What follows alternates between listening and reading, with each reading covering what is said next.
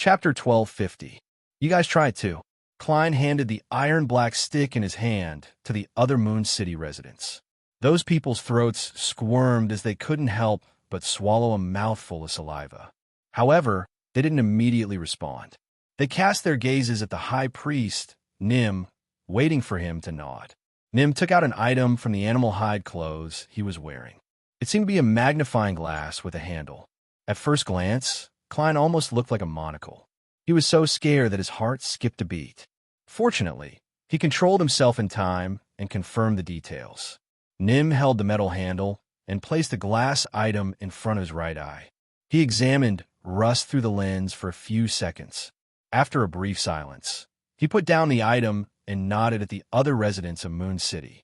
Apart from Russ, the people finally reached out and carefully and orderly removed a mushroom from the black skewer before stuffing it into their mouths. The texture of the mushroom, which didn't contain any disgusting smell or filth, made them instantly intoxicated. They didn't care about scalding their mouths and swallowed the mushroom in a few bites. Then, they instinctively reached out for another one. However, the mushrooms on the long iron stick had all been distributed.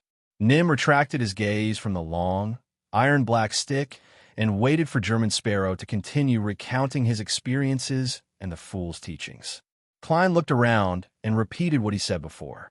You can pick any of the mushrooms in the surroundings, except for the pure black ones. Also, you must only eat them when they're fully cooked, or you'll be cursed. The residents of Moon City did not hesitate at all. They immediately stood up and chose the mushroom that they had admired for a long time. Klein glanced at it and added, "That's right. When the pure white mushrooms are cooked, they will easily split open and liquid will flow out. You need to prepare some utensils or drink it in time." Without waiting for Russ and company to respond, he picked up the topic that he had previously stopped talking until he heard the voice reciting Mr. Fool's honorific name from the grayish-white fog. Seeing that the high priest, Nim, was engrossed in his speech and was rather moved, Klein deliberated and said, "That's right. There are many ways to make the grayish-white fog react, but they are all related to my master." This was a reasonable guess. This was because there was more than one suspended person, and there was more than one way to enter the world above the gray fog. If Roselle the Great were to come here with his replica mysterious silver plate, there was a high chance that he could cause an anomaly in the invisible barrier. Of course, the premise was that the Emperor belonged to one of the three pathways: seer, apprentice, or marauder. Seeing that Nim and the others didn't raise any questions, Klein warmly said, "According to my observations, Moon City's Beyonder pathway isn't singular." The gray-haired Nim didn't hide anything. Yes, when we were chosen to come to Moon City, the Oracle consciously made the Beyonder pathways comprehensive. Unfortunately, after so many years and after so many disasters, many of the potion formulas and Beyonder ingredients of the pathways have been lost. "Which pathway are you from?" Klein asked casually as he watched the residents of Moon City use the monster bones to roast the mushrooms. "I'm a Night Watcher," Nim said frankly. "Sequence 4 Night Watcher of the Evernight pathway?" Klein nodded slightly and asked, "What's the matter? Did anything unusual happen near this gray fog?" Nim, whose face was covered in wrinkles, thought for about 10 seconds. Yes. Klein's heart skipped a beat, but he asked calmly on the topic, "What kind of abnormality?" Nim glanced at the fragrant mushrooms and deliberated over his words. A small hill suddenly disappeared, leaving behind only a deep pit. There are no signs of explosion in that area, and there is no soil scattered around. What was going on? What a strange scene. As Klein threw the mushroom's roots into the fire and turned them into fuel, he asked without any change in expression, "What's the matter? Did you do any further investigations?" "Yes." Moon City's high priest, Nim, nodded and said, "An investigation team encountered a demonic wolf there. It wasn't a demonic wolf that had rotted or mutated, but the original demonic wolf." Demon wolf? Klein didn't expect to hear such information. His pupils changed slightly as he pressed, "What's the matter? What does the demon wolf look like?" Nim subconsciously took a deep breath. "It's the same as the demonic wolves described in the ancient documents, but it's even bigger. Even if all 8 of its feet touch the ground at the same time, it's still as tall as 2 or 3 people put together. Its fur is not pure black. It gives off a dark and deep feeling. Its eyes are very strange. Most of them are pupils, black pupils. Also, there's a tuft of grayish-white short hair on its head. Wasn't this the dark demonic wolf Kotur? It had actually come to the easternmost side of the forsaken land of the gods? Was it related to a strange change? If the power that caused the western continent to disappear really came from Sapphira Castle, it would be normal for it to attract the mythical creature corresponding to a miracle invoker. Klein frowned indiscernibly. It didn't attack your investigation team. Klein deliberately used it instead of him to avoid scaring the people of Moon City. From his point of view, it was very easy for the dark demonic wolf Kotur to wipe out an investigation team. It didn't even need to pay a huge price to turn Moon City into his marionette kingdom. To his surprise, the mythical creature seemed to have spared Moon City. If Klein hadn't seen the spirit body threads of Nim, Russ, and company ahead of time and confirmed their condition, he would definitely have suspected that he was talking to marionettes. No, it left in a hurry. Moon City's high priest Nim said truthfully, "This doesn't match the dark demonic wolf's suspicious and cautious personality. What could have scared him into fleeing in such a hurry, to the point where he didn't even bother to silence the people who saw him? Or could it be that there's something special about the people of Moon City who were ordered by the ancient sun god to guard this place? Unless necessary, the dark demonic wolf didn't want to attack them?"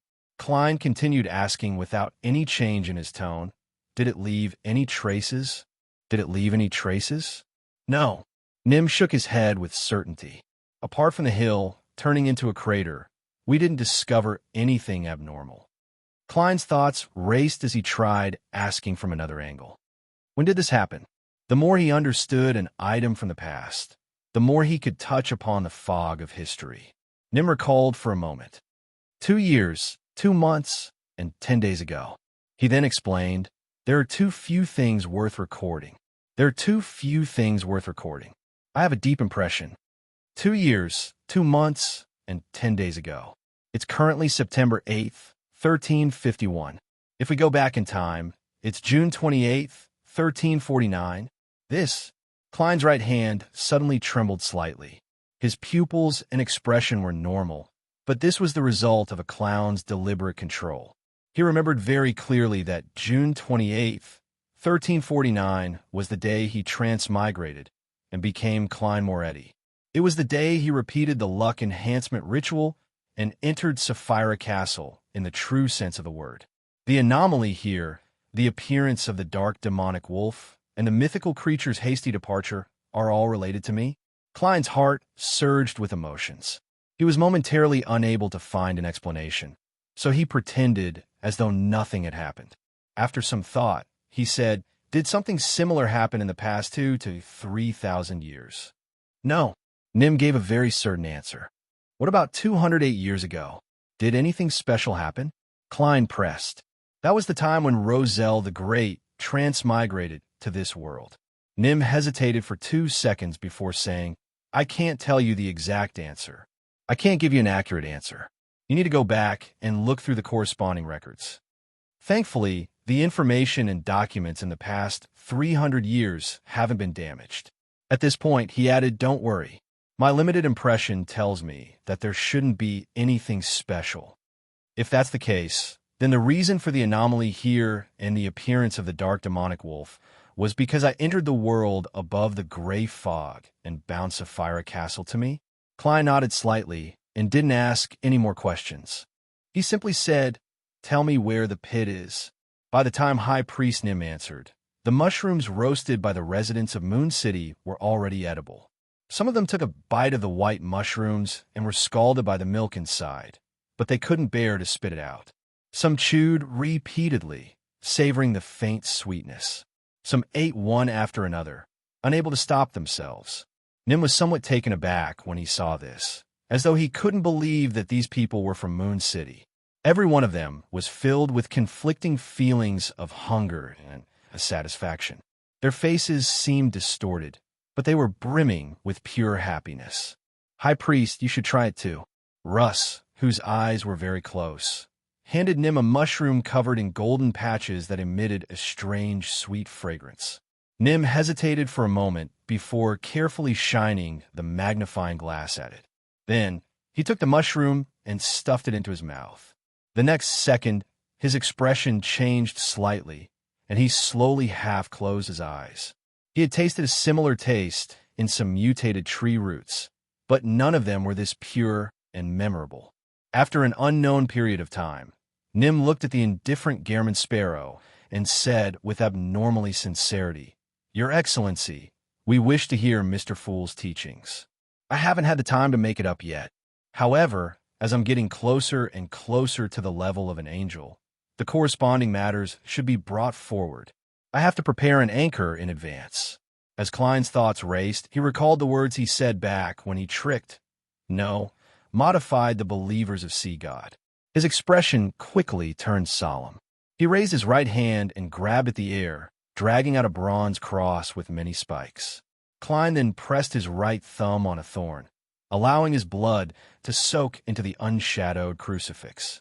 The coppery green color on the surface of the unshadowed crucifix rapidly peeled off, revealing its body formed purely of sunlight. God said. Klein opened his mouth and said in a low voice, raising the radiant cross in his hand quite a bit higher. Warm, bright, and penetrating light surged out like a tide, instantly filling up the surrounding area. The accumulated darkness and discomfort in Nim, Russ, and company's bodies rapidly melted away as though their bodies and minds had been purified. They were in a daze, and heard the solemn voice of the oracle, who held up the radiant cross and was enveloped in a divine aura. God said, First commandment, do not make living sacrifices. Do not use humans as sacrifices. Second commandment, do not use my name in vain. Chapter 12:51. Above the fog sea that wasn't shrouded by the dark clouds of war, the future slowly sailed towards the Berserk Sea while surrounded by ships. Admiral of Stars Katlia, who had nothing to do recently, was waiting for the Moses ascetic order to respond to her request. She strolled on the deck and enjoyed the sunlight that shone through the thin fog. She glanced around and saw Frank Lee. This first mate of the future, the second in command of the Star Pirates, wore light blue trousers made of thick canvas and a white shirt that didn't have the top two buttons fastened. It revealed his thick brown chest hair, making him look like a gigantic bear in human form. He stood at the bow of the ship and gazed into the distance. No one knew what he was thinking about, but he seemed rather downcast. Katlia couldn't help but slowed down a little. She turned around and was about to enter the cabin. "Captain!" Frank noticed her as he looked over in anticipation, as though he was waiting for this Admiral of Stars to answer him. Katlia paused and pushed up the heavy glasses on the bridge of her nose. "What are you confused about?" Frank pondered for a moment on how to express his question and replied seriously, "I'm reviewing all the inventions and creations I've made over the years." "What do you think?" Katlia cooperatively asked. Frank nodded and said in distress, "There's too much to reflect on. Among them, the most crucial point is that the things I've created still lack the most important thing." Katlia was puzzled, but she didn't wish to press further. However, she ultimately held onto the thought of being responsible for all the crew members of the future. "What is it?" Frank's expression instantly became solemn. "They all lack a soul. It's a good thing that wheat, grapes, and mushrooms don't have souls." Katlia subconsciously persuaded him before saying, "This isn't a domain you can reach now. You're only a sequence 5 druid." Frank's eyes lit up and blurted out, "I understand." Katlia's face frowned indiscernibly. "What did you understand?" Frank's gloominess was gone. "I understand where the problem is. That is, the creation that I want to create has already exceeded the limits of a druid's ability. So, Captain, I don't want to be a druid anymore. I want to be a classical alchemist." This was sequence 4 of the planar pathway, the starting point of a demigod. Admiral of Stars Katlia's expression froze for a few seconds before she assumed the posture of a captain and demigod. "It's good to have a goal, but you have to recognize how difficult it is." What he meant was, don't hold any expectations and don't take this goal seriously. Frank Lee, who was encouraged, immediately nodded heavily. I will do my best. In order to prevent Frank Lee from messing around, Catlia decided to control the progress of this matter. I will help you too. At that time, even if he found something, he could tell Frank Lee that it was a pity. Frank was very glad, and thanked the captain from the bottom of his heart. I will also write to German Sparrow and ask him for some help. He's a good friend of mine. What Frank didn't know was that the few letters he had written in the past half a year had gone through a rather complicated process, handing them to a messenger to Furs. Furs would hand them over at the tarot gathering or request Mr. Fool's help. Catlia nudged her thick glasses again, and without another word, she turned around and entered her cabin. After returning to the captain's cabin, before she had the time to think about the matter, she saw an additional letter on the desk with the brass sextant. Catlia was delighted. Without using her beyond her powers, she quickly walked over, picked up the letter, and tore it open. It was from Bernadette. After exchanging a few simple pleasantries, she directly wrote, "If you have the time, you can come to La Cha in secret." La Cha was a rather hidden island in the Fog Sea. It hid Queen Mystic's palace. It was called Emerald City. Catlia read this sentence a few times as the corners of her mouth curled up. Bakeland, West End, Odora's Villa. Emlyn White once again met Cosme Odora, the middle-aged sanguine baron who looked like a gentleman. What did Lord Nib say? Emlyn controlled his emotions and tried his best not to appear too eager. Cosme looked into Emlyn's bright red eyes. He only wanted me to tell you that the entire sanguine doesn't have any additional Earl Beyonder characteristics. We can only wait for the remaining Earls to pass away due to old age or accidents, leaving behind an inheritance. Compared to humans, the sanguine had a long lifespan. Even without a noble title, ordinary members could live for about 300 years. Under such circumstances, they could slowly accumulate their Beyonder characteristics, filling up every level and not letting too many Beyonder characteristics be left vacant. That was why it wasn't easy for an ordinary member to become a baron or a baron to become a viscount. They either had to wait for the current survivors to pass away, obtain it from the outside, or make enough contributions to receive a precious reward. And compared to the first two ranks, it was even more difficult for a viscount to become an earl. This was because a sanguine earl was already a demigod and could easily live for more than 1,000 years. Those viscounts had to wait generation after generation before they had a chance of waiting for an earl to pass away. It was precisely because of this that as long as an earl characteristic was left vacant, it would immediately be distributed and not placed in the warehouse. If the baron and viscount characteristics were more or less left in the sanguine treasury in the form of Beyonder ingredients and sealed artifacts, there weren't many of them. Every bestowal had to be very strict, so there really wasn't any room for the earl characteristic. This answer was within Emlyn's expectations. He looked at Baron Cosme and nodded slightly. In other words, as long as any earl passes away, it will be my turn. No. Cosme shook his head. Although you've already accumulated quite a bit of contribution, you haven't reached first place. What's my rank? Emlyn frowned slightly before relaxing his brows, not allowing himself to make it obvious. Cosme coughed and cleared his throat. 12th. This might not even be my turn when the apocalypse comes. Since the ancestor has given me the heavy responsibility of saving my race, why didn't she arrange these matters? My Scarlet Scholar Potion has been digested for months. Could it be that this is another test? Emlyn lampooned inwardly and fell silent for a few seconds before asking thoughtfully, "What's the matter?" He asked thoughtfully, "If I obtain an Earl characteristic from somewhere else, will the race help me prepare the ritual?" Cosme exhaled and said, "Of course. Of course." Emlyn didn't stay any longer. He left Odora's villa and took a carriage back to his residence. Ever since Fana Potter declared war on Rouen, he had never been to the Harvest Church. He had only heard from the star that the door had been smashed and many things had been snatched away. It had become a residence for vagrants. As for Father Utravsky, he spent half a month in a cell behind Cheney's Gate and half a month in a room on the upper floor of St. Samuel Cathedral. Beside him was Archbishop Bakeland. This went on and on in an endless cycle. This was because they were worried that staying behind Cheney's gate for a long period of time would cause Father Yutravsky to suffer an irreversible and incurable corruption. And in such a tense situation, the Church of Evernight wished to leave a buffer point so that they could express their goodwill in the future and begin negotiations. Although Emlyn wasn't a believer of Evernight and even hated churches, he would visit St. Samuel Cathedral twice a month to visit Father Yutravsky. Where can I obtain an Earl characteristic? Feeling that he had fallen behind and that he might not be able to shoulder the responsibility of saving his race, Emlyn looked at the desolate streets as he seriously considered every possibility. He quickly had some ideas. Hermit mentioned that the Aurora Order's Saint Tenebris has grazed a shaman king. This corresponds to an Earl characteristic. If I can hunt this demigod of the shepherd pathway, like how I lured the Saint of Secrets, the problem will be resolved. However, with the previous lesson, Saint Tenebris likely won't easily step into a trap again.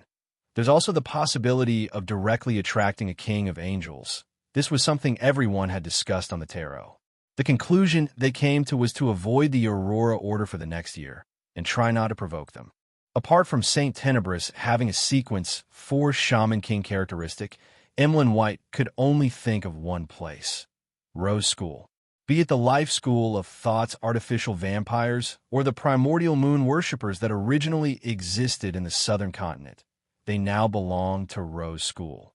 Of course, there were definitely some people who pursued freedom and hadn't joined any organization. However, either their sequences weren't high or there wasn't enough information to leak out. At the thought of Rose School, Emlyn instantly recalled a person: Merrick. Merrick represented the temperance faction of Rose School. This was a faction that resisted the Mother Tree of Desire. They also seemed to wish to obtain something from the Rose School of Thought. Perhaps we can cooperate with them. Emlyn nodded slightly. In Moon City, a number of residents gathered anxiously at the entrance, casting their gazes east from time to time. They were the relatives of the people led by the High Priest, as well as the representatives of most people in Moon City. Finally, a flame appeared as High Priest Nim led Russ and company back to Moon City. A man went forward and cast his gaze at his sister. He realized that there were still traces of tears on her face. This Moon City resident, who wasn't a deformed, sensed her brother's gaze. She couldn't help but open her mouth as her heart palpitated. Tears streamed down her face before she could say a word. God is here to save us," she cried. She cried very sadly and wantonly. Chapter 1252. God is here to save us. The sobbing words echoed at the entrance of Moon City, leaving the waiting residents in a daze and feeling shocked. At the edge of a solidified, grayish-white fog, beside a burning bonfire, Klein, who had eaten another round of mushrooms, wiped away the iron-black stick in his hand and looked up at the crater described by Moon City's High Priest, Nim. He then reached out his right hand and gently pulled out his past self from 15 minutes ago. After exchanging looks, Klein's true body rapidly vanished and entered the fog of history. He ran all the way to a time before the first epoch and sat above the stacked cities of the past. His historical void projection stood up and snapped his fingers. Amidst the rising scarlet flames, he flashed towards his destination. When the crater that the hill had turned into was just inches away, Klein stopped and carefully extended his right palm, dragging his past marionette, Kona's Kilgore, out of the void. The facial muscles of this tough-looking Earl of the Fallen squirmed as he quickly transformed into another German sparrow. He took out a lantern from the fog of history with one hand and rubbed his temples with the other. He muttered softly, "Why does a marionette have to change his appearance? There's no one else here. I can't develop obsessive-compulsive disorder." A few seconds later, the marionette projection walked towards the crater not far away with the lantern that emitted a faint yellow light. As the light flickered, Klein saw his target and realized that it wasn't deep. The difference between the bottom and the ground was no more than 2 meters. Of course, compared to the original hill, this change was indeed huge. Inside the crater, the soil was smooth with a few rocks in it. There were many mutated and twisted plants that were difficult to distinguish. It looked no different from other places. After observing for a while, Klein, who had already secretly activated his spirit body thread's vision, slowly walked into the crater. He planned on following the planned route, encircling every spot that was worth revisiting. As he walked, he frowned slightly and exclaimed, "Huh." He realized that his thoughts had turned sluggish, but it didn't affect his thinking. It was like waking up after sleeping too much. His head felt stuffy, and his thoughts weren't active enough. This was a situation that occasionally happened to a person. Beyonders of other pathways might not be able to sense it, but as a demigod of the seer pathway, Klein could clearly sense the abnormality. If this were to deepen further, it would be close to the reaction brought about by a marionettist controlling spirit body threads. The influence left behind by dark demonic wolf Kotur? That's not right. If he had unintentionally left it behind, it means that he had presented a complete mythical creature form. Then Moon City's investigation team would have long collapsed and lost control. If he had intentionally left it behind, what's the point of doing so? Tell others that he had been here? Puzzled, Klein walked around the area, but did not find anything out of the ordinary. After some thought, his main body, which was hiding in a historical void before the first epoch, took 4 steps counterclockwise, chanted an incantation, and went above the gray fog. He wanted to do a divination. With the specific time and location, the high priest of Moon City, Nim's description, and the on-site investigation, as well as the help of the illuminated historical fragments, Klein believed that the prerequisites for divination were basically met. This couldn't be said to be enough, but it was barely enough for him to give it a try. Furthermore, if the matter of the hill turning into a crater was really related to Sapphira Castle and him, then the success rate of the divination would greatly increase. The revelation would be very clear and unaffected. Without any thought, Klein, who had already considered the details, sat on the fool's high-back chair. He conjured a dark red fountain pen and yellowish goatskin parchment and wrote, "On the 28th of June, 1349 of the 5th epoch, an anomaly occurred in this place." Putting down the fountain pen, Klein grabbed with his left hand and took out a clump of crater soil from the fog of history, using it as a medium for divination. With one hand holding the soil and the other holding the goatskin parchment, he leaned back in his chair and recited the divination statement 7 times. Then, with the help of cogitation, he entered a deep sleep. In the gray world of dreams, Klein saw the grayish-white fog, the hill that was dozens of meters tall, and the surrounding twisted and mutated plants.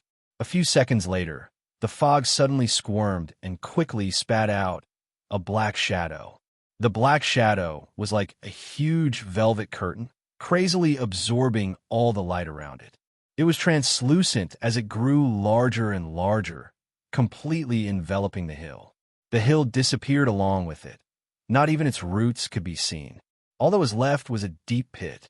The strange plants at the edge of the crater that were similarly covered suddenly had thin, illusory spirit body threads that extended towards different sections of the black curtain. The curtain became more and more transparent and illusory. Finally, it reached a point where it couldn't be seen with the naked eye. If not for the spirit body threads revealing the actual situation, Klein wouldn't have discovered that the curtain was covering the surface of the crater. The scene flickered as the dream distorted and a new scene appeared. The 5-man Moon City patrol team approached and discovered that the hill had disappeared. There was an additional crater. They stopped in their tracks and didn't hesitate to turn around and leave the area. They didn't rashly investigate. After an unknown period of time, a huge figure suddenly appeared in another direction. It was a demonic wolf that was 4 to 5 meters tall and covered in dark short fur. It had 8 legs and was covered in dark, short fur. The demonic wolf had a tuft of short, grayish-white fur on its forehead. Its pure black pupils occupied at least 3/4 of the space in its eyes. It was none other than dark demonic wolf Kotur, who had yet to reveal his complete mythical creature form. The dark demonic wolf raised his head and opened his mouth as though he was roaring, but there was no movement. In the next second, a figure appeared in front of him. It was another him. The dark demonic wolf's historical void projection gently kicked with his 8 legs and instantly arrived beside the crater.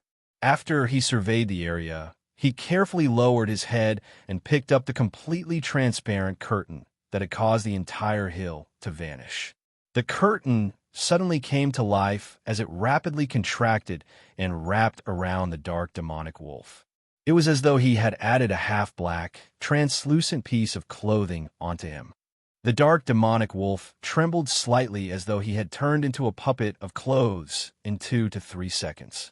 However, this was only a projection in the historical void. In the next breath, his true body removed his maintenance and vanished. The curtain lost its support and instantly collapsed, spreading out to the ground. Dark demonic wolf Kotor didn't give up. From time to time, he would transform the surrounding monsters into marionettes or summon historical projections. He made them come forward again and again, suffering all kinds of failures. But in the end, his new batch of marionettes still managed to pick up and control the curtain. The entire process didn't make a sound, as though he was performing a mime. Following that, the gigantic demonic wolf made the marionettes bring the curtain close to him. At this moment, the nearby grayish-white fog squirmed again, forming a vortex that was comparable to a hill. The vortex emitted an invisible suction force, causing the strange curtain and dark demonic wolf Kotor to be pulled over at the same time. This scene caused substantial ripples to appear in Klein's dream. Countless points of light burst out, making it difficult for him to see the exact details. When everything returned to normal, dark demonic wolf Kotor quickly left the solidified fog with the transparent curtain. At this moment, Moon City's investigation team arrived and saw the ancient subsidiary god's departing figure. Kotor glanced at them and didn't stop as he disappeared into the depths of the darkness. At this point, the scene shattered and the dream ended. Klein woke up. He sat up straight and tapped the edge of the long mottled table with his fingers. It's not that the solidified grayish-white fog didn't undergo any abnormalities before I arrived. It's just that the guards of Moon City didn't notice it. After all, this fog extends for an unknown length of time. What's the curtain that the grayish-white fog spat out? When it's large, it can cover a hill, turning it into a deep pit like magic. When it's small, it can become the demonic wolf's clothes, transforming him into a puppet. It's a little like a high-level item of the seer pathway. It was spat out because I entered the world above the gray fog and completed the binding with Sapphira Castle. It seems to be able to turn the surrounding plants into its marionettes. This gives me a familiar feeling. Right in the foggy town, there's a problem with the food prepared in the room. There's spirit body threads that grow out and extend towards the cathedral at the core. Once they're eaten, one's entire body will instantly evaporate and vanish. Yes, it's being hung in the cathedral and becoming a marionette. In other words, at the level of a miracle invoker or attendant of mysteries, one can make plants or objects that once possessed spirituality grow spirit body threads, turning them into marionettes. Is that curtain the beyonder characteristic of a miracle invoker or an attendant of mysteries? From the dark demonic wolf's performance, it's very likely the latter. This is the reason why the attendant of mysteries characteristic has been missing for a long period of time. There are only clues, but no one can find it. Before Sapphira Castle has an owner, the grayish-white fog will unconsciously attract the empty high-level characteristics of the 3 pathways and contain them. What is it trying to do? That suction force is really strong. It even scared the dark demonic wolf, Kotor. He couldn't care less about staying and only wanted to escape. What is he suspecting and afraid of? After a series of analysis, Klein's face gradually turned excited. If he could successfully hunt an angel-level existence like the dark demonic wolf, it would be an unparalleled harvest. Of course, the dark demonic wolf, after obtaining the curtain, was definitely more difficult to deal with than before. Klein's confidence in this matter had decreased significantly. As his thoughts raced, Klein suddenly recalled something. From the time node, when the dark demonic wolf arrived at the northern city ruin, Noise, he had clearly obtained the curtain. He turned the entire city into marionettes and created a puppet city not to settle down or to accumulate helpers, but to prepare for the attendant of mysteries ritual. P.S. Seeking recommendation votes for Monday. Chapter 1253. If the dark demonic wolf is really preparing for the attendant of mysteries ritual, then his whereabouts aren't completely untraceable. Klein nodded slowly. He already had some vague thoughts in his mind, but he could not truly sort them out. He instinctively wanted to use the soil that had been tainted by the curtain to directly divine the whereabouts of the item and lock onto the dark demonic wolf's current hiding spot. However, considering that the other party was an angel, this method would most likely alarm him, making him alert and take evasive measures. Klein rationally gave up on this idea and returned to the real world to think hard about the entire matter. The next day, when the frequency of the lightning gradually increased, another group of Moon City residents came to German Sparrow's bonfire under the lead of a priest named Duke. They listened to his preaching, enjoyed the mushrooms, and waited for purification. After the residents of Moon City received the baptism and their faces were covered in tears, Klein looked around and asked casually, "What's the matter? The goddess sun asked you to stay here and watch out for anyone walking out of the fog?" "Yes." Duke, whose swollen body had been cured, knew that the high priest had mentioned this matter to the oracle in front of him, so he answered quite frankly. Klein nodded slightly and asked another question. "If you really find someone walking out of the fog, what will you do?" Duke didn't hesitate and went straight to the point. "Immediately recite the honorific name of the great god of the sun and report this matter to him." As he spoke, his tone became very gloomy. In the end, he couldn't even form words. That was because the god of sun, the creator, hadn't responded for more than 2,000 years. Even when Moon City held the most complete ceremony and repeatedly chanted the honorific name, there was no response at all. "What else?" Klein asked keenly. This was a revelation from his spiritual intuition. It was also a result of inference to a certain extent. It was obvious that the ancient sun god and the city of silver creator had considered a problem. One possibility was that the person who walked out of the grayish-white fog was extremely careful and cautious. He didn't like being watched or monitored. After discovering Moon City's patrol team, he was inclined to use his beyonder powers to influence their minds, making them forget that they had seen him or recite his honorific name. Facing such a situation, the ancient sun god should have made some arrangements. Of course, this was not absolute. If Amon's father could accurately foresee that the person who walked out of the grayish-white fog was a novice, then there was no need to say too much in the oracle. However, considering that the ancient sun god, the city of silver's creator, had even predicted wrongly where he would come out of the grayish-white fog, Klein was skeptical of the above possibility. Duke thought for a moment and hesitated. "Greet that person and tell him a word." Klein's spirits were immediately lifted, but he maintained his composure and asked, "What word?" Duke's lips moved a few times, as though he was mimicking the pronunciation. Then, he said in a strange tone, "Chernobyl." Klein's mind froze for a second before he let out a silent sigh. In a forest in Eastchester County in the Kingdom of Rouen, the farmers from the nearby villages gathered here, plucking the strange mushrooms that were covered in tree roots, rotten wood, and bushes. According to the kingdom's laws, this forest and everything that grew within it belonged to its owner, Miss Audrey Hall. However, the continuation of the war, the collection of food, and the high taxes made the farmers unable to care about breaking the law. That was something they had to consider only if they survived.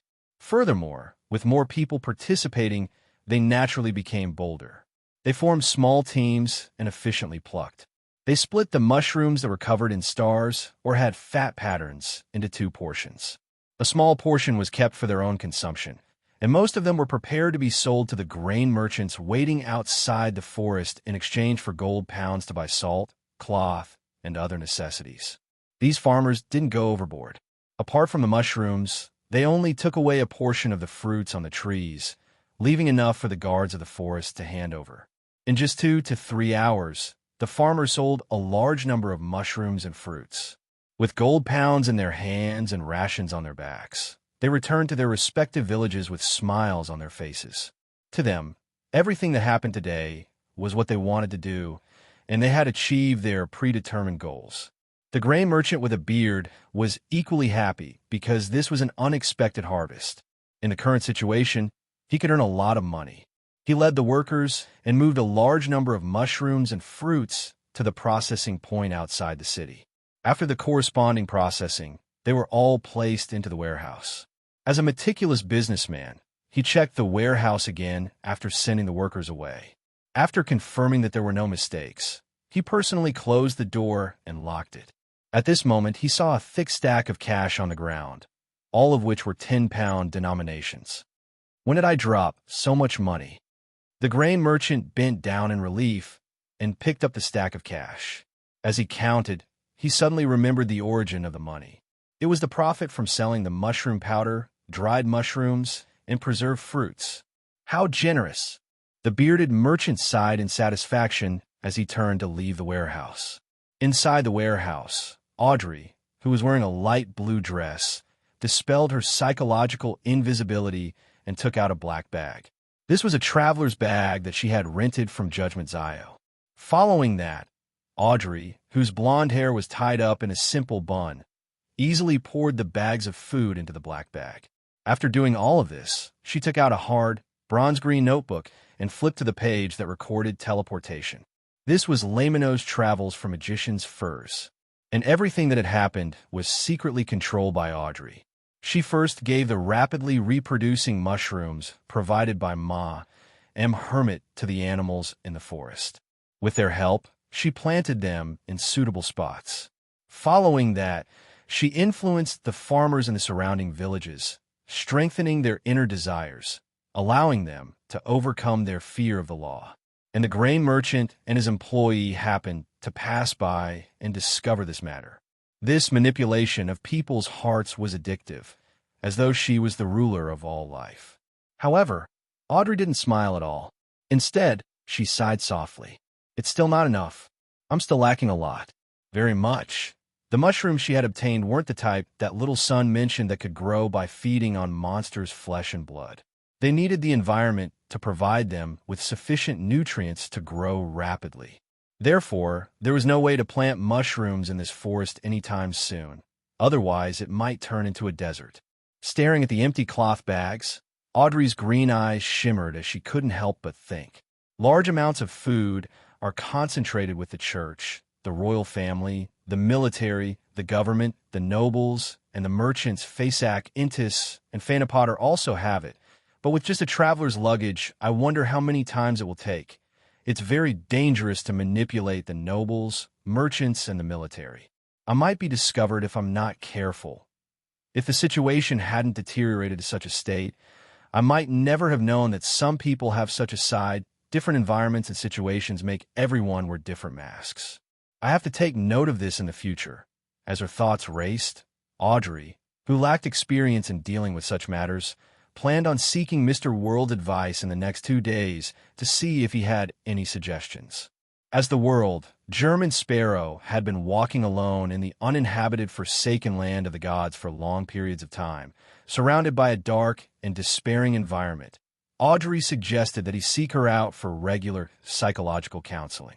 It didn't necessarily mean that he needed to be treated. Just a casual conversation could effectively relieve the depression, loneliness, and depression.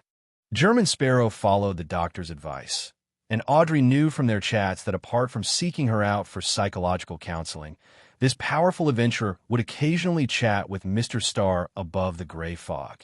His emotional state was rather good. With a decision, Audrey immediately activated her traveling ability and returned to Bakeland. But on second thought, she felt a little depressed. This was because she knew that even if she gathered a large amount of food, it would only allow the residents of Bakeland to stabilize for a period of time. If the war didn't end, the situation would only worsen.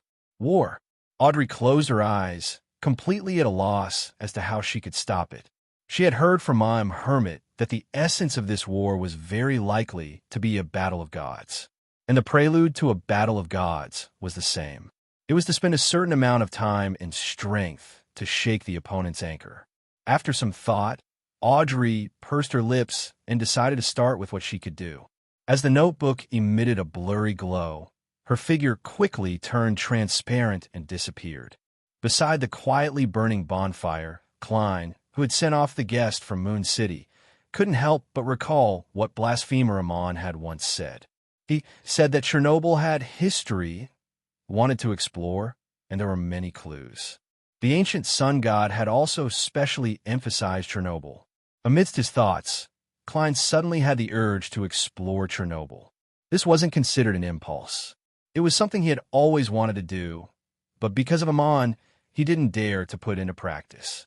I've been heading east for more than half a year. No one would have thought that I would suddenly descend upon Chernobyl. Amon has obtained the last worm of time beyond her characteristic and is preparing the ritual. It's impossible for his true body to still be in Chernobyl. Yes, he is a very patient king of angels. Perhaps he has an avatar waiting in Chernobyl. Klein analyzed the current situation and decided to let the projection in the historical void give a try. In any case, his true body definitely wouldn't head there directly. After making up his mind, Klein first went above the gray fog to do a divination. Then, he returned to the real world, reached out, and dragged out his past self from 5 minutes ago. This historical projection gained consciousness as his true body vanished. Following that, he grabbed a few times and took out the black staff embedded with many gems. Staff of the Stars. Klein wanted to use the powers of the Staff of the Stars to directly teleport to Chernobyl. P.S. Update before making changes. 9 Heavens Divine Sovereign. Chapter 1254. At the same time that he received the Staff of the Stars, Klein took out a gold coin from thin air with his other hand and flicked it with a clang. As the gold coin tumbled, the revelation he had obtained from his divination naturally surfaced in his mind. It was an extremely deep ravine, and at the bottom of it was a thick and wide building that was constructed with layers of grayish-white. Every detail was a restoration of the Chernobyl that Klein had seen back then, but it didn't come from the spirit world, but from Klein's subconscious. With the help of dream divination, he recreated the scene he had seen in his mind. And just as the scene was completed, the gems embedded in the Staff of the Stars emitted a faint light, instantly disappearing with Klein's historical void projection. Then, it appeared above the grayish-white building. In just a second, Klein had returned to Chernobyl from the easternmost area of the forsaken land of the gods. This was one of the main powers of the Staff of the Stars. If the corresponding scene that surfaced in the wielder's mind was real and still existed, then the Staff of the Stars could allow him to cross all obstacles and arrive at his destination, no matter how far away it was. Of course, the prerequisite was that the outline had to be absolutely correct. There couldn't be any visible difference from the original. The reason why Klein chose the deep ravine where Chernobyl was located and not the wilderness that was filled with grayish-yellow fog was that he knew that after the giant king's youngest son, the god of glory, Blattle, escaped the curse and completely passed away, that place would definitely undergo a huge change. The only place that wouldn't be affected was the mysterious Chernobyl that was valued by the ancient sun god and Amon. This didn't mean that the deep ravine and grayish-white building wouldn't have any visible changes.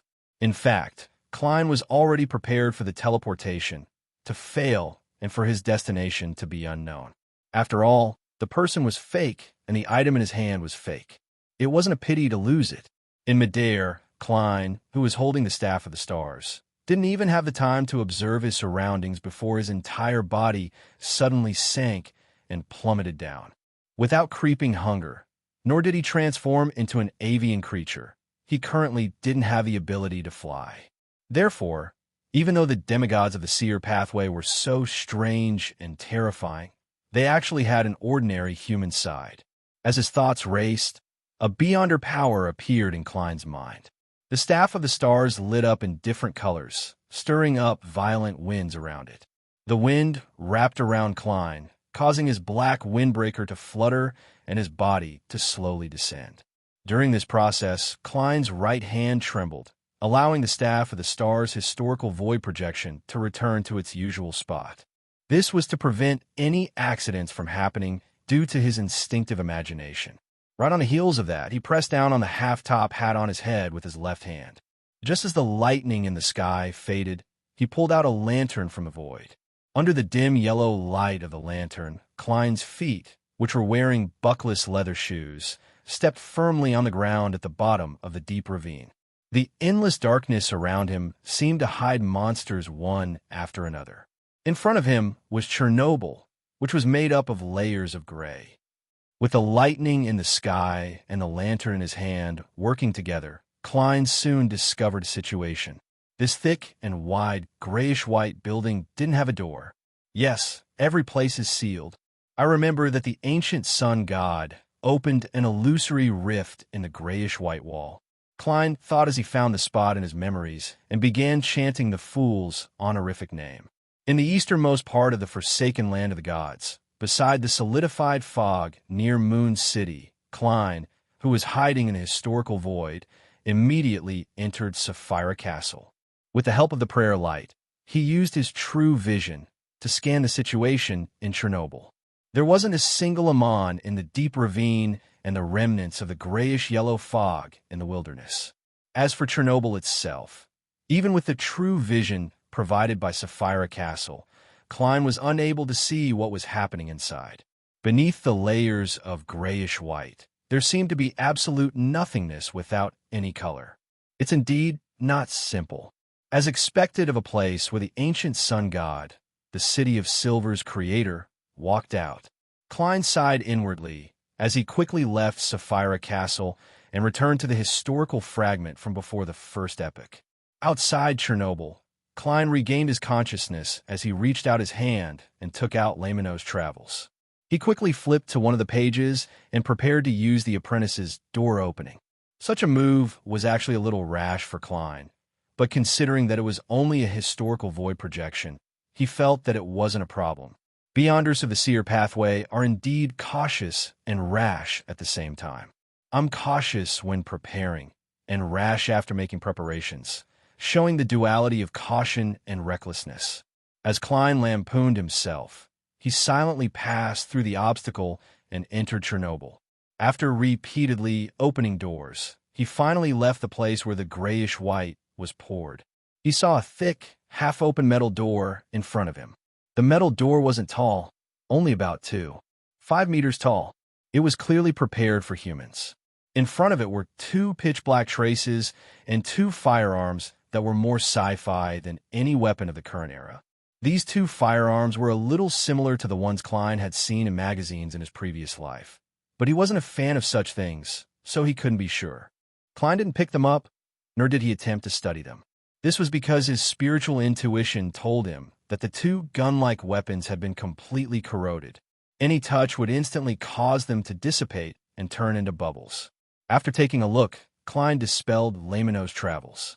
With a lantern in hand, he passed through the 2 pitch-black traces and arrived behind the metal door.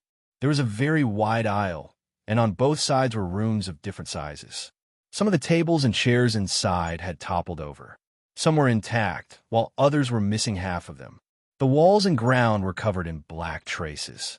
It looked like a research institute. Klein made a preliminary judgment based on the remnant items and overall layout. Without needing him to search deliberately, he soon discovered a room with a collapsed machine. On the table were a few yellowish pieces of paper. They seemed to have been casually placed there after someone had gathered them. The ancient sun god, or Amon. Klein hesitated for 2 seconds before finally stepping into the room. The lantern's dim yellow light dispersed the darkness inside. He picked up the few pages and quickly scanned them. 10 seconds later, Klein put down the piece of paper as the corners of his mouth twitched. He didn't recognize a single word on the few pages. I barely passed English in my previous life, much less other languages. Klein suddenly felt how the other Beyonders in this world felt when they read Roselle's diary. He slowly exhaled, extended his hand into the void, and took out an item. This was a translation device that Zhou Mingrue had specially bought when he had saved up some money to travel overseas. During the luck enhancement ritual, it had been in the computer bag beside him. To Klein, the greatest advantage of the translation device was that it could translate offline as long as it didn't exceed the built-in dictionary. After some fiddling with it, he finally understood what was written on the few pages. Research on the situation of oil production in a dried-up oil field. Why would they build a research institute in a place that no one else would think of? God, what did they discover deep in the oil field? These are really some wonderful materials. What exactly happened? The doctor turned into a pool of black oil in front of me. More and more people are turning into oil. The research institute is sealed off from the outside. No one can leave. No one can leave. Madness. Everyone has gone mad.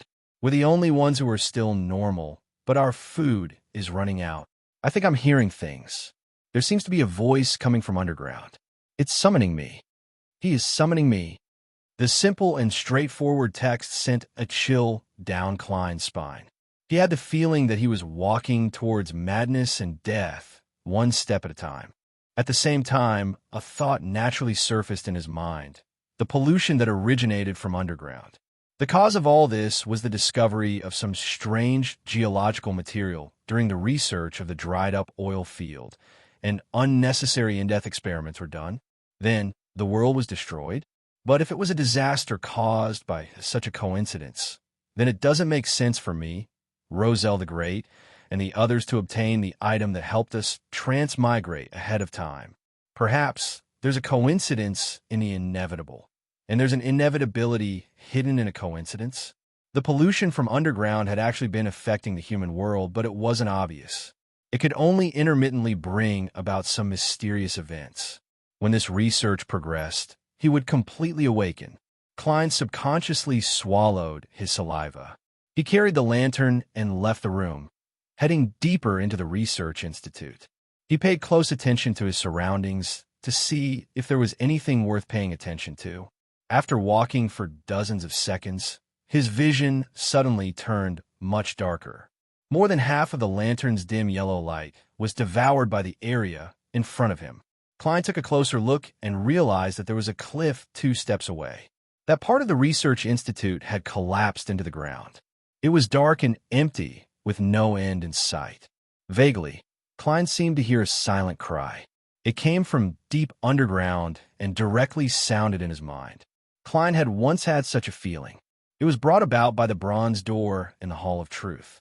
He frowned slightly and took a few steps back, prepared to dispel the historical void projection at any moment. At this moment, a palm that was so shriveled that only skin and bones were left reached out from the darkness and grabbed the edge of the cliff.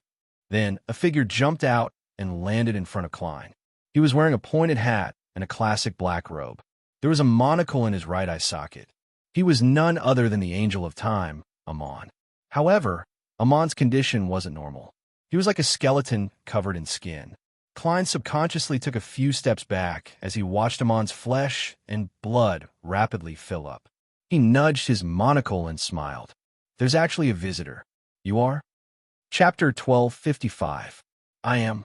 Klein, who was just about to dispel the historical void projection, was stunned by Amon's question. He controlled himself and didn't frown slightly. Instead of answering, he asked, "You're not Amon's true body?" Standing at the edge of the cliff, Amon took a step forward and smiled. Of course not. You seem to know my true body or other avatars. Although Amon didn't attack, his step forward still gave Klein an indescribable pressure. It wasn't easy for him to not retreat and expose his cowardice. He tersely acknowledged and replied in a deep voice, "That's why I'm very surprised that you don't know me. That's why I'm very surprised that you don't know me. Are you very famous?" Amon, who had crawled out of the darkness, teased with a smile. Then he raised his hand to adjust the crystal monocle on his right eye. After this action was completed, it froze for a few seconds before it stopped. Amon seemed to be thinking and whispered, as though in thought. Amon muttered, "There aren't any other me nearby. Is there really none? Or has the connection been completely severed? What accident caused this Amon to become independent? No, I can't believe anything this fellow says. He is a top swindler." Klein's heart stirred at first, but he immediately suppressed the corresponding thoughts. He then asked, "Why did you crawl out from underground?" Amon's expression returned to normal as he chuckled. "Guess. Be it his true body or avatars, The fact that he has a terrible personality remains the same. Klein lampooned and probed. You're exploring the secrets of the underground. You're exploring the secrets of the underground. Amon nodded slightly. Isn't that obvious? He then turned his body halfway and pointed at the darkness in front of the cliff that light couldn't illuminate. My father crawled out from here, just like I did. Yes, it has a name. You should have heard of it, Chaos Sea. Chaos Sea? One of the 9 Spherote, Chaos Sea. It's indeed hidden deep underground. Was the corruption behind the bronze door really brought about by it? Back then, I completed my mysticism knowledge by chatting with Amon. The ancient sun god was originally a member of this research institute, but he fell into the Chaos Sea deep underground during the collapse. He only woke up in the second epoch and crawled out. Back then, he was only an ordinary person. According to the law that the higher one's sequence was, the more dangerous it was to approach the underground. Why wasn't he too affected? Klein's thoughts spun quickly. He recalled one thing after another and made one conjecture after another. 2 or 3 seconds later, he cooperated and said, "So you took the risk and jumped in a search for the buried history and the truth about world?" Something like that. Amon pinched the top and bottom edge of the monocle and said with a slightly self-deprecating tone, "But I didn't do it voluntarily." Klein used a simple pronunciation to express his doubt. Amon smiled. Every one of us knows that it's very dangerous deep underground, so none of us wish to go down by ourselves. We have tried many roundabout methods, including creating marionettes to replace ourselves, but none of them succeeded. We were unable to obtain any feedback. In the end, under his true body's presiding, we conducted a fair vote. Unfortunately, I was chosen. It's a miracle that Amon hasn't completely gone mad, as expected of the god of mischief. Even internal decisions have to be made in such a prank. Klein resisted the urge to lampoon. Then you jump down by yourself. I can't just wait to be thrown down by them, right? Amon spread out his hands. At this point, he seemed to finally understand something as he muttered to himself. Chaos Sea severed my connection with my main body and the surrounding avatars. I'm independent. Back when I was in front of the bronze door of the Hall of Truth, I felt that every cell and worm of spirit was giving birth to a new consciousness, producing a self different from my main body. Amon's avatar directly entered the Chaos Sea, so it's very normal for him to have such an anomaly. An independent Amon avatar should be able to effectively scam Amon's main body. No, I can't believe it. Klein had just confirmed Amon's words with his own experience, but he suddenly warned himself not to trust the god of deceit. He smiled and said, "Of course. I suspect that you're lying to me." Amon propped up the crystal monocle and sized up Klein for a few seconds. "It doesn't matter if you believe it or not. Even if I want to find a partner, it won't be a weak fellow like you. In the era of the 8 kings of angels, were you very close to Red Angel Medici?"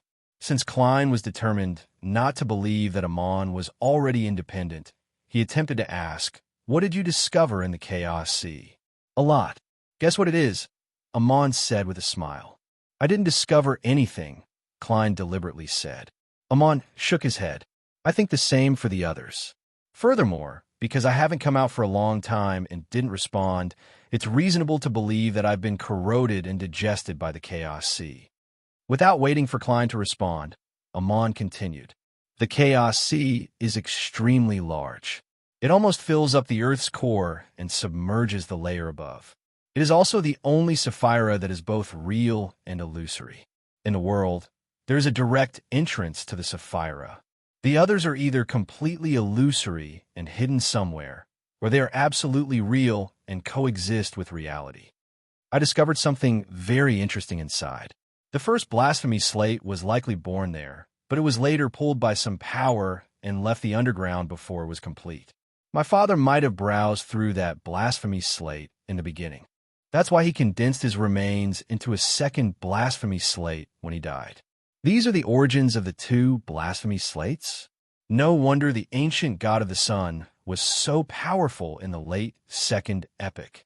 Klein seemed to have vaguely understood something. What's the difference between 2 blasphemy slates? Amon adjusted the position of the crystal monocle. The second blasphemy slate has some sequence names changed, and there's more content. The content contains the secrets of transcending the sequences. Transcending the sequences? Klein's pupils widened slightly as he felt that his long-held guess had been confirmed. Becoming the creator? Amon smiled. Something like that, but such a description isn't accurate enough. I like to call that level above the sequences. There are also a number of true deities who use other methods to name it. Some call it Great Old Ones, some call it Outer Deities, and some refer to it as the Cosmos. Cosmos. The moment Klein heard this term, his spiritual intuition began to warn him frantically. He remembered very clearly that the ascetic leader of the Church of Evernight, Ariana, had once told him that he shouldn't attempt to understand the cosmos before reaching the level of an angel. Otherwise, just understanding it would bring him great danger. Without any hesitation, Klein, who was hiding in the historical void before the first epoch, gave up maintaining the projection. He stood up on a stacked old city and took 4 steps counterclockwise. Almost at the same time, the violent lightning that streaked across the forsaken land of the gods calmed down. The endless darkness also vanished. A huge crimson moon occupied half the sky. The light on the surface of the crimson moon expanded and contracted as though it had come to life. Outside this world, on the moon that orbited the Earth, a crimson sea flowed. It drowned everything, as though it was digesting this huge natural satellite. When Klein learned about the Great Old Ones, Outer Deities, and Cosmos, the blood-colored sea boiled. They quickly gathered in the middle and constantly piled up, finally forming a blood-red phantom that couldn't be seen clearly. This phantom was many times larger than the moon. It had countless eyes as it looked down at the blue planet and cast its gaze at Klein's main body, which had established a connection with him due to his understanding. As the crimson sea receded, many potholes appeared on the moon's surface. From the ground, the moon was no longer crimson. It was bright and cold, unchanged for billions of years. Further away in the universe, the brown star, orange star, crimson star, Venus star, and blue star flickered at the same time, as though they were blinking. In the fog of history, bubbles appeared on the surface of Klein's body. In each bubble was a mutated worm of spirit. They bore the faces of Zhou Mingrue, Klein Moretti, German Sparrow, and Don Dantes as they tried their best to burrow out. Klein's thoughts quickly turned chaotic. His entire spirit body seemed to be sliced apart by an invisible blade, but he still forced himself to finish chanting the last incantation. The celestial worthy of heaven and earth for blessings. Without a sound, Klein's spirit body passed through the gray fog and entered Sapphira Castle. The power in the entire space boiled as it enveloped him, melting away wisps of black gas, red light, and bubbles, severing the invisible connection. Nearly 10 seconds later, Klein, who was struggling and rolling, finally regained his senses. He held onto the high-back chair and stood up. Inside Chernobyl, Amon, who was standing at the edge of the cliff, nudged the crystal monocle he wore on his right eye and muttered to himself, "You have a fast reaction." If Klein had been a second slower and fallen into that chaotic state, he wouldn't have been able to dispel the historical void projection in time. Then, Amon would have been able to deceive the connection between the projection and his actual body and directly appear in the corresponding historical fragment. Above the gray fog, Klein sat down and rubbed his temples. That Amon was indeed lying. He should be an avatar that stayed behind in Chernobyl. After sensing my arrival, he was unable to bypass the historical projection and directly deal with his true body, and he might not have the strength of a Sequence 2 angel. Therefore, he hid somewhere between the cliff and the Chaos Sea. He pretended to be an avatar that had just crawled out and was independent from his true body to carry out a deception. On the surface, he tried to make me believe that my avatar was independent and that he could work together, making me focus on this. In fact, he had hidden the danger in his words. Even if it's a normal conversation with the god of deceit, he will still be deceived, however. In order to achieve his goal, he has also given sufficient secrets. Chapter 1256. In the Kingdom of Rouen, Bakeland. Furs, who was still sleeping soundly, suddenly woke up from her dream and subconsciously cast her gaze out the window. She had no lack of similar experiences. Before she became a member of the tarot, she had woken up in the middle of the night due to the curse of the full moon several times. But today, she didn't feel the familiar pain. All she felt was an inexplicable throbbing in her heart. As the curtains sealed the window, Furs couldn't determine what time it was from the weak light. She subconsciously got out of bed, walked to the window, and pulled open the curtains. Sunlight penetrated the thin fog and shone into the room, dispersing the accumulated darkness. Furs stood by the window and looked up into the sky. Her face revealed obvious confusion. The sun had already risen, and the crimson moon had long set. Why did I still have the feeling I had before the curse of the full moon arrived? Furthermore, there were still many days before the full moon. Republic of Intis, capital of Trier. Astronomers who woke up early, mysticism enthusiasts, and beyonders hidden among ordinary people all cast their gazes into the sky. The clouds in the night sky dissipated, and the huge and bright moon completely covered the light of the stars. The color of the moon was no longer the usual crimson red. It was pure white and abnormally bright. All the witnesses were stunned. This was a moon they had never seen before. Be it the normal textbooks of human society or books related to mysticism, there were no records of such a phenomenon.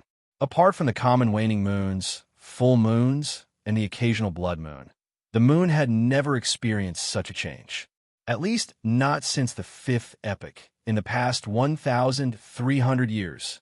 At this moment, the witnesses realized that other than the crimson and blood-red states, the moon had other colors. Forsaken land of the gods, city of silver. Due to the high frequency of lightning in the afternoon, Derek and the others noticed the abnormality high up in the sky. The lightning and darkness that they were used to had completely disappeared in just a few seconds, leaving nothing behind. The blood-red light that occupied half of the sky was so obvious, so huge, that it illuminated everything incomparably clearly. The residents of the City of Silver who were more quick-witted immediately thought of the description of the moon and the corresponding pictures in the general education textbooks. Instantly, a stunned and confused thought flashed through their minds. Could this be the moon? Crimson moon. We actually saw the crimson moon. Soon, the red moon in front of their eyes faded inch by inch, revealing a clear and cold figure. The residents of the City of Silver were even more confused, unsure of what had happened. Derek Berg, who had heard Mr. the Hanging Man, Miss Justice, and the other tarot members talk about the situation in the outside world, was even more astonished than them. This was because this was a natural phenomenon that didn't exist outside the forsaken land of the gods. A few seconds later, the moon disappeared, and the deep darkness once again drowned everything. The frequent lightning became the main source of light. What just happened? Do you see that red mass? Moon. That's the moon. That's the crimson moon. Is this a sign that we are about to get out of the current situation? Our second exploration of the Giant King's Court will be very successful, and we will open the door to the outside world. Amidst their confusion, most of the residents of the City of Silver subconsciously treated this phenomenon as a good thing, a good omen in mysticism. Only Chief Colin Iliad, the six-member council's leader, Old Lovia, and company had solemn expressions as they frowned. Above the grayish-white fog, inside the ancient palace, Klein, who had roughly figured out Amon's deception, instinctively turned his attention back to the secret he had obtained. He had some guesses about the corresponding content, but when he really uncovered it, he realized that it was more terrifying, more exaggerated, and more despairing than he had imagined. To be able to successfully make the cosmos notice me, it means that most of the secrets revealed by Amon are true. Above sequence 0, there really is another level. This should be the level of the ancient sun god. However, his condition doesn't seem to be right. He suffered a backstab and perished. According to Amon, using the creator to describe this level isn't accurate enough. He named it above the sequence. There are also existences that use the term transcending the sequence to describe that level, indicating that he has escaped the restrictions of the Beyonder pathway. The gods call this rank Great Old One, Outer God, Starry Sky. From this, two things can be seen. First, in the vast universe outside this world, in the boundless starry sky, there are Great Old One and Outer God, which are existences at the level of the Creator. For example, the one who contains the moon, brown star, orange star, and the others appear to be the original planets. They have changed, preventing Roselle the Great from recognizing them. This is because there are Great Old Ones, or outer deities entrenched on them, watching our world. The Great Old Ones in the box of the Great Old Ones came from the mutation after being corrupted by the cosmos. Yes, there's a high chance that there's more than one Great Old Ones, or outer deities. Why are they around this planet? What are they spying on? They didn't directly invade because there's a power that's temporarily isolating the outside world. This comes from the seven deities? Based on the prophecy of the apocalypse in 1368, the seven deities might not have played the most critical role. They haven't transcended the sequences. When the true barrier disappears in 1368, the Great Old Ones, or outer deities, will no longer be obstructed. Then, the apocalypse of the world will descend. With this in mind, questions that had accumulated in Klein's mind suddenly flashed through his mind. Why did the Evernight goddess risk instigating a war of gods to snatch the uniqueness of the death pathway? Why did the seven deities acquiesce to the appearance of a black emperor? Why did Adam, Amon, and the other kings of angels walk out from behind the scenes in this era after countless years of silence and step onto the stage? Why did the remnants of the second epoch's ancient gods appear one after another? Why did Sapphira Castle only have one transmigrator in the first four epochs, but there are two in the fifth epoch in just over 1,000 years? Phew, regardless of whether he is good or bad, he is working hard to improve himself to welcome the apocalypse. The goddess is an existence that's good at plotting. Is she choosing such a risky method to transcend the sequences and become a Great Old One? There's only about 10 years left. Time waits for no man. She secretly supports me because she has similar expectations. Adam could have finished me off at least twice, but he didn't. Apart from the fact that I don't have much of a grudge with him, this is also a factor. Klein tapped the edge of the long modeled table and muttered to himself. The key to becoming a Great Old One or an outer deity is one of the 9 Sephirot. Looking around the empty Sapphira Castle, Klein sighed and muttered to himself, I didn't expect this to happen. As for the exact situation, I'll have to see the second blasphemy slate to know. Unfortunately, I don't know when I'll have the chance. He then focused his attention on something else. I wonder if the ancient sun god has completely transcended the sequences. If there's really a native Great Old One born, humanity will at least have a sliver of hope when the apocalypse comes. His fall is more complicated than I imagined. It's no wonder Roselle the Great said that I have to be a sequence 0 in order to preserve myself and protect the people I care about. I wonder if those Great Old Ones or outer deities have their powers infiltrated. Yes, based on how the 7 orthodox deities and the evil gods like the true creator view the primordial moon and the mother tree of desire as enemies, their true bodies might be Great Old Ones or outer deities. It's no wonder the mother tree of desire can directly mislead my divination above the gray fog. She is the most dangerous existence I know. I understand why the Great Old Ones and outer gods gathered around this world. They likely want to obtain the 9 Sephirot. Destroying the world is just in passing. With this in mind, Klein suddenly recalled what the mother tree of desire had said through Cynthia. Admiral, I want to have a child with you. Klein couldn't help but shiver as he seriously considered the problem of his safety after returning to the real world. He already had a certain level of understanding of the cosmos. As long as he subconsciously had the corresponding thoughts, he would directly establish a connection with the Great Old Ones and outer deities, causing him to be corrupted. If it wasn't for the fact that Sapphira Castle has already severed the previous connection, I wouldn't even dare return to the real world. Klein thought for a moment and decided to get his psychiatrist, Miss Justice, to help him hypnotize himself and seal the corresponding information deep in his subconscious. He would only remember it when he saw the preset notification. He originally wanted to directly summon the projection of justice in the historical void to do this. But considering that this was a delicate task, if the controller didn't have a deep understanding of the mind domain, it was very likely that there would be some mistakes. And once there was a mistake, the great old ones and outer deities would cast their gazes over. Phew! Remember to get Miss Justice to hypnotize herself to forget about this matter.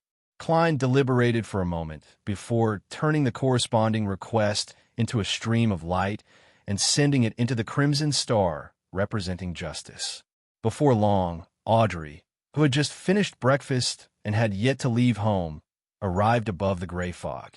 The long bronze table had vanished, and there was a desk and 2 chairs in the ancient palace. Mr. World, what is it that you want to forget this time?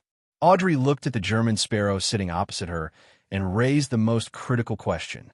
Klein rubbed his temples and used a deep voice to recount the secrets of the cosmos, great old ones, and outer deities.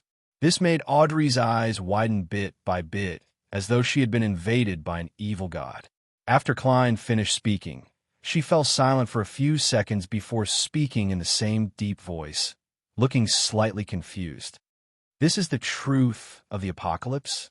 Even the 7 deities can't save us. Without waiting for Klein's response, Audrey laughed self-deprecatingly. I thought what I've been doing recently was very meaningful. I thought the worst news I could think of was the defeat of Rouen and the destruction of the church. But compared to the secret you told me, all of this is so insignificant. Chapter 12:57. Upon hearing Miss Justice's slightly bleak and confused words, Klein could empathize with her. This was because he had previously had similar thoughts. After recalling the chicken soup for the soul he had read in his previous life, he deliberated and said, "The death of a father is insignificant to the entirety of Rouen. A father's death is insignificant to all of Loan. It can happen every day, and it might even happen more than once. However, to his child and his family, it's a matter that can change their fates. Similarly, if one isn't at the level of an angel, everyone's outcome is destined. They will definitely die and be buried, but this doesn't mean that the time between our birth and death is meaningless." Audrey nodded slightly and said in a self-deprecating tone, "I understand all of this. It's just that the secret you mentioned just now had a huge impact on me. I couldn't control my emotions for a moment. As a psychiatrist, I actually need someone to console me." Klein smiled. "Isn't that normal? Many times, we can recognize if the state of others is normal, but we can't see our own problems clearly. Didn't you say it before? Occasionally, you and Susie will console each other." As Don Dantes had seen the golden retriever, Susie, Audrey didn't hide the matter during their conversation. Audrey nodded slightly and said, That's right. That's right. I've thought it through. I'll do what I can and leave no regrets." Klein then said, "I've already thought it through. What we do might even accumulate strength to fight against the apocalypse."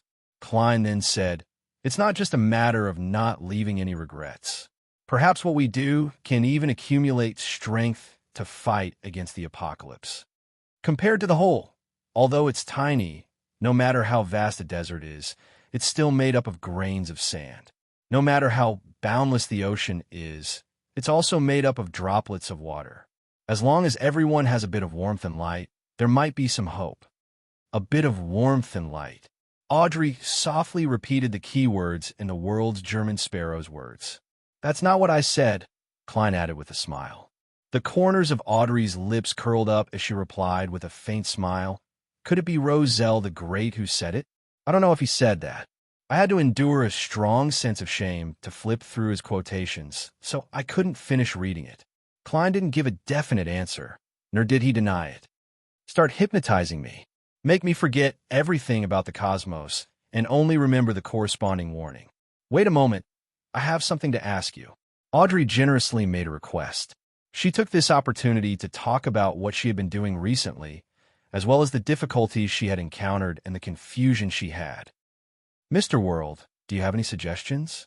What can I do to prevent the people of Bakelin from suffering too much before the war ends? As for stopping the war, although she really wanted to, she knew rationally that she did not have the ability to do so. At the same time, she also understood that even Mr. World was unable to do it. Even if Mr. Fool were to intervene personally, he would only be able to turn the situation around and not stop the war. After all, the World War was essentially a battle between deities. Klein hesitated for a few seconds before calmly saying, "Although the spectator pathway tries its best to stay behind the scenes, and although I always remember the words cautious and careful when doing things, try my best not to put myself in a dangerous situation." When he said that, Audrey subconsciously replied inwardly, "That's right." From the various rumors at sea, Furs, and the others' descriptions, and the semi-god battle that I witnessed, I couldn't see any signs of caution or caution at all. I could only see power and radical. To be able to do all those things and survive, it's definitely not enough to rely on power alone. Seeing that Miss Justice was listening attentively, with her green eyes filled with concentration, Klein continued.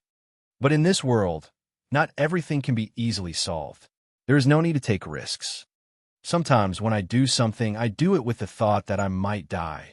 The mumbling in Audrey's heart stopped. After a moment of silence, she slowly said, "I'm not sure. I see what you mean.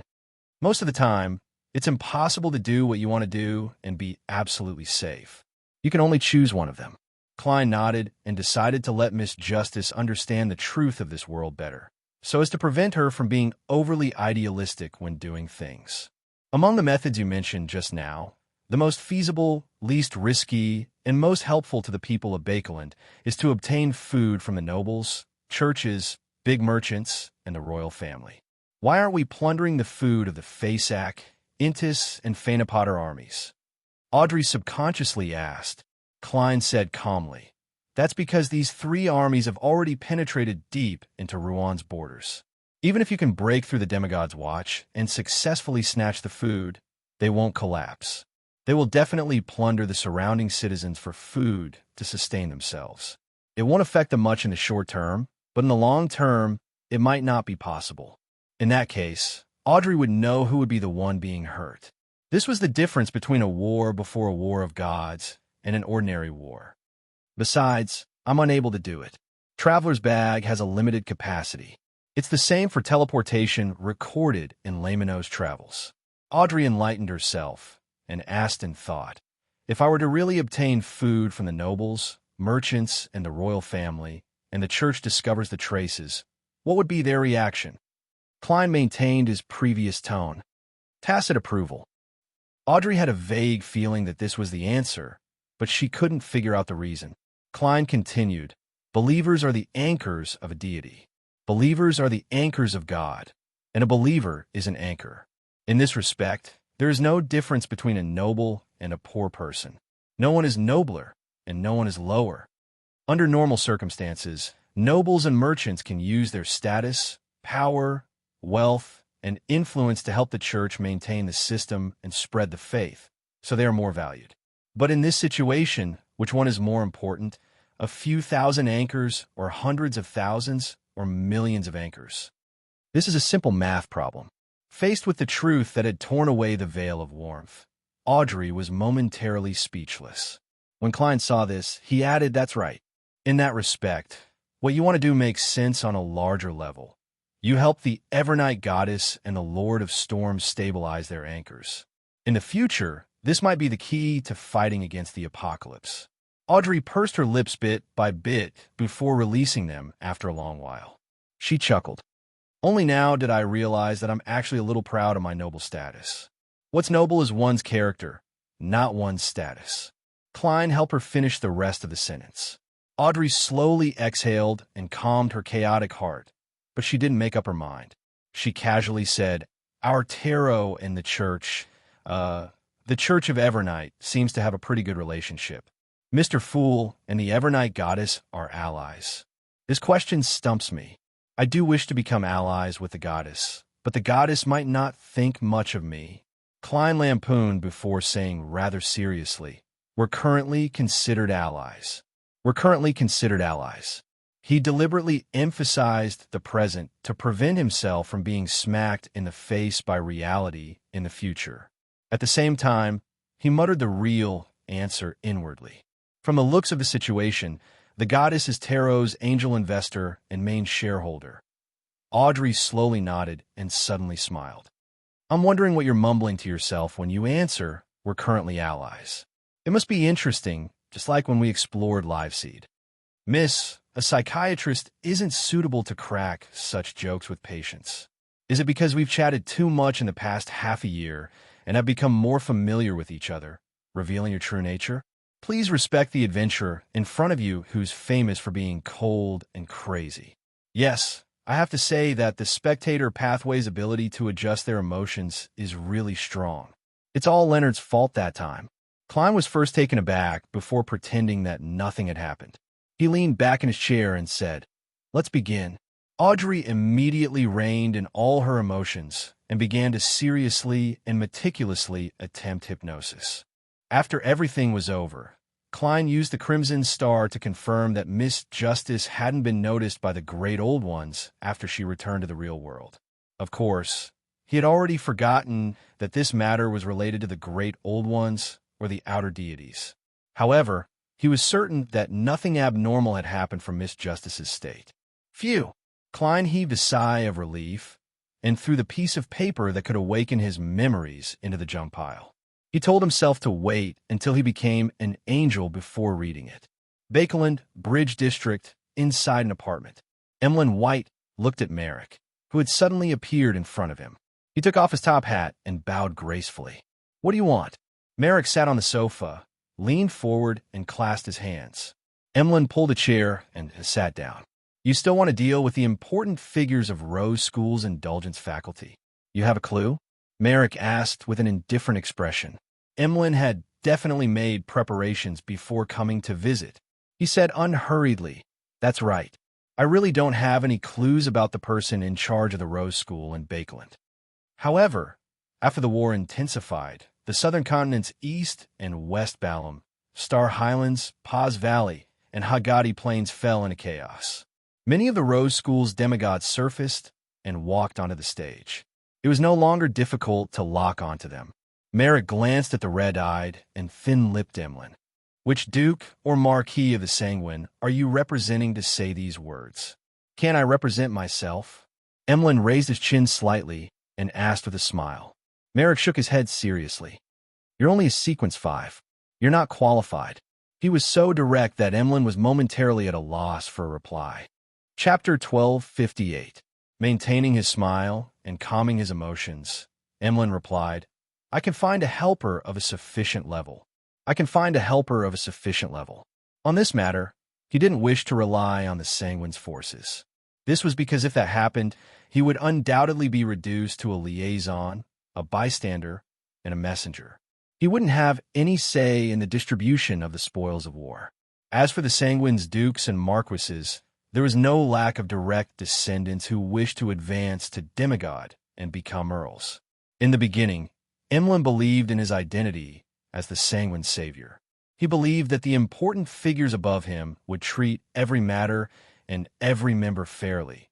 But as the hanging man analyzed the orders, actions, and hidden intentions of the high-ranking Sanguine like Marquis Nibs, Emlyn gradually became wary. Merrick's brows furrowed indiscernibly. "Sherlock Moriarty?" Emlyn was puzzled as he adjusted his sitting posture. "Why do you think it's him?" If it were in the past, he would have directly said, "Why did you mention Sherlock Moriarty? He's been away from Bakeland for nearly 2 years." But now, he could acutely sense that there was a hidden message in Merrick's words. Hence, he subconsciously adjusted his rhetorical question. In the eyes of this wraith, Sherlock Moriarty isn't simple? Yes, he's indeed not simple. As he spoke, Emlyn made a guess. Upon hearing Emlyn's question, Merrick's eyes immediately turned odd, as though he was meeting this Sanguine Viscount for the first time. He quickly restrained the abnormality on his face and said emotionlessly, "We need to consider it. We need to think about it." "No problem." Emlyn secretly heaved a sigh of relief. He then stood up and bowed in a very gentlemanly manner. After agreeing on the method of contact, He put on his silk top hat and walked out of the room. On the way back to his residence, Emlyn couldn't help but go through his initial plan. As long as I reach a cooperation agreement with the demigod of Rose School's temperance faculty, I can use it to request the marquises and dukes to use the Grade 1 sealed artifact in the clan. As long as I reach an agreement with the demigod of the Rose School of Thought's temperance faction, I can use it to request the marquises and dukes to use the Grade 1 sealed artifact in my race, using the request of the partner as an excuse to reject the demigods in the clan, not allowing them to directly interfere. Yes, to reach an agreement, I have to produce enough strength to convince Merrick and company. I can only post the mission on the tarot and see if Ma, M. Hermit, Miss Justice, and Mr. the Hanging Man are willing to accept the mission. Also, Miss Magicians can be considered. She can summon the world, a projection of German Sparrow. The biggest problem now is that I don't have enough compensation. I can only try to pay in advance, or I'll make a promise that I'll pay you back when I become a count. With this in mind, Emlyn was suddenly glad that he had joined the tarot. This was the only organization that he knew of that could use the promise of the future to exchange for current resources. And within the sanguine, in the Orthodox churches, one had to accumulate contributions one step at a time before they could line up for a Beyonder characteristic and advancement ritual. Sometimes a Beyonder might not be able to accumulate the required contributions their entire lives. This is like a credit loan guaranteed by Mr. Fool. It can be used to issue a mission, and it can be repaid in installments when the advancement is successful. Emlyn habitually relied on things he was familiar with. Although he had never taken a loan from a bank, some sanguine had rich experience and often interacted with each other. Most of them had fixed hobbies that consumed a lot of money, and the precious items they collected were difficult to convert into cash. They had no choice but to borrow money from their acquaintances or bank loans.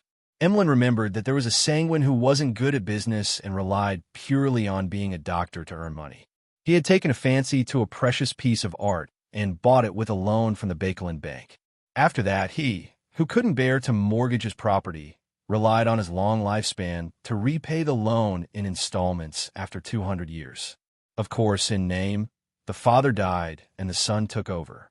And when the son died, the grandson took over.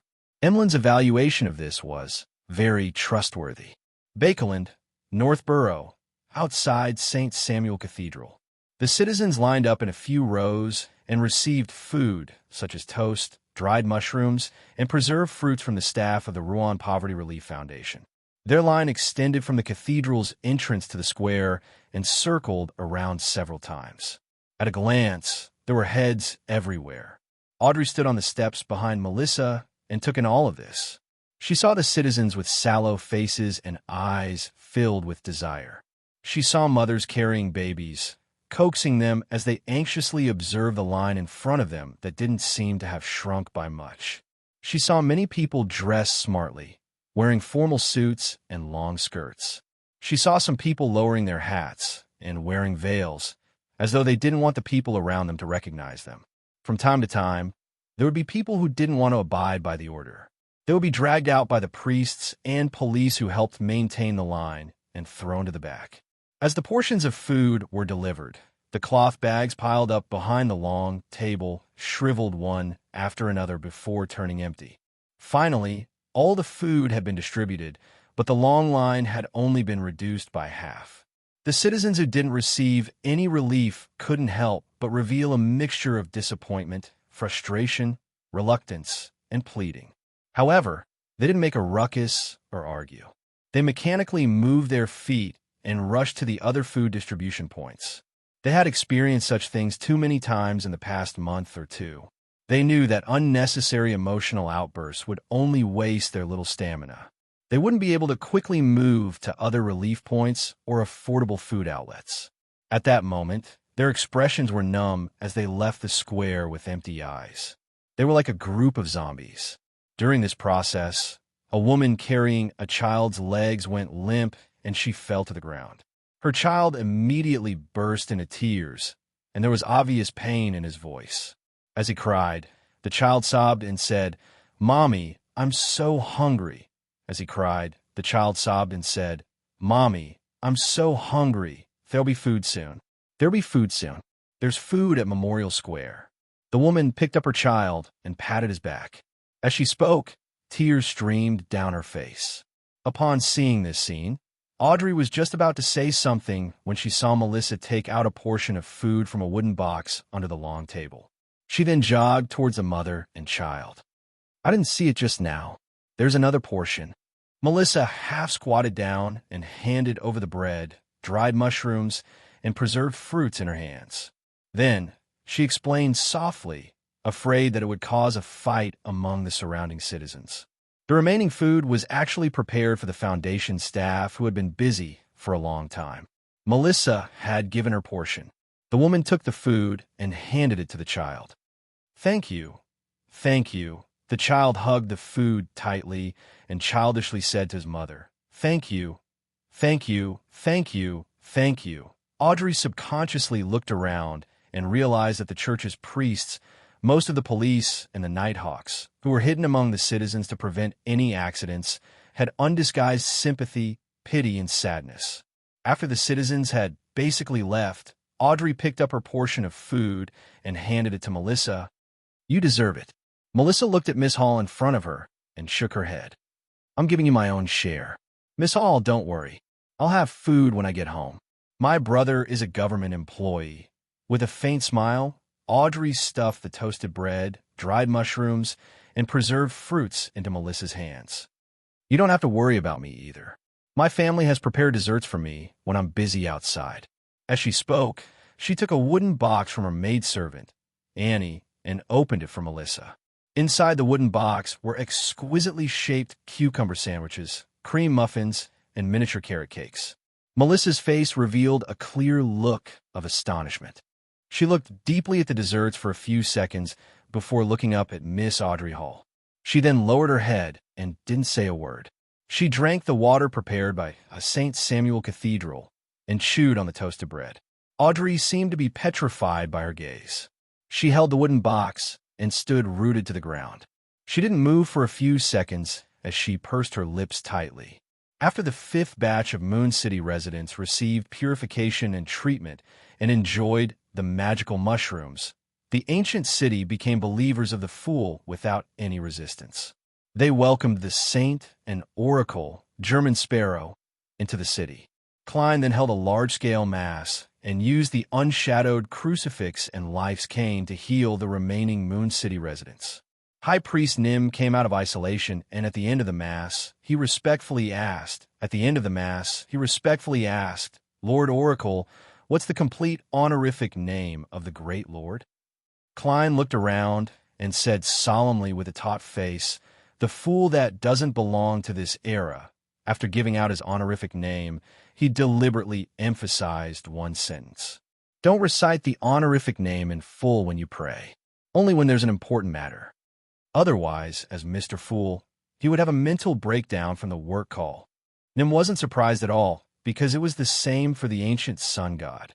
He thought for a moment and asked, "What are the specific requirements for the ritual to worship the Lord?" Klein said with the air of a charlatan. "God said, the 8th commandment, serve me with your heart, not with a sacrifice.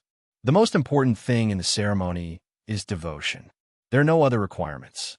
It can be very simple. Anyway, the Lord doesn't care." With that said, Klein added inwardly. After clarifying the matter, he raised his right hand and pointed at the pile of mushrooms in front of him. "The Lord bestowed these mushrooms upon you to give you a bountiful harvest. These mushrooms use the flesh and blood of monsters as nutrients.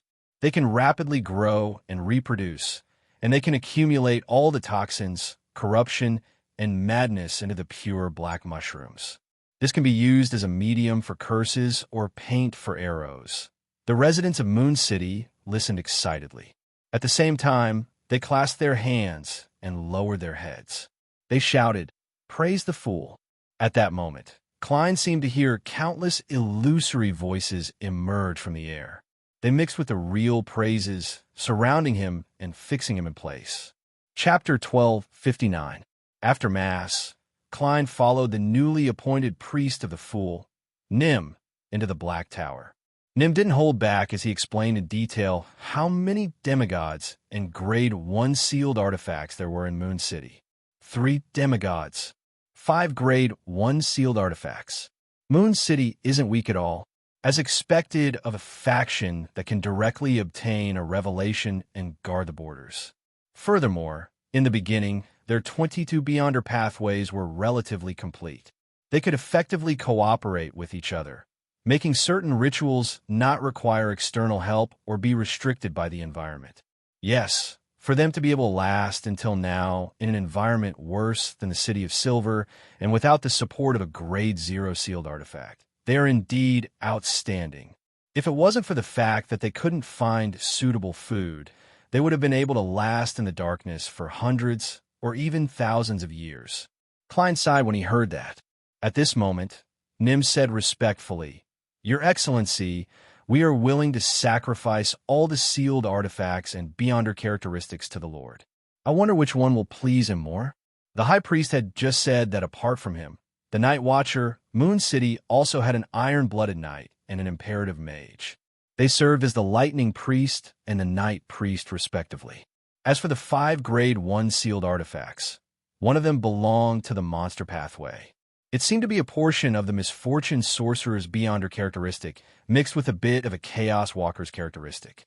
One of them was a puppet from the Mutant Pathway. One of them was bestowed by Red Angel Medici back then, allowing everyone's strength to be gathered together.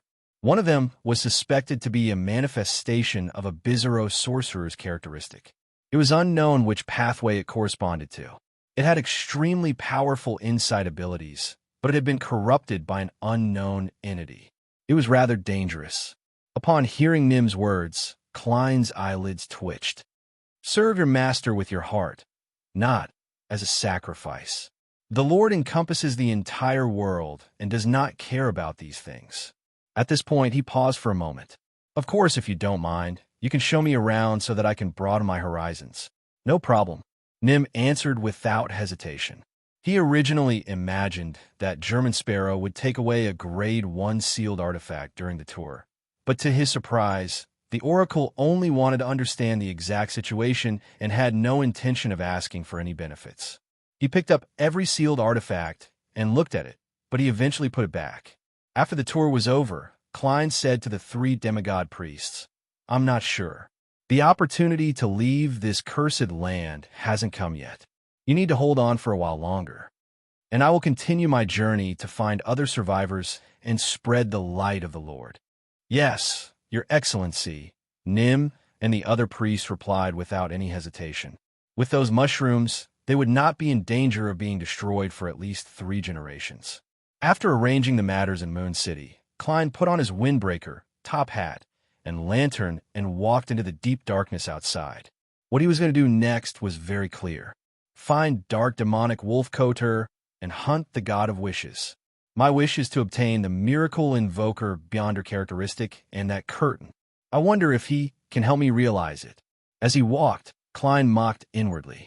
Seeing that he had escaped the attention of the residents of Moon City, he pulled out another version of himself from the fog of history. His main body entered the void and transferred his consciousness to the projection. This projection summoned the staff of the star's historical void projection. With its Beyonder powers, it descended directly into the place outlined in his mind. The completely destroyed ancient city of the north, Noise. After successfully arriving at his destination, the projection quickly disappeared. Klein's main body returned to the wilderness outside Moon City. Right on the heels of that, he summoned the staff of the star's projection and repeated the previous process, instantly returning to the Noise ruins. The main purpose of the historical void projection was to scout the way and ensure that the scene that appeared in his mind was the same as reality. It didn't cause the staff of the stars to produce a random effect. This was the caution of Scholar of Your City of Silver, in the middle of the quiet and dark training ground. Colin Iliad, who was carrying 2 swords on his back, stood by the side and watched as Derek Berg set up the ritual and prayed to Mr. Fool, asking him to send a Holy Spirit to descend and provide help. This was different from a normal summoning ritual. The corresponding incantation was more complicated, the Great Fool. You are the ruler above the gray fog. You are the king of yellow and black who wields good luck. I pray for your favor. I pray for your attention. I pray for the power of concealment and change. In the name of the great fool, I summon Holy Spirit that sees through everything, kin of the king of yellow and black, traveler of dreams and hearts. Lines of Jotun echoed in the altar as the flames at the top of the candle suddenly expanded, interweaving into an illusory door covered in mysterious patterns. The illusory door slowly opened, and a woman wearing a pure white dress and a silver mask walked out. She stepped into the void and landed on the ground. Her hair was wine red, and her eyes were golden. They were clear and deep, as though she could see through everyone's hearts. This was Justice Audrey. She had used lie to change her height and the main characteristics that her mask couldn't hide. She had come to the city of silver in the form of a spirit body, to the forsaken land of the gods. In fact, the summoning ritual wasn't complicated in nature. Klein had pulled Audrey's spirit above the gray fog in advance, and when the door of summoning was established, he would open it for her and let her pass through. That would settle the entire matter. In other words, the description of Holy Spirit that sees through everything wasn't important. If it was Sleeping Princess, owner of the Golden Apple, former owner of the Crystal Slipper, it could still make Justice Audrey descend. This only depended on who Klein wanted to let pass through the door of summoning. After all, the key point of the ritual was to use the fool's name to summon and use the power of Sapphira Castle to communicate with the forsaken land of the gods. Audrey, who was wearing a silver mask, quietly surveyed the area. Without leaving a trace, she sized up the flashing lightning in the sky, the hidden dangers in the darkness, and the nearby chief of the city of silver, Colin Iliad. She then retracted her gaze and nodded at Little Sunday. You can begin. As she spoke, she couldn't help but sigh at his height. Although this could be seen at the tarot gathering, it still left Audrey in a daze when she actually encountered him in real life. She remembered very clearly that Sun was a few years younger than her. According to Rouen standards, he was definitely underage. To her surprise, he was more than 2 meters tall. This made Audrey, who had used the lime mask to deliberately become taller, still look up to him. Without any hesitation, he relaxed his mind and cast his gaze at the golden potion placed on the altar. Gradually, he became a little dazed as scenes involuntarily flashed through his mind. It was his parents who were still alive in their coffins. It was the silver sword that had stabbed down heavily. It was the blood that had splattered onto his face and blinded his eyes. It was the warm scene of family in the past. It was the city of silver that was on the brink of collapse in the darkness. It was the teammates who supported each other and used each other as shields. It was the elders who stood in front of everyone, blocking the wind and rain. It was the repeated curses. It was the hope of seeing lightning in the darkness. It was the hope of every day for more than 2,000 years. It was the desire of every generation for light. The emotions that Derek was most unwilling to give up were very complicated. It included anger towards reality, nostalgia for the past, the pain that came from the situation, the oppression from history, as well as the desire to save the city of silver. Audrey separated these emotions bit by bit, as though she had experienced the despair and sorrow of the city of silver, as well as their unity and sacrifice. Her golden eyes occasionally focused and flickered, as though she had grasped something. She had some feelings, but she was still confused. After a while, she saw the angel of light with 12 pure white wings on its back. This was another response from Mr. Fool to the sun. Audrey seized the opportunity and attached those intense emotions to the angel phantom, preventing them from disappearing, flowing back, or completely separating from Derek's main body. It's done. She didn't open her mouth, allowing her voice to echo in Derek's heart. At that moment, Derek's eyes became abnormally cold, as though he didn't know what happiness, sadness, pain, or oppression was. He then picked up the golden potion in front of him and poured it into his mouth. This was the demigod potion obtained by shattering the unshadowed crucifix. The sealed artifact that originated from the ancient sun god no longer existed. Of course, to Klein, as long as he had it, it would last forever. The scorching and violent liquid slid down Derek's throat and instantly filled his entire body, occupying his soul. Beams of bright sunlight burst out from his body, washing away the remaining corruption in his flesh and blood and the emotions that had settled in his soul. Derek's body became purer and more transparent, like a Holy Spirit formed from pure light. His self-consciousness, his emotions, and thoughts were being purified and rejected. Before long, all that was left was the instinct to praise the sun.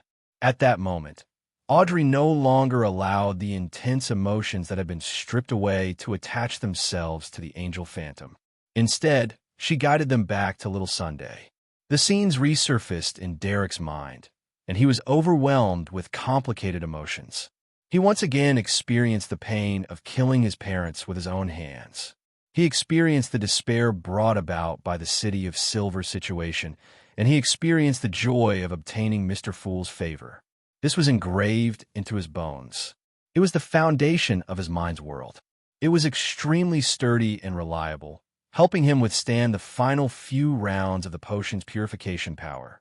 Finally, Derek opened his eyes. They were pure white.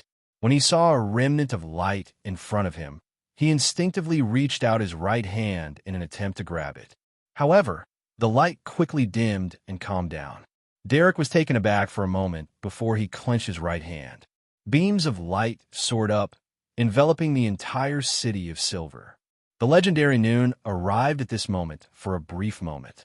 Including Chief Colin Iliad, every resident of the City of Silver was stunned. This was more shocking than any demigod advancement in the past. Sunlight.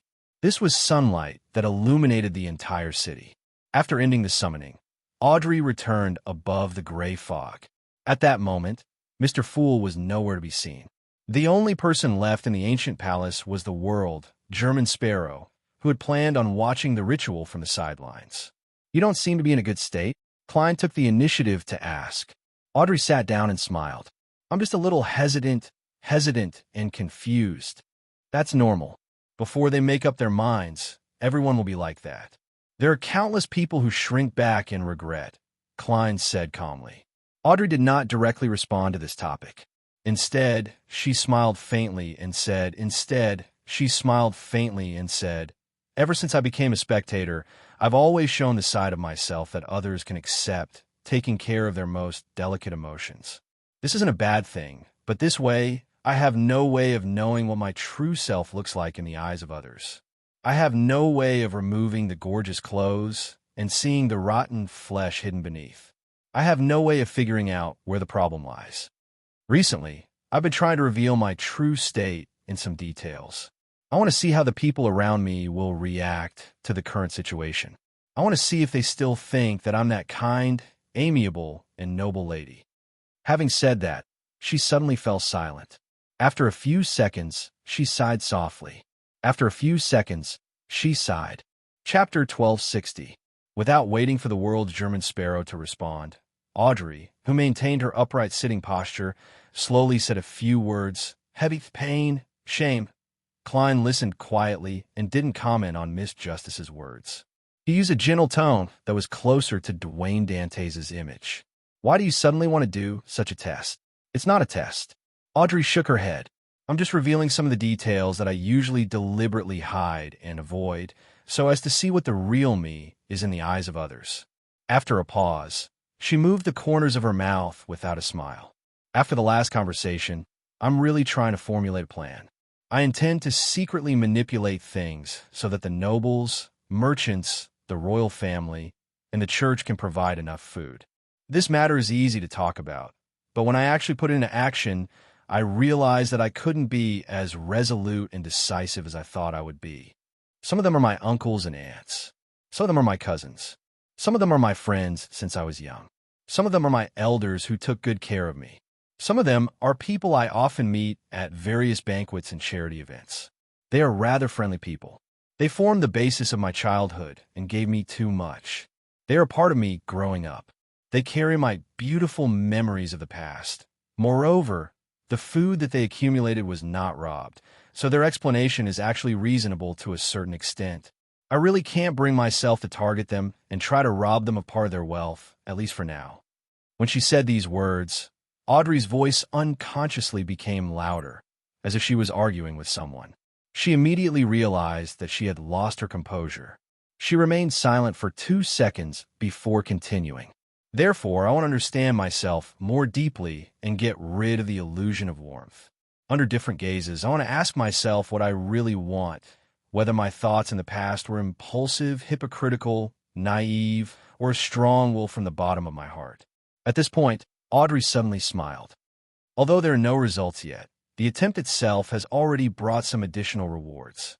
I used to think that I strictly abided by the principle of "you're just acting," but now I realize that I was almost addicted to acting.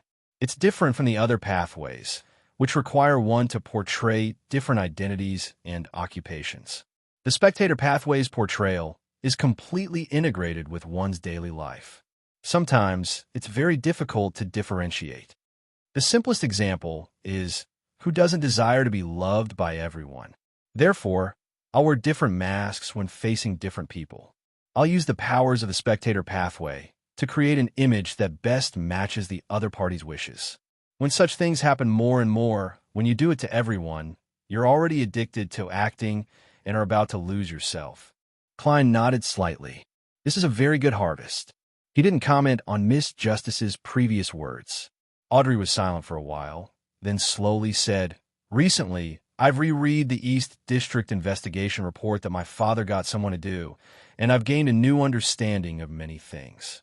Before the war, many poor people, workers, and farmers lived a life similar to today's.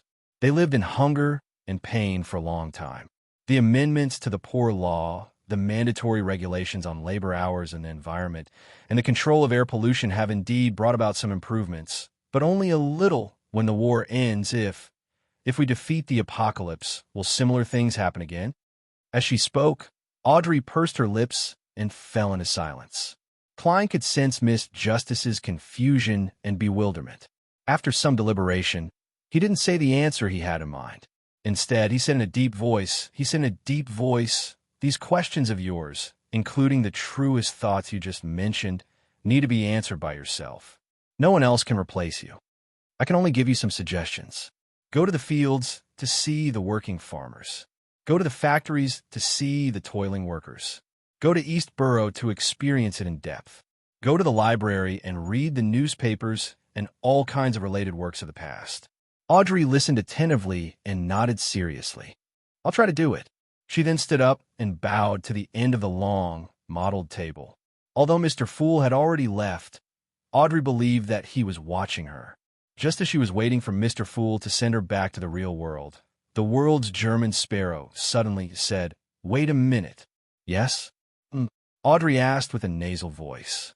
Klein looked at her and conjured a piece of paper. "This is a description of a mythical creature's character and behavior. I hope you can provide me with help in analyzing his reactions in different situations." "All right." Audrey didn't refuse and agreed. After she took the piece of paper and read the contents, Klein deliberated and said, "Regarding what you just said, I have another suggestion. Your doubts and questions are actually divided into two types. Some are indeed urgent, but some are not so urgent. You can wait for things to calm down before you do an in-depth investigation. Well, when people are anxious, they tend to make mistakes. You'd better distinguish between them." Audrey thought for a moment and nodded solemnly. "I understand." After replying, she suddenly laughed. "I thought you stopped me at the end because you wanted to bless me. You wanted me to see the truth and still love this world." Klein was taken aback at first. Then he asked with a smile, "You seem to have read a lot of Roselle the Great?" "He's an outstanding person, but he's also a very complicated and contradictory person," Audrey said with a faint smile. Klein nodded indiscernibly and spoke rather slowly. "That's right. If I wanted to give you my blessing, I wouldn't say so. I will say, I hope that after you see the truth, you will still love your family and friends." Audrey was stunned. Her lips moved slightly as if she was repeating those two words. After a few seconds, she closed her eyes and said in a slightly hoarse voice, "Thank you." Sonia's Sea, Roarsted Archipelago waters. The Blue Avenger led a pirate fleet as it shuttled through the smoke-filled battlefield. Suddenly, a gigantic fireball flew over from an unknown location. Silver-white beams of light parted the surface of the sea, creating a passageway that didn't originally exist. Surrounded by the majestic waves on both sides, it headed straight for the Blue Avenger. When Alger Wilson, who was standing at the bow of the ship, saw this scene, he raised his right hand without a change in expression.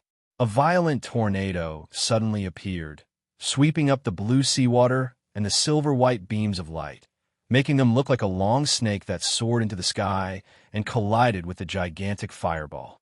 Boom! The water splashed and fell like rain. Alger immediately locked onto a battleship, opened his mouth, and let out an angry roar. With a boom, the ship was suddenly lifted into the air by a ferocious wave. Seizing this opportunity, the Blue Avenger's cannons automatically fired, and the rumbling sounds continued without end.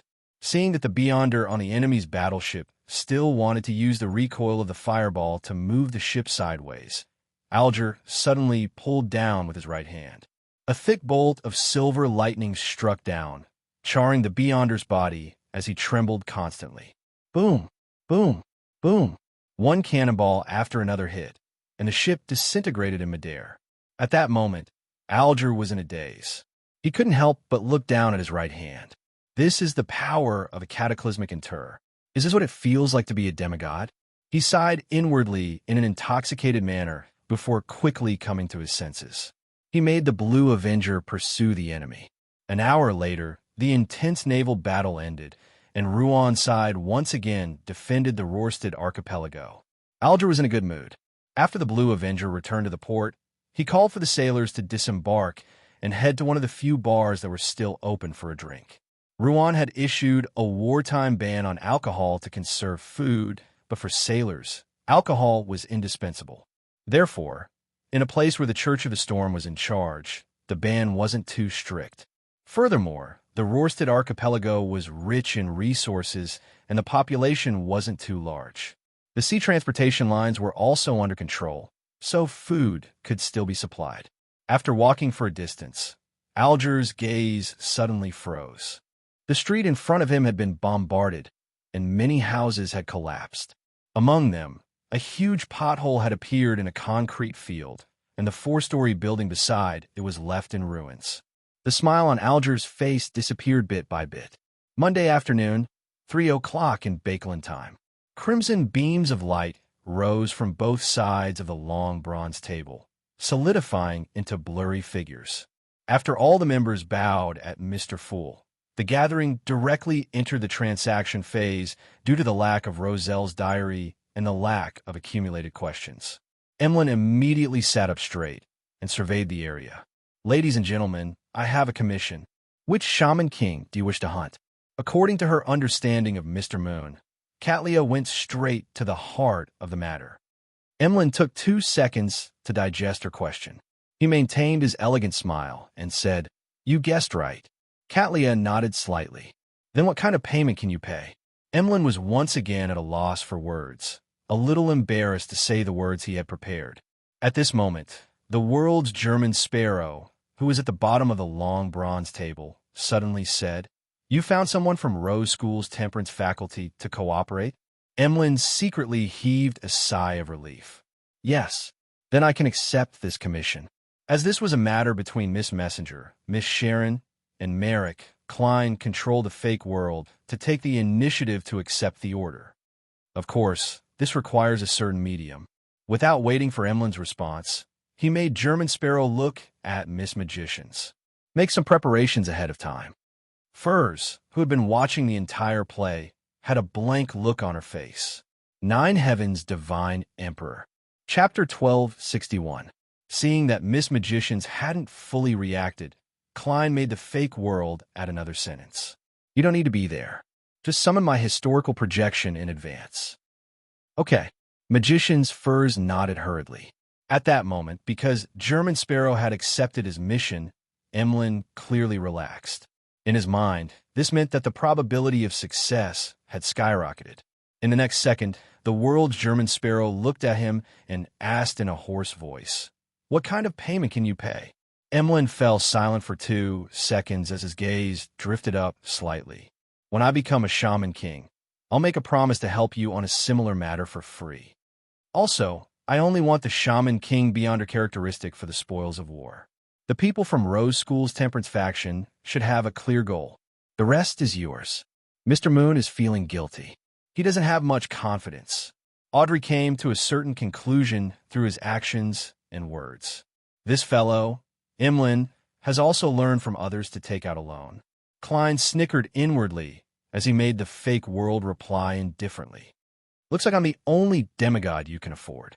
If Mr. Moon can provide a large amount of food, I don't mind participating." Audrey mumbled inwardly. However, she didn't need to say anything to know what Mr. Moon's answer would be.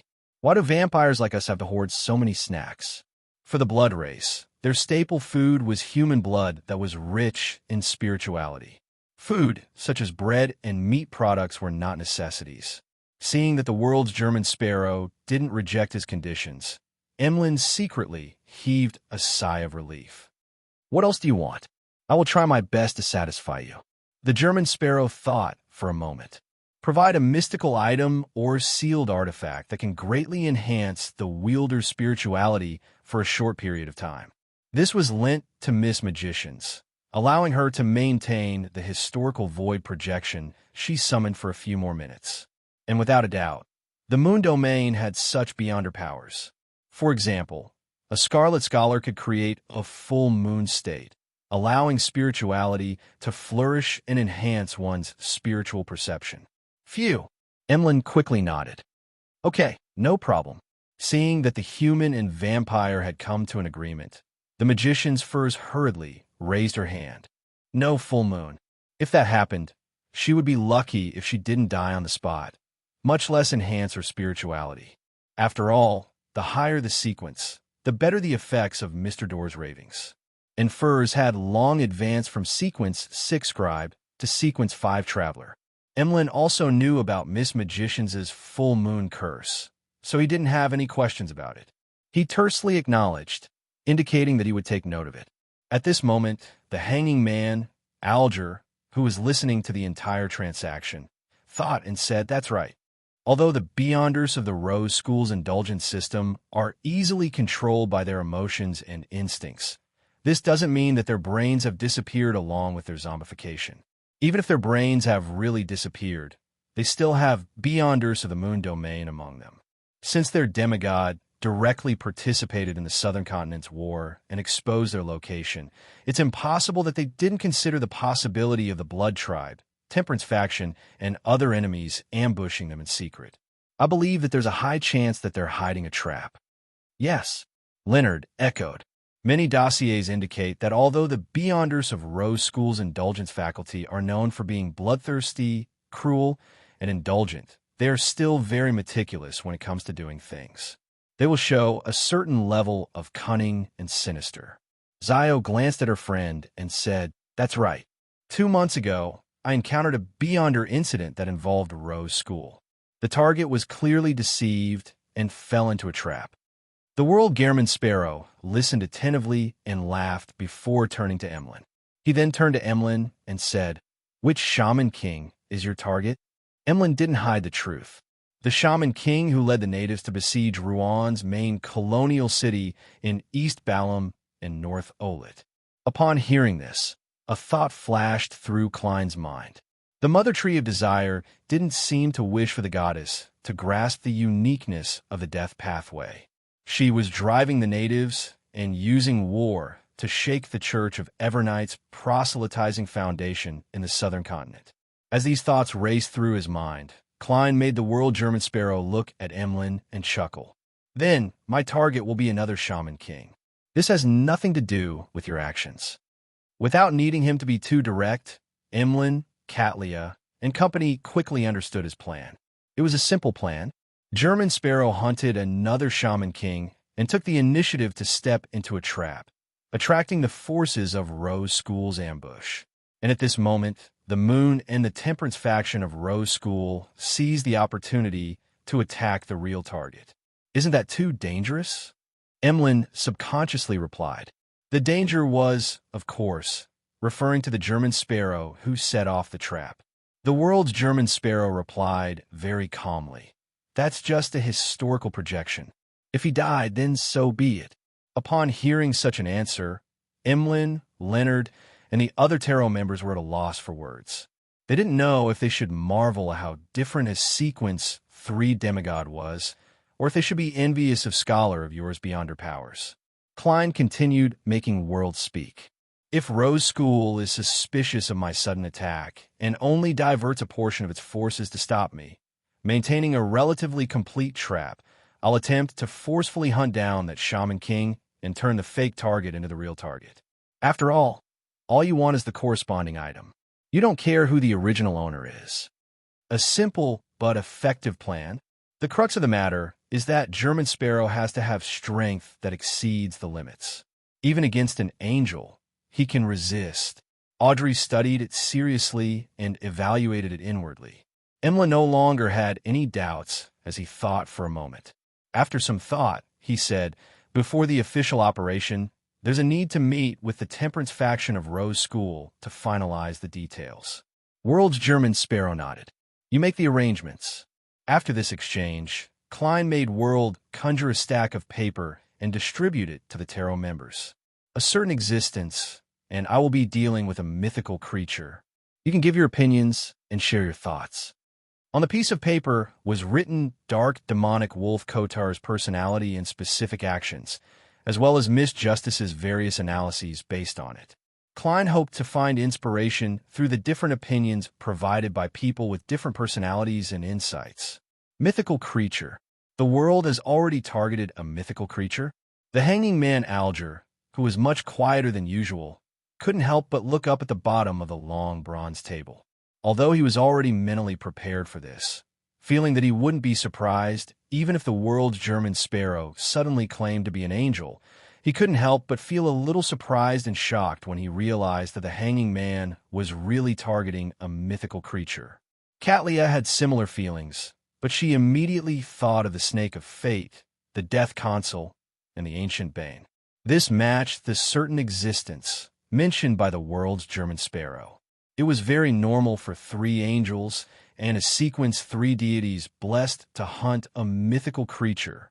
Their gazes retracted from the bottom of the long, mottled table as they seriously read the information in their hands.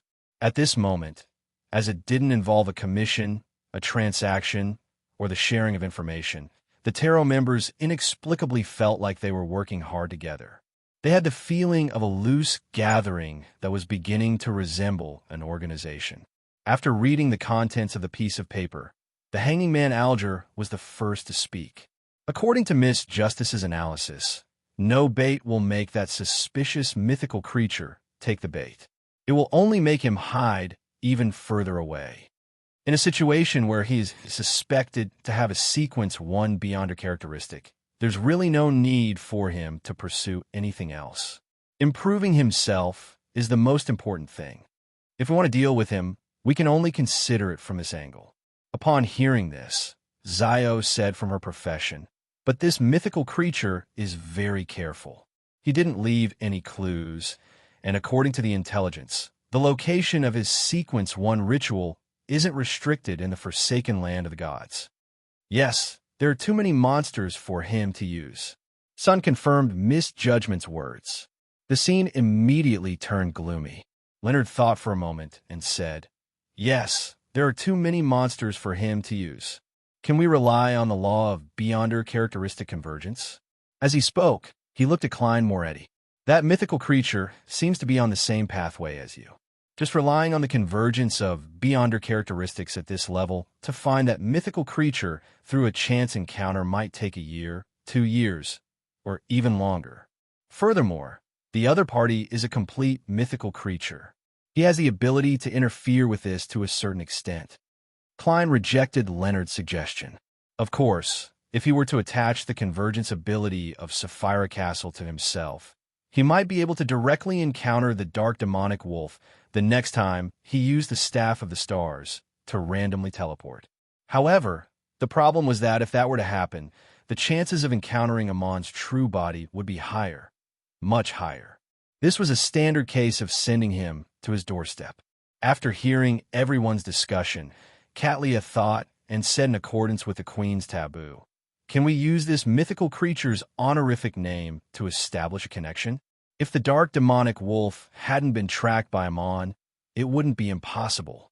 But now Amon would definitely have thought of it. Under such circumstances, the fact that the dark demonic wolf hasn't perished means that he is definitely wary of such matters." The world German sparrow slowly shook his head. With his suspicious personality, he definitely won't automatically respond. Just as he said that, Klein suddenly had an idea. The dark demonic wolf's lack of response didn't mean that he wouldn't pay attention to the corresponding prayer light. Chapter 1262. As he had experience, Klein placed himself in the shoes of the dark demonic wolf. Usually, he would turn off the automatic response to prayers to prevent the enemy from using the feedback to establish a connection and lock onto his location. Under this premise, when faced with the sudden appearance of an unfamiliar prayer, there was no doubt that he would rely on the corresponding point of light to observe who the other party was and obtain more information, so as to make preparations for what might happen in the future. If the person chanting the honorific name was a familiar and powerful existence like Amon, it would be best to immediately extinguish the prayer point of light. However, if the other party was a stranger, under such a situation of absolute safety, it was highly likely that any rational creature would do something like long-term monitoring to understand the exact situation and determine if there was a need to counterattack. At the very least, that was what Klein would do. The essence of this matter was that a non-mythical creature would be marked by a high-level existence. They could die an extremely tragic death for no reason at any time. To a prayer, this was equivalent to suicide or even more terrifying. To the dark demonic wolf, there were only benefits and no disadvantages. In the beginning, the suspicious dark demonic wolf would definitely suspect that there was a conspiracy. It wouldn't dare to rashly establish a connection and influence Klein from afar. However, with the passage of time and a deeper observation, it would confirm that the other party was a weakling who wasn't even at the level of an angel with the aura of Sapphira Castle. Furthermore, he hadn't made sufficient preparations. He would definitely find an opportunity to attack from afar through the marked prayer point of light when Klein was least prepared. This matched the advantage that Klein had previously concluded. I'm very weak. The only problem with this plan was that the initiative was completely in the hands of the dark demonic wolf. Everything about Klein was being monitored, so there was no way for him to make any preparations. Once the other party really tried to influence him, he wouldn't be able to retaliate at all. There was no reason for him to be spared. Phew, by doing this, I'll successfully fish out the prey, but the hunter will die as a result. It's meaningless. But if I don't place myself in such a passive position, I really wouldn't be able to fish out an angel of the seer pathway. I wouldn't be able to fish out such a suspicious demonic wolf. This can't be replaced by a marionette or someone else. If only I can grasp the fact that the dark demonic wolf doesn't dare to rashly attack from afar due to its paranoia. It will only choose to monitor and observe for the time being. Klein's mind raced as he searched for an opportunity from the impossible. In this regard, he could only sigh inwardly, feeling regretful that he wasn't an angel of the spectator pathway. According to his guess, angels of the spectator pathway would more or less have the beyonder characteristic of the more others understand you, the more you understand them. When the dark demonic wolf used the prayer light to closely monitor and carefully observe an angel of the spectator pathway, his location would undoubtedly be exposed to him. Unfortunately, I'm not. Furthermore, a sequence 2 of the spectator pathway might not be able to do it. I can only be certain that a sequence 1 has such a trait. Summoning 0-08 from the fog of history? That won't do. Ignoring the problem of not being able to summon that pen without Roselle's travels, even if I successfully create a projection, the pen is a pen, and I am me. The dark demonic wolf's understanding of my situation won't allow 0-08 to attempt to grasp it in reverse. Also, I can only use it for a short 2 minutes at a time. There's no time to sense anything. This can be used as a supplement to the plan. I can write down the development I want ahead of time, making the dark demonic wolf's choice reasonable and eliminate any uncertainties. Klein considered many things, but he ultimately failed to find a suitable way to trap it. Apart from regretting that he wasn't a sequence one angel of the spectator pathway, he could also associate it with the cosmos that would be corrupted just because of understanding it. If I had the essence of the cosmos, then after the dark demonic wolf monitors me through the prayer point of light, he would have been corrupted due to understanding it, allowing me to lock onto his location. However, the essence of the cosmos is higher than that of an angel. How can I have it? I keep feeling like I've forgotten something. Klein made the world's German sparrow shake his head indiscernibly. He surveyed the area and said, "There's no need to discuss the answer now. We can use the appropriate method to communicate with the appropriate people when we return." He focused his attention on Leonard and Katlia, hoping that they could obtain suggestions from more experienced existences like Pallas Zoroast and Queen Mystic Bernadette. As for himself, he would use the historical void projection to return to Bakeland and consult Miss Messenger, Willa Septon, and Ariana. This is what it means to seek the opinions of angels or quasi-angels before making a major decision. Klein lampooned his actions inwardly. When Leonard and Katlia heard that, they nodded in unison. All right. Following that, the tarot members discussed the situation of the various battlefields until it ended. After returning to the real world, Leonard, who was resting in the basement of St. Samuel Cathedral, suppressed his voice and described the main points of Klein's problem.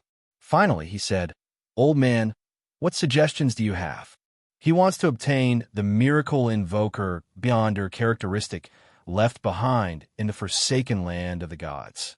Pallas Zoroast was first enlightened before he chuckled.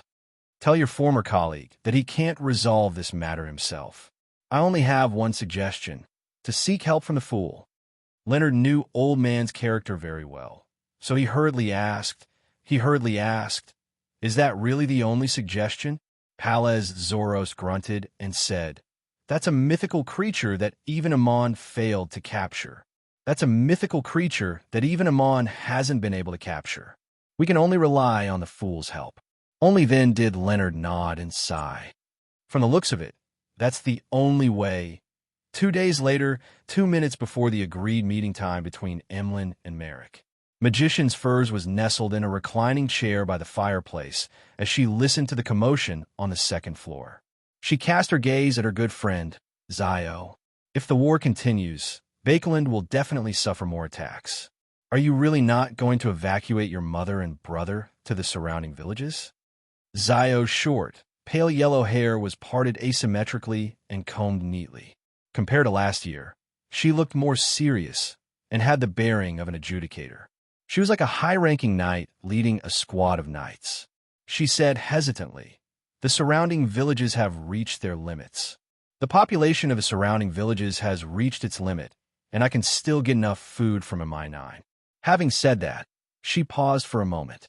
If the flames of war really reach Bakeland, bring them on a trip to Intis, Fainapotter, it seems like that's the only way.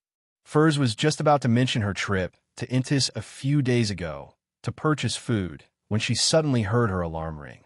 She jolted and suddenly sat up straight. She reached out her right hand, which was wearing a red string, and grabbed at the void. Her arm sank as she pulled out the bespectacled German sparrow, who was wearing a silk top hat, a black trench coat, and no glasses. The cold adventurer's eyes darted around as he gained consciousness, reducing the expenditure of Miss Magician's spirituality. As he nodded slightly, he made the glove on his left hand quickly turn transparent. In less than a second, German Sparrow teleported away, disappearing from the apartment that Furs and Zio rented. Furs was taken aback. After a while, the corners of her mouth twitched slightly as she turned to Zio and said, "I think I'm just a tool." The sky was already dark, but the gas lamps along the streets weren't lit. Only the crimson moon illuminated the entire city. Klein arrived at the agreed location and looked around. His gaze paused for a few seconds on the abnormally deserted streets, the burn marks on the walls, and the collapsed houses not far away. Just from what he saw, Bakeland was desolate, dilapidated, and filled with the smell of gunpowder. At this moment, Emlyn White walked out of an alley and nodded at the crazy adventurer. According to the other party's instructions, he didn't say a word or bow to prevent wasting precious time. He directly led German Sparrow to a nearby house and rhythmically knocked on the door. With a creak, the door automatically opened, revealing a dark environment that was shrouded in faint moonlight. The moment Emlyn and Klein stepped in, they saw Merrick, who was wearing a white shirt and a black vest, appear on the sofa. And the door behind them seemed to have a life of its own as it slammed shut. Glancing at Merrick, Emlyn smiled and pointed at Klein. "This is my partner, Mr. German Sparrow." Just as he said that, he suddenly realized that the way Merrick looked at him had turned even odder, as though he was examining a fool. "Long time no see." Merrick immediately stood up, pressed his hand to his chest, and bowed at Sherlock Moriarty. Since the other party didn't appear in the form of Sherlock Moriarty, he definitely wouldn't take the initiative to mention such matters. "Long time no see." Klein took off his hat and surveyed the area. "Miss Sharon, please come out and discuss with us. I have limited time." As he spoke, he took out the silver adventurer's harmonica and blew into it. A figure wearing a dark and complicated long dress walked out of the void with 4 blonde, red-eyed heads in hand. The messenger summoned using the historical projection of the harmonica was an objective existence. It wouldn't increase the spirituality burden of magicians' furs. At the same time, Merrick nodded. "All right." He cast his gaze at the high stool on the other side of the room. Emlyn looked at the wraith with a blank expression before looking at German Sparrow and the spirit world creature he had summoned. For some baffling reason, he felt as though he was being ostracized and shouldn't be here. And on the high stool, a figure quickly outlined itself. Her skin was as white as a doll's, and she wore an exquisite black regal dress. She wore a small bonnet of the same color. Her blonde hair and blue eyes were rather pale. Chapter 1263. Emlyn subconsciously looked at the high stool on the other side of the room and saw the exquisite doll. His eyes immediately revealed a mixture of astonishment, admiration, and fanaticism. His mouth gaped, and he nearly blurted out where he could by such a doll and which master's masterpiece it was. However, he was already an adult and had experienced many things. He knew that it was very impolite to raise such a question in such an occasion. He planned on finding an opportunity to ask after the discussion was over. Sharon frowned without a trace. Her body floated up and bowed at Rionette Tinker and Sherlock Moriarty. "There's no need for pleasantries," Klein said simply. "This is the initial stage of our plan." He described his plan of using a historical projection to step into a trap to attract Rose School's attention. Sharon, who was wearing a black bonnet, listened quietly and said in a slightly erratic voice, "That's right." She said with a slightly ethereal voice, "They might not take the bait. After discovering that the attacker is you, that Shaman King might choose to retreat under the protection of a sealed artifact or an angel. This way, they would only be able to implicate a portion of Rose School's strength." Without waiting for Klein and Emlyn's response, Rionette Tinker's 4 heads opened their mouths and spoke at a relatively fast speed. "Their main target should be me." Emlyn was a little confused, but he could roughly tell that the spirit world creature summoned by German Sparrow was someone of considerable status. Furthermore, it had a deep relationship with Rose School's temperance faculty. "That's right. Even if the Mother Tree thinks highly of me, such an arrangement would most likely attract Miss Messenger." Klein pondered for a moment before giving an additional plan. Attack the other Shaman King with me in the form of a historical void projection. German Sparrow is very respectful towards this spirit world creature. Just as this thought flashed through Emlyn's mind, he saw the 8 eyes on the 4 heads sweep at him. He shivered for some reason and reflexively joined the discussion. Can this fool the people from Rose School? Since Klein made such a suggestion, he must have thought of a corresponding solution. "I have an item that I can lend to Lady Tinker." At this point, he looked at Rionette Tinker. That item can simulate the beyonder powers that appear in your mind. I hope that you can use it to summon your past self and enter a concealed state, injecting your consciousness into the projection. This way, Rose School won't be able to discover any abnormalities in a short period of time. It's very likely that they'll take the bait and gather their forces to kill you and me, giving Miss Sharon and Emlyn a chance to launch a sneak attack. If they're more cautious than I thought, Klein paused for a moment and smiled. In that short period of time, if you and I were to join forces in peak condition, we would have a chance of killing a Shaman King under the protection of a sealed artifact. The main point now is, do you have a sufficient understanding of the beyonder powers of summoning historical void projections and transforming into a concealed state? I can show you the former, but I will think of a way to deal with the latter. Rionette Tynker's foreheads bobbed up and down at the same time. I can. No. Problem. That's the general direction. As for the details, you can confirm them in the next few days. Klein silently estimated the time and looked like he was going to keep it short. Sharon nodded indiscernibly and said, "The most important thing is information. Teacher can provide a portion of it, and the rest can be obtained through magic mirror divination." Mara chimed in, "I remember the symbol you drew back then." He also remembered that the question raised by the secret existence didn't violate his privacy, nor did it bring him a strong sense of shame. Emlyn thought for a moment and cautiously asked, "How do we communicate with each other? How do we communicate with each other? If we can't grasp the timing accurately, the plan will definitely fail." The Sanguine's Oath of Rose couldn't transmit what they saw and heard over such a long distance. Sharon glanced at Rionette Tynker and said, "Teacher's true body can stay with us. Teacher's main body can stay with us. 10 seconds after he enters a concealed state, we will take action. Once he exits its concealed state, we will immediately leave, regardless of whether we succeed or not." Emlyn jumped in fright as he instinctively turned his head to glance at German Sparrow. He remembered very clearly that he was summoned by Mr. World. How terrifying! Emlyn didn't know if he was talking about the spirit world creature or German Sparrow. Once the information is gathered, you can communicate again. Seeing that it was almost time, Klein took off his top hat and bade farewell. Emlyn's lips twitched, but he ultimately didn't ask a question. He followed German Sparrow out of the house where Sharon and Merrick were. Miss Messenger actually didn't ask for gold coins. I'm busy helping him. She really shouldn't be charged. If I really want to charge, the gold coins I have are all historical projections. I can only rely on Emlyn. I have to say that the ring of spirituality that Emlyn provided to Miss Magicians is quite effective. On the one hand, it can strengthen Miss Magicians' spirituality, and on the other hand, it can speed up the recovery of her spirituality, allowing her to last until now. Just as thoughts raced through Klein's mind, he heard Emlyn White ask in puzzlement, "That lady, Miss Sharon, is a Sequence 4 demigod of the mutant pathway?" "Yes, the potion's name is Puppet," Klein kindly reminded him. Emlyn was instantly enlightened. After 2 seconds of silence, he said with a complicated expression, "It would be perfect if she couldn't talk or move." If it wasn't for the fact that Clown was known as a master of expression management, Klein would have spat at Emlyn's face.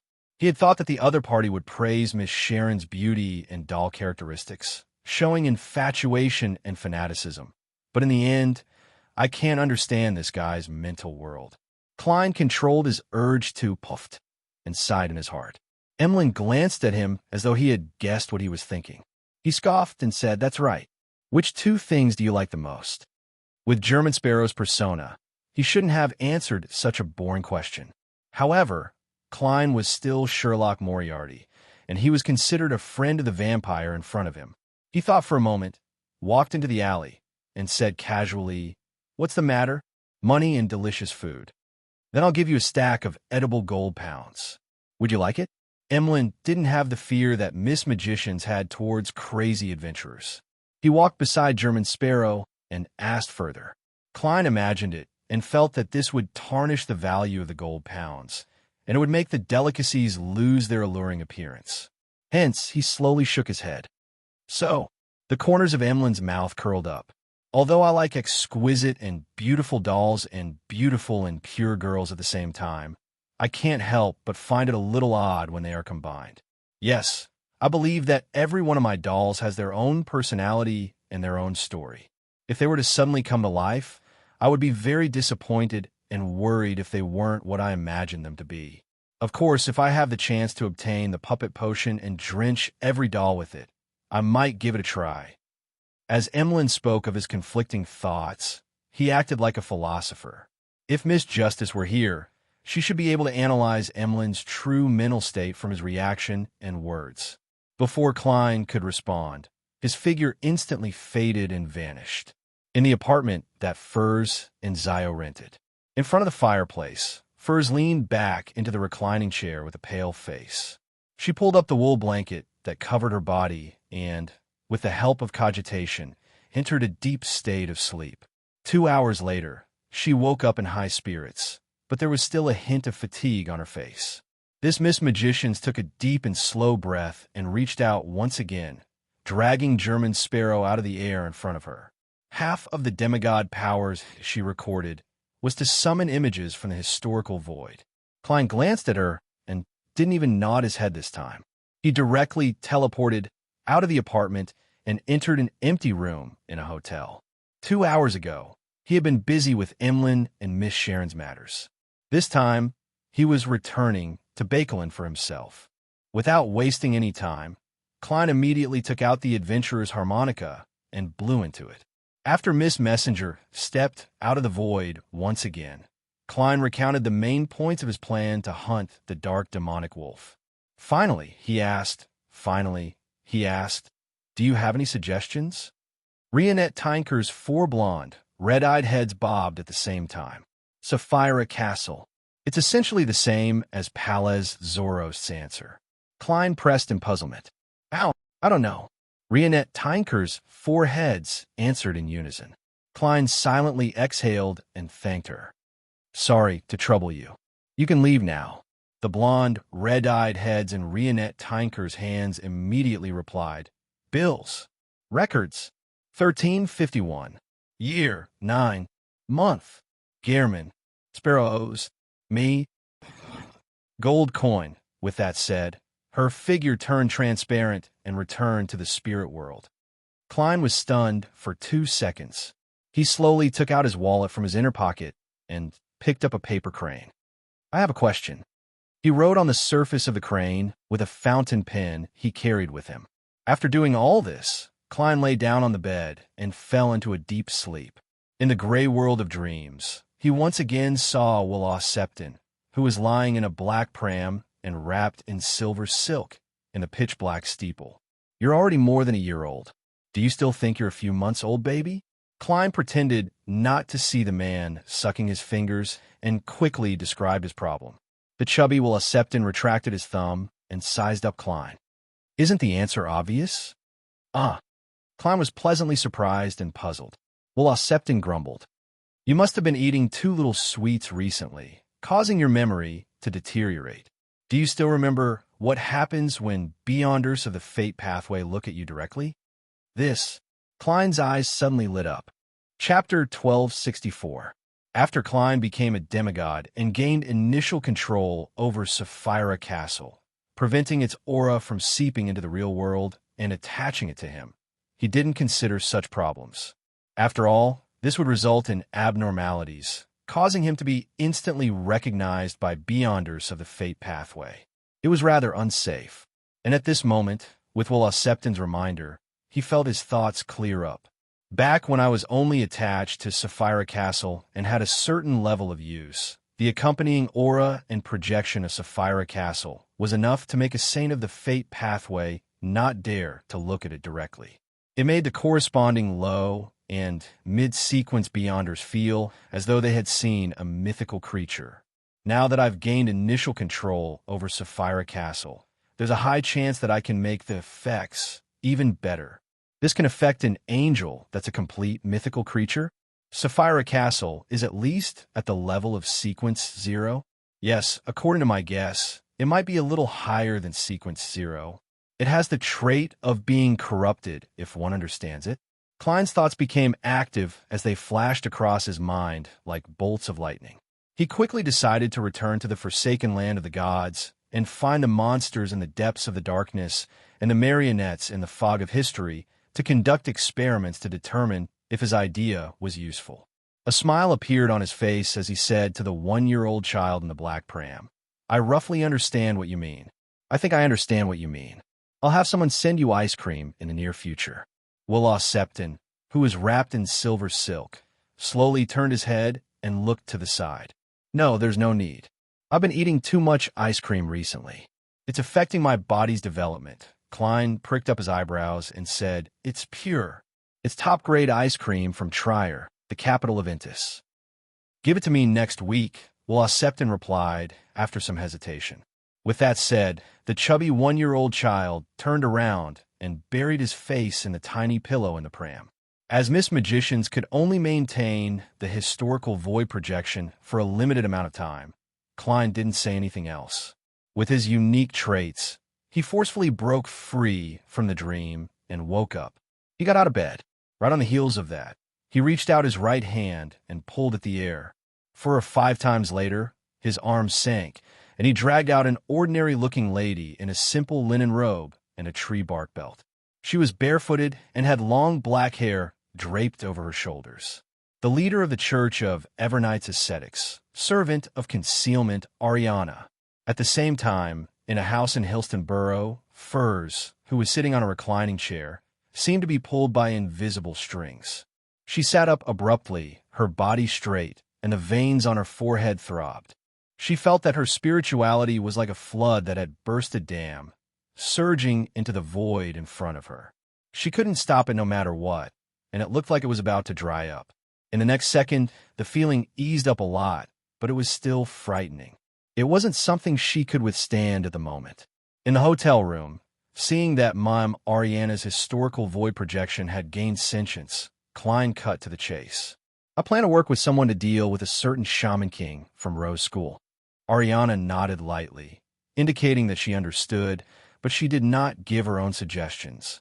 Seeing that the ascetic leader didn't give any warnings, Klein felt a lot more at ease with his plan to hunt the Shaman King. "I'll be planning an operation against the dark demonic wolf soon." Ariana opened her mouth slightly. "Be careful. Does this mean that I shouldn't underestimate the dark demonic wolf, Kotur?" Just as Klein was about to retort, his consciousness suddenly blurred. He saw the lady opposite him and himself in her, eyes turning corporeal and quickly vanish. "Pah!" Furs fell into the reclining chair, her facial muscles twitching slightly. "This is even more tiring than writing all night." She gritted her teeth for a while and hurriedly tried to cogitate to fall asleep. Sometimes, when a person is extremely tired, he or she will have trouble sleeping. In the forsaken land of the gods, near the ancient city of Noise in the northern ruins, in the uninhabited dark wilderness, Klein held the lantern that emitted a faint yellow light and circled around to confirm his surroundings. Then, he found a rock to sit on and no longer blocked the gray fog's aura from infiltrating reality. On this basis, Klein also subconsciously strengthened the projection of Sapphira Castle on him. After finishing his preparations, Klein quickly transformed a monster hiding in the darkness around him into a marionette. The marionette walked out of the area without any light and approached Klein under the illumination of the lantern, casting his gaze on him. In the eyes of this marionette made from an ordinary monster, the black-cloaked and half-top hat Klein looked no different from before, apart from his eyes becoming deeper and his bearing becoming more indescribable. After repeatedly testing different types of monster marionettes, Klein confirmed that ordinary people, or rather, most Beyonders, wouldn't be able to discover the aura of Sapphira Castle on him. Following that, he reached out his right hand and dragged out his past self from half a day ago. He then controlled the rather sluggish historical void projection to cast his gaze over. This time, Klein saw a layer of grayish-white fog shrouding his body. There were specks of light shimmering inside, but it didn't reveal his actual appearance. He then dispelled the maintenance of the historical projection and attempted to grab Nimblewright Master Rosago and other Beyonders of the Seer pathway to repeat the experiment. Yes, after strengthening the projection, Beyonders of the Seer pathway can directly discover certain abnormalities. However, at the very least, those below the level of Angel can only confirm that I'm related to Sapphira Castle. They can't directly see that strange door of light, which is also the projection of Sapphira Castle. Klein wasn't too surprised by this outcome. He took a deep breath, and after making preparations to save himself, he raised his hand and pulled out Inuni, who had just become his marionette. Inuni raised his head bit by bit, and his eyes gradually reflected Klein's figure. It reflected the thin, grayish-white fog that was spreading outwards. In the depths of the fog, transparent or translucent twisted maggots formed countless balls of light. The balls of light stacked together, forming a door of light that was dyed bluish-black. The door of light was much clearer than before, and it had a more textured texture. At the same time, its shape had also changed. It stretched to the top and became much taller. This made it look like a tall, thin, and resplendent figure, and the grayish-white fog around it was the figure's hooded robe. The different balls of light constantly flickered, making Klein feel as though he was being stared at by the deep, mysterious, and terrifying figure. With a boom, Klein's head involuntarily tilted back. Blood mixed with transparent maggots spewed out from his pores. The worms of spirit fell to the ground and struggled crazily. Some of them quickly dissipated, while others eventually calmed down and crawled back into Klein's body, burrowing into his pores. Man, it's much better than the last time I fainted and lost my memories. Klein rubbed his temples and sighed silently. Inuni, who was in front of him, was unable to maintain the historical void projection due to the impact he had suffered. He had vanished. This was also one of the reasons why Klein didn't suffer too much damage this time. Without Inuni, he wouldn't be able to see the strange door of light that had changed. He didn't need to continue attacking it. After 2 seconds, Klein entered the fog of history. He took 4 steps counterclockwise and arrived above the gray fog. As he watched the illusory dark light rise from his body and melt away, Klein finally heaved a sigh of relief and laughed self-deprecatingly. I nearly corrupted myself and corrupted myself. After that, I'll use Rosago and the other Beyonders of the Seer pathway to do another experiment, under the situation of not being directly impacted. As the observation time increases, will I be reverse corrupted by Sapphira Castle's projection, Southern Continent, East Balam, Failtech City, which was under attack. Under the illumination of the crimson moon, the Ruan soldiers who were hiding behind the simple buildings were taking turns to rest to recover their energy. Their faces were black and filled with traces of gunpowder. From time to time, someone would wake up and take out dried tobacco. They casually wrapped it and lit it with the remaining match.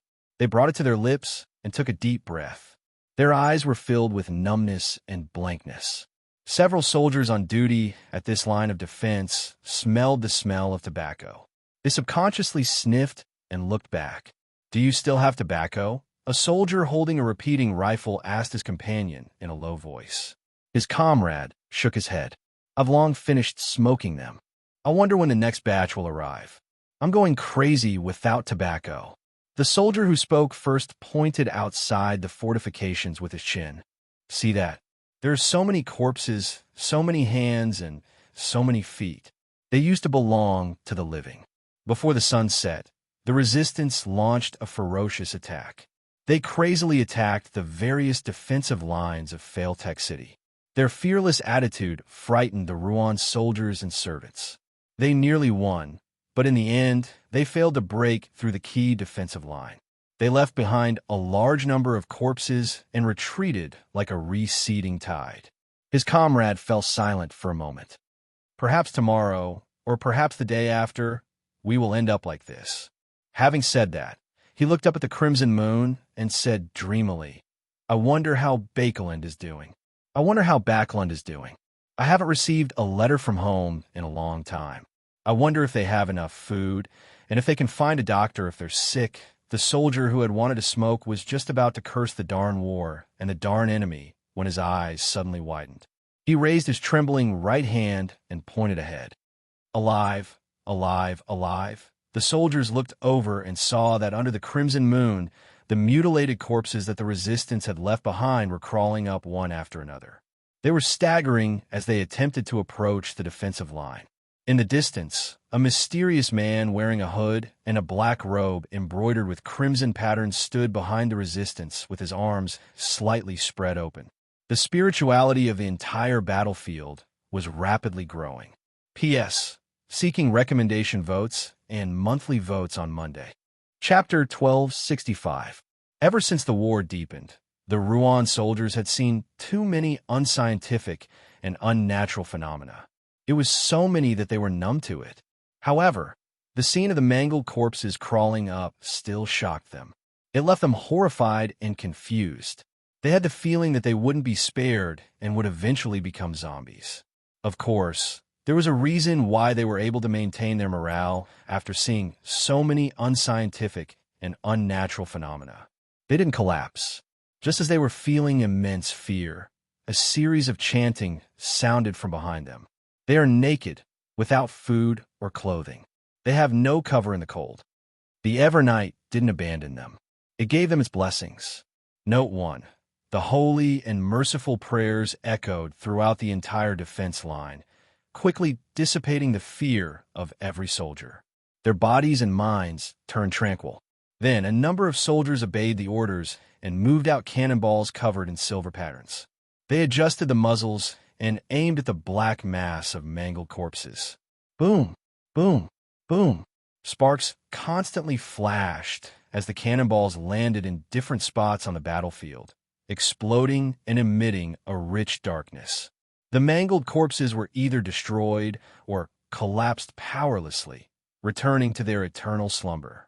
When the mysterious black-robed hooded man behind the resistance saw this, he raised his arms as though he was hugging the crimson moon high in the sky.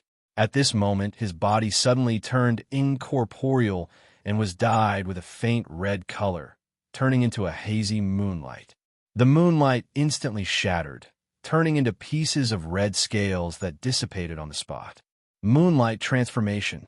This was a beyonder power possessed by a Sequence 5 Scarlet Scholar of the Apothecary Pathway. To a Sequence 4 Shaman King, it was almost instinctive, and at the spot where the Shaman King was, a figure quickly outlined itself. It was a huge cloth doll. It had blonde hair and bright red eyes. It wore a black Gothic dress that was engraved with countless mysterious patterns and had sinister vines wrapped around it. Its skin didn't have the luster that a human should have. Rionette Tinker.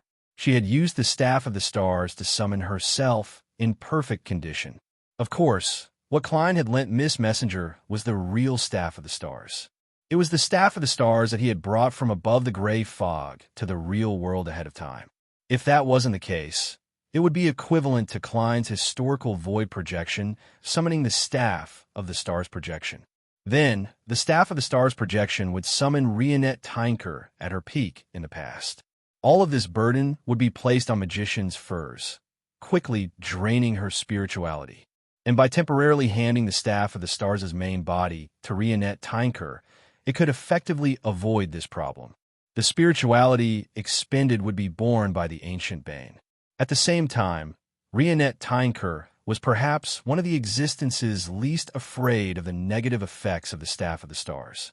As a representative of the Temperance faction, as a puppet, a doll, she could completely prevent any scenes from surfacing in her mind. And after transforming into a concealed state, the Staff of the Stars would find it difficult to affect her historical void projection. Rionette Tinker, who was in perfect condition, had attempted to approach stealthily and directly possess Rose School's Shaman King, ending the battle instantly. However, she had sensed the danger ahead of time. Using the moonlight's illumination, she had escaped from the Wraith's possession. Amidst the crimson radiance that enveloped the land, red scales rapidly reformed in the distance, condensing into the black-robed and hooded Rose School's Shaman King. He closed his eyes tightly, not daring to look at the ancient Bane in front of him. At the same time, on the other side of the battlefield, a figure rapidly outlined itself. It was none other than the German Sparrow, who was wearing a black trench coat and a half-top hat. He wore a transparent glove on his left hand as he raised his right hand and snapped his fingers. Clumps of crimson flames rose all over the battlefield, as if they were announcing a grand performance. Just as the Shaman King finished reassembling, he reached out his left hand and tore the clothes around his chest. And at this moment, Rionette Tinker's bright red eyes reflected his figure. If nothing went wrong, the Rose School of Thought Shaman King would turn into a rabbit or a goat in the next second. He would lose most of his characteristics and Beyonder powers. However, his body only emitted a faint glow without any changes. His chest was exposed, and there was a thin, brownish-yellow puppet embedded in it. This puppet seemed to grow out of the Shaman King's body, and it was connected to his organs. Its eyes and mouth were like crescent moons, and its body was planted with dried flowers and withered grass. It exuded an indescribable strangeness under the moonlight. Suddenly, the puppet was dyed bright red, as though it had been soaked in blood. Following that, it clearly softened, turning into a pool of mud that led to the Shaman King's organs. Amidst the mud, an arm extended out. Its surface was flowing with a pitch-black, sticky liquid, and strange objects protruded out. Some had skeletal heads, some had barbed tongues, and some had three-dimensional eyes. Abomination Sua, this leader of Rose School, a Sequence 1 existence, had descended through the air with the help of an advanced setup. The evil aura instantly caused the surrounding Rose School members and vassals to either die, undergo mutations, or attack their own people crazily. Apart from the Shaman King, no one was spared. West Balam, a port city. Shaman King Klarman, who had become the supreme ruler here, stood on the top floor of a cathedral that originally belonged to the Church of Evernight, looking down at the sparsely lit city. In a house not far away, Emlyn White glanced at Sharon, who was sitting on a chair like a doll. He took out a bronze box embedded with many rubies. Inside the box was an eyeball-shaped glass ball. It was a Grade 1 sealed artifact of the Sun Domain that Emlyn had applied for from the Sanguine. It was called the Vision of White. It was very effective against demigods and shaman kings of the mutant pathway. In certain aspects, it could even be considered a counter. Of course, it wouldn't feel pity or benevolence just because Emlyn and Sharon were Beyonders on its side. Seeing Sharon nod slightly, indicating that there were no problems, Emlyn's body suddenly turned incorporeal. Under the moonlight that shone into the room, he disintegrated into bright and demonic red scales. On the top floor of a nearby cathedral, the black and white-haired Klarman paced back and forth. He sneered at the fact that the city's Nighthawks and mandated Punishers had led the Ruan immigrants to evacuate ahead of time and had taken away all the sealed artifacts. If there were only Beyonders, it wouldn't be impossible to escape, but with so many ordinary people, how are they to hide and move? I don't need to send people to track them. I just need to seal off the surrounding areas where they can dock their ships and obtain food to make them collapse on their own, as he muttered silently to himself. The Shaman King, who had been active in the southern continent since the beginning of the Fifth Epoch and was even suspected to have died of old age, cast his gaze out the window and stared at the crimson moon high in the sky. The abnormal phenomenon of the crimson moon turning white had made Klarman feel the wrath of the primordial moon. He had always felt uneasy and uneasy. He had become a believer of the primordial moon while studying natural interaction, secret deed rituals, and other mysticism knowledge. Normally speaking, it was relatively easy for a Shaman King to live to 1,000 years old, but after that, there would definitely be a decline in his physical condition, an irreversible aging, and the decline and decay of his spirit body. Therefore, 1,200 years was often the natural limit for Shaman Kings and Sanguine Earls. To continue living, they could only rely on various methods to extend their lifespans, such as sealing themselves and sleeping in a coffin deep in the ancient castle. The reason why Klarman was still energetic at nearly 1,400 years old and didn't need to reduce his actions was because he had received a gift from the primordial moon. This was also the reason why he had disappeared for so many years. Later, he received a revelation from the primordial moon and joined Rose School. In this aspect, Klarman had always been a little puzzled. At times, he believed that the mother tree of desire and the primordial moon were one and the same, different sides of the same great existence.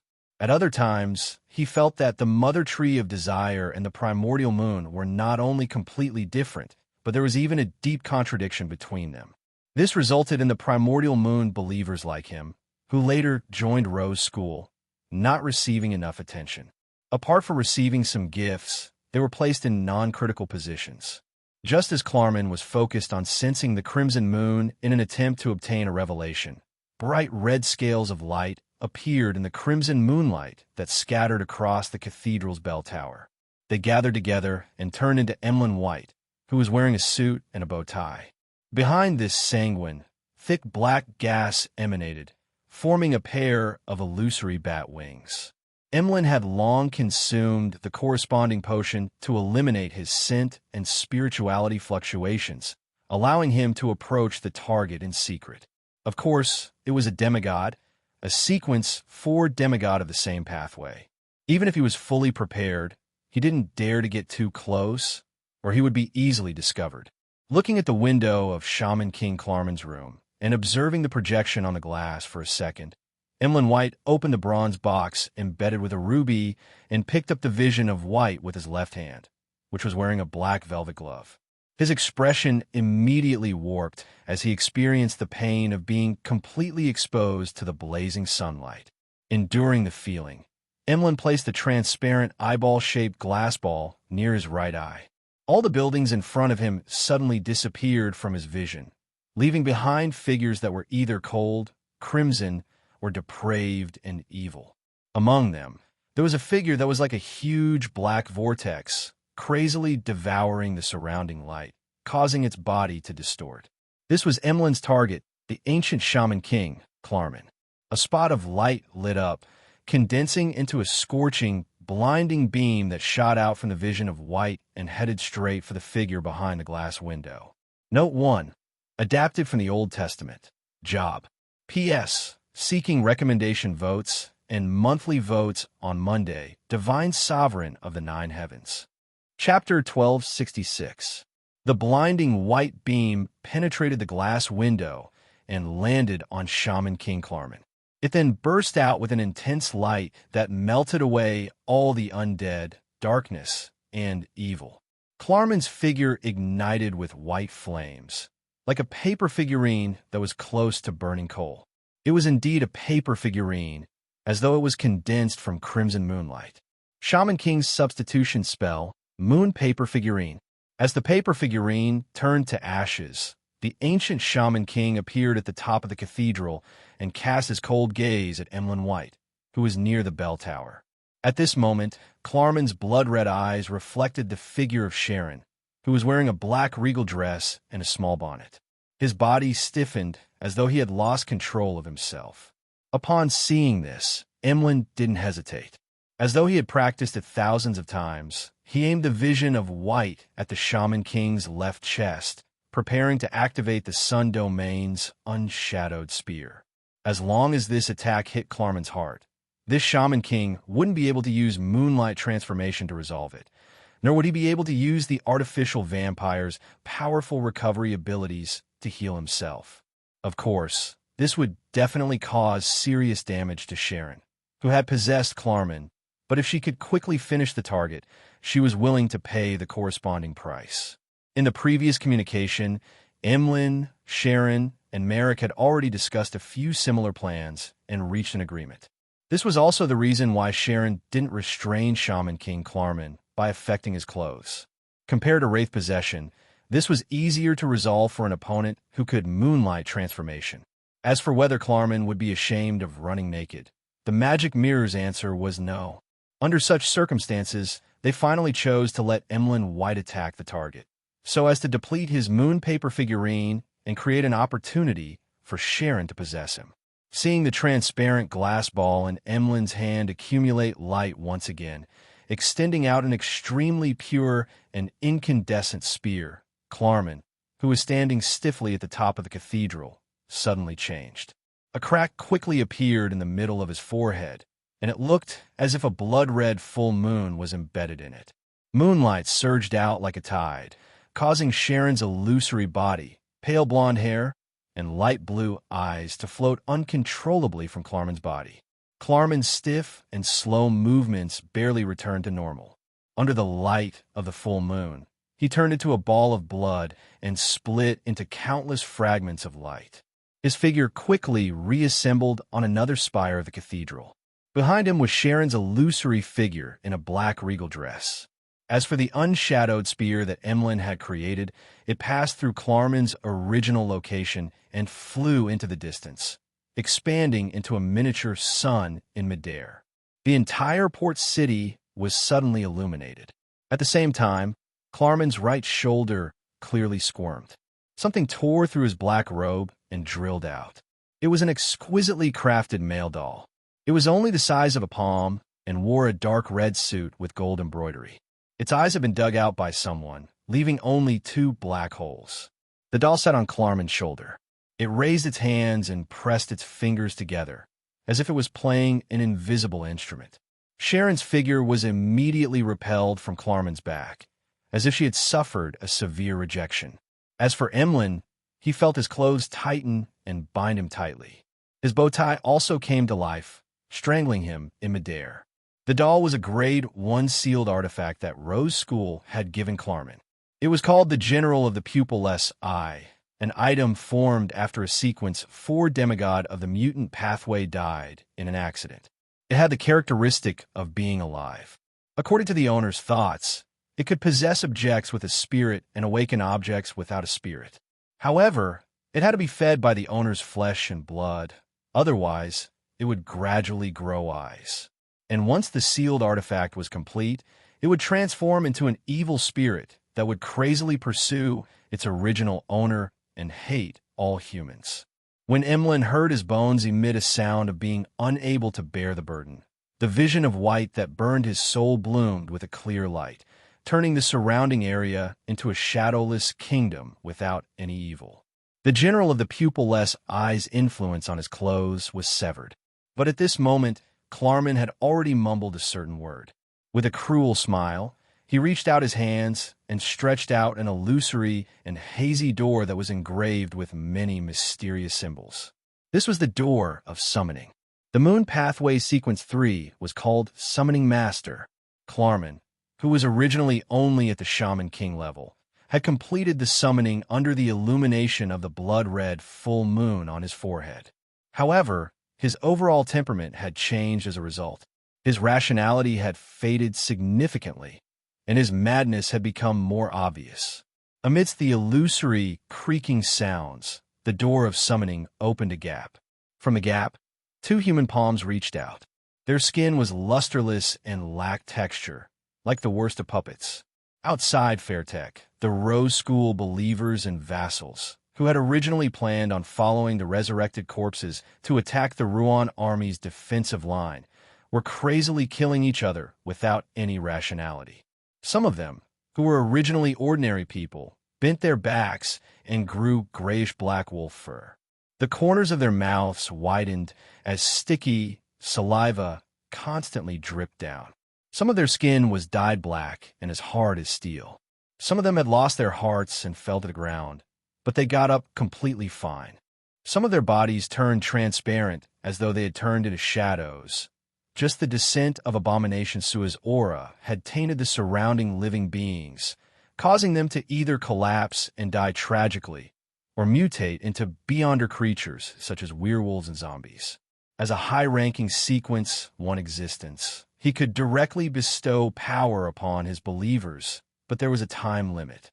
However, this method might not be what the Resistance wished for.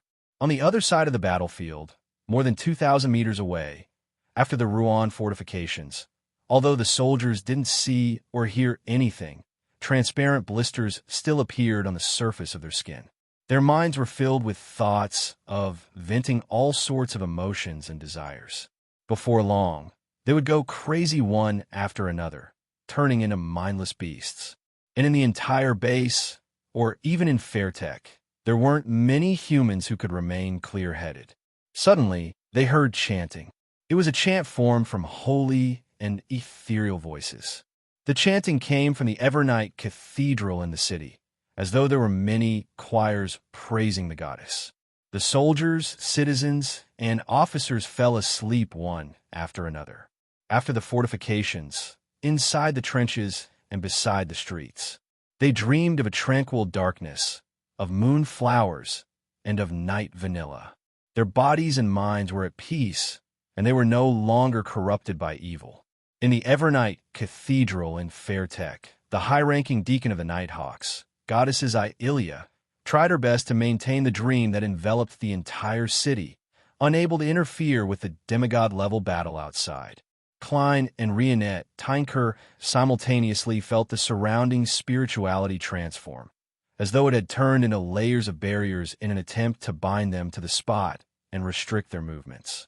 And in the blood-red mud between the Shaman King's chest and abdomen, after Suoa's arm completely extended out, squirming pieces of flesh covered in black viscous liquid drilled out, forming the body of this abomination.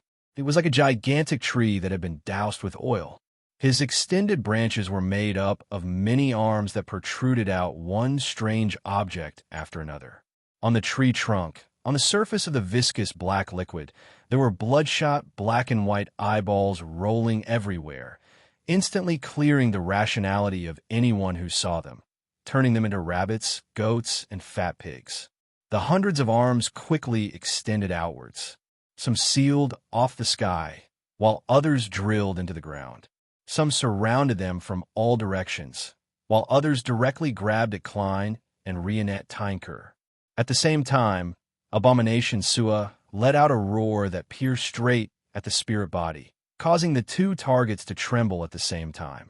A certain degree of stiffness appeared, making the crimson moonlight in the sky thicker, causing a scene to appear on the red curtain. At the core of the scene was a mummy wrapped in yellow bandages. It was pierced through by countless brown branches as it hung in midair. Its stomach was bulging high, and from time to time, a certain spot would protrude and collapse, as though it was giving birth to a new life. The mummy's mouth opened and closed as it constantly screamed. Although Klein couldn't hear any actual sound, his body and soul still resonated with the pain. It made him bear the burden of the mummy's predicament bit by bit. The chain god, Abomination Sua's roar, was formed from ancient Hermes' words overlapping in an unimaginable manner. In essence, he was praying to the chain god, and he successfully received a response. The Mother Tree of Desire was still unable to infuse too much of her power into reality. To pray to her and obtain feedback at the level of an angel, a large-scale sacrificial ritual was needed. Of course, the direct influence of the Mother Tree of Desire and the gaze she gave through the chain god also had a certain difference in essence. The chain god wasn't a true god to begin with. He was only a king of angels that contained the mutant pathway's uniqueness and two sequence, one beyond her characteristics. After giving birth to Abomination Sa, he even lost a sequence, one beyond her characteristic. When he was completely corrupted by the Mother Tree of Desire, he also suffered the fate of being isolated. Therefore, regardless of the nature of the Mother Tree of Desire, the influence it could cause on reality was limited after going one full circle. But no matter what, the trap targeted at Rionette Tynker was sufficiently luxurious. As the projection of the chain god appeared, the entire land was dyed dark red. Klein immediately felt that his connection with the spirit world had been severed, preventing him from using teleportation to leave. His figure instantly jumped through the flames. Taking the opportunity when Rionette Tynker was fending off Abomination Sua, he reached his hand into the void and grabbed at different spots. Finally, Klein dragged out a silver-black jewelry box embedded with all sorts of gems. Then, without any hesitation, he opened the second layer. Box of the Great Old Ones. The second layer of this Grade 0 sealed artifact could transfer all living beings within its range to a particular scene it had recorded. Chapter 1267. The silver-black, three-layered jewelry box embedded with many gems was quickly opened, revealing the interior of the second level. It was pitch black, and even the surrounding barrier seemed to fuse with it. It gave off the feeling that there was no end or bottom. In an instant, countless specks of light lit up in the darkness. It was as if it had become a miniature starry sky, a miniature universe. These resplendent dots of light rapidly spun, causing the surrounding scene to change several times in a second. Klein's plan was to move Abomination Sua, Rose School Shaman King, and a large number of believers and vassals to the ruins of the Battle of the Gods, allowing them to leave the southern continent. They wouldn't be able to immediately sense that Klarman had been attacked, preventing them from providing effective assistance. However, the second level of the box of the Great Old Ones was random. There were only a few times when it could release a specific scene. Most of the time, the chosen location would inevitably undergo an anomaly.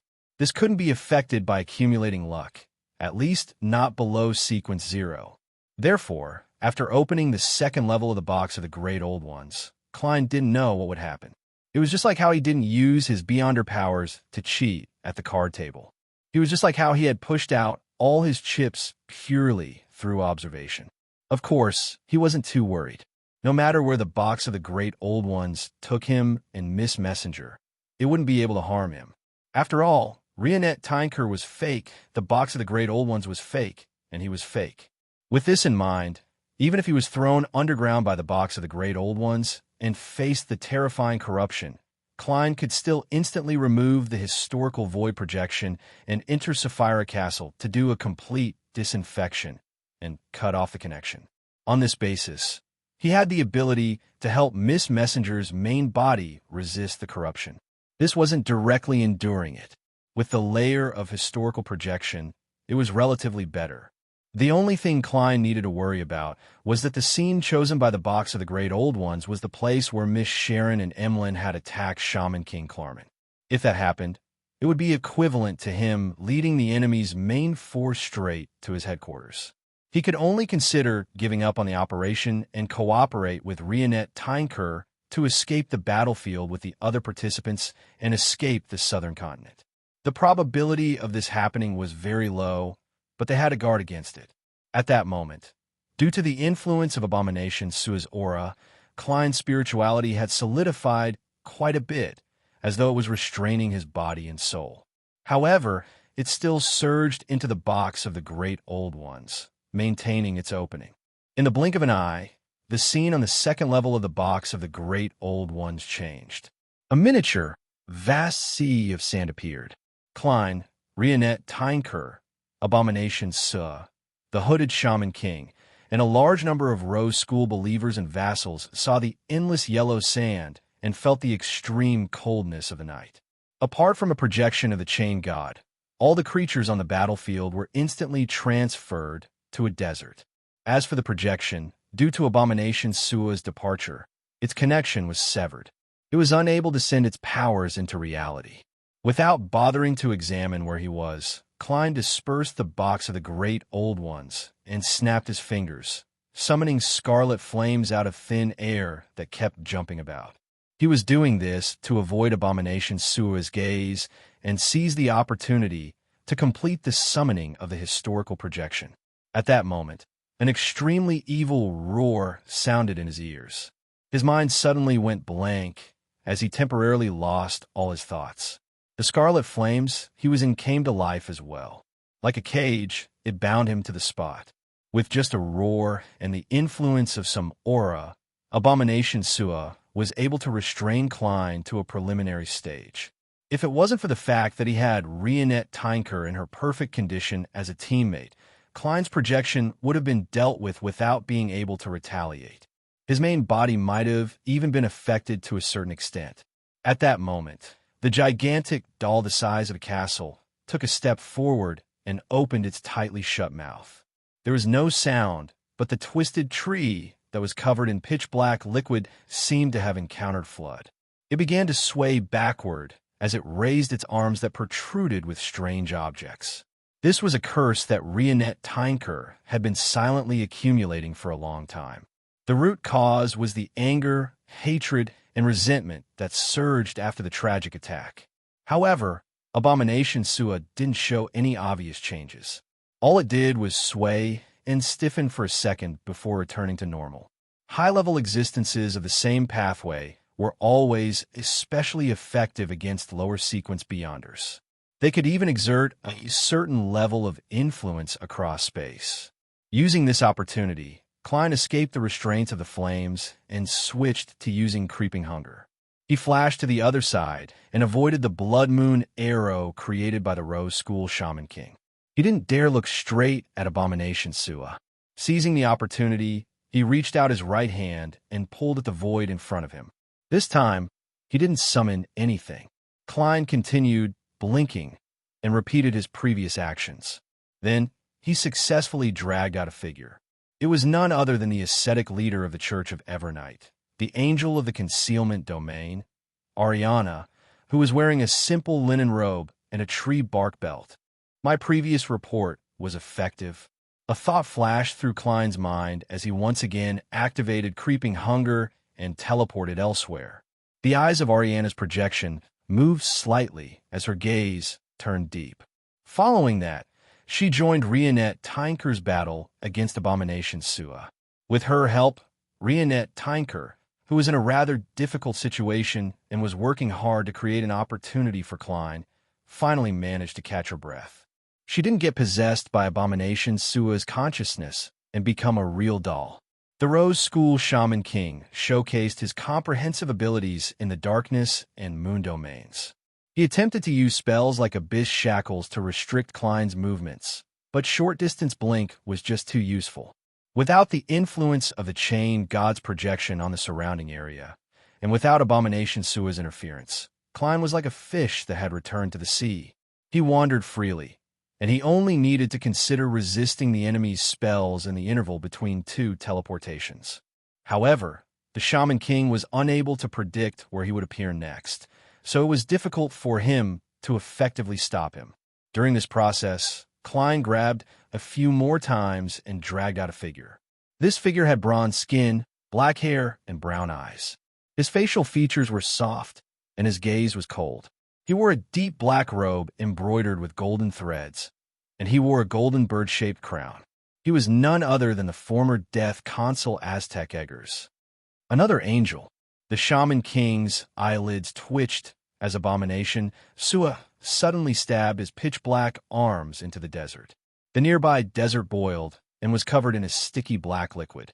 It spread far into the distance and corroded the void, interfering with the overlap between reality and the spirit world. Before teleportation was completely effected, Klein blinked to appear behind Mr. Aztec. Using him as cover, he quickly grabbed at the air a few times. His arm suddenly sank as he dragged out a silver-white snake tail. Another angel.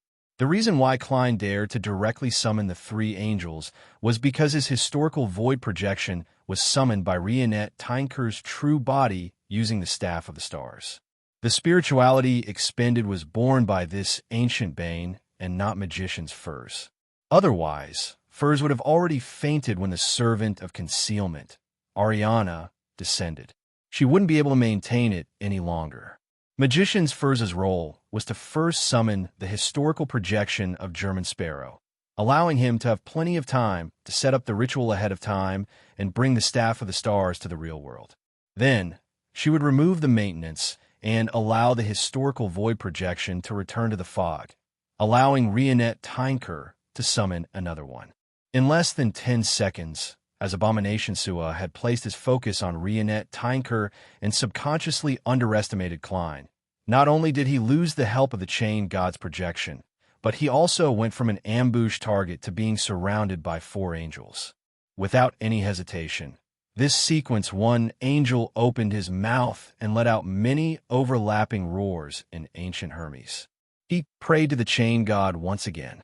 Upon seeing the door of summoning in front of Shaman King Klarman quickly open and reach out 2 palms whose auras alone made him tremble, a thought suddenly flashed through Emlyn White's mind. Another angel of the Rose School of Thought, King of Curses Baranka. This was the information provided by Sharon and Merrick. Upon seeing this, Emlyn tensed up. Without any hesitation, he waved his arm and threw the vision of White at the door of summoning. On the one hand, it was his first time experiencing a battle at the demigod level, so it was inevitable that he would overreact. On the other hand, he wasn't worried that he would lose the vision of white. After all, it belonged to the sanguine as a whole. At most, he could slowly repay it in the future. At the same time, even without this sealed artifact, he still had other mystical items to use. For example, Laymanos Travels. With this notebook, Emlyn could summon the unshadowed crucifix to replace the vision of white. After the eyeball-shaped glass ball flew out, it constantly absorbed the light along the way, bringing with it extreme darkness. When he got close to the gate of summoning, the vision of white suddenly erupted, blooming with an extremely brilliant light. Like the scorching sun at noon, it enveloped the hands and the gate, melting away all evil, depravity, darkness, filth, and the aura of the undead. The blood-red full moon on Shaman King Klarman's forehead was clearly affected. Its radiance was compressed to its side, unable to affect its surroundings. Seizing this opportunity, Sharon's figure, which was floating in midair, warped and turned into a life-size puppet. This puppet looked identical to Shaman King Klarman. It had messy black and white hair and a pair of bright red eyes. On the other side, Emlyn raised his left arm, revealing the translucent ring on his index finger outside the glove. The ring seemed to be made of light red amber, and there was a blood-colored gem embedded at the top. Lilith's ring. This was a ring personally made by the sanguine ancestor, the ancient goddess Lilith. It could project a door that led to the depths of the spirit world for a certain period of time, summoning an unknown creature. Emlyn didn't know what he would receive. All he knew was that the summoned creature would be slightly stronger than him under normal circumstances, but he couldn't eliminate the possibility of directly inviting a demigod. At the top of the ring, the blood-colored gem emitted a faint glow as an illusory door covered in mysterious patterns appeared in front of Emlyn. It creaked open, causing the gap to widen. Just as Shaman King Klarman regained his senses from the sun's illumination, he saw a moon rise behind the door of summoning. It was a bright, silvery white moon. Chapter 1268. In Shaman King Klarman's eyes, a bright, silvery white moon slowly rose and quickly filled his pupils.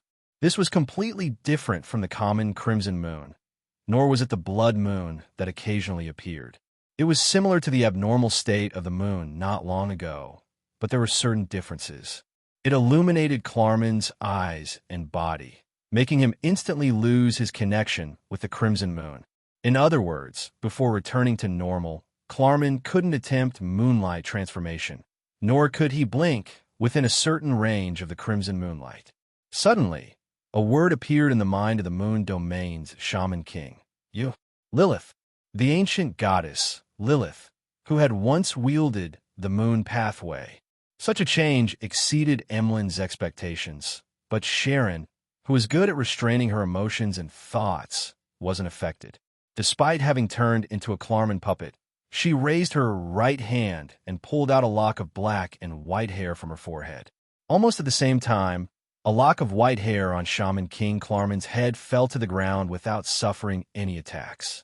The door of summoning that he had just opened melted and shattered inch by inch under the sun's radiance produced by the vision of white.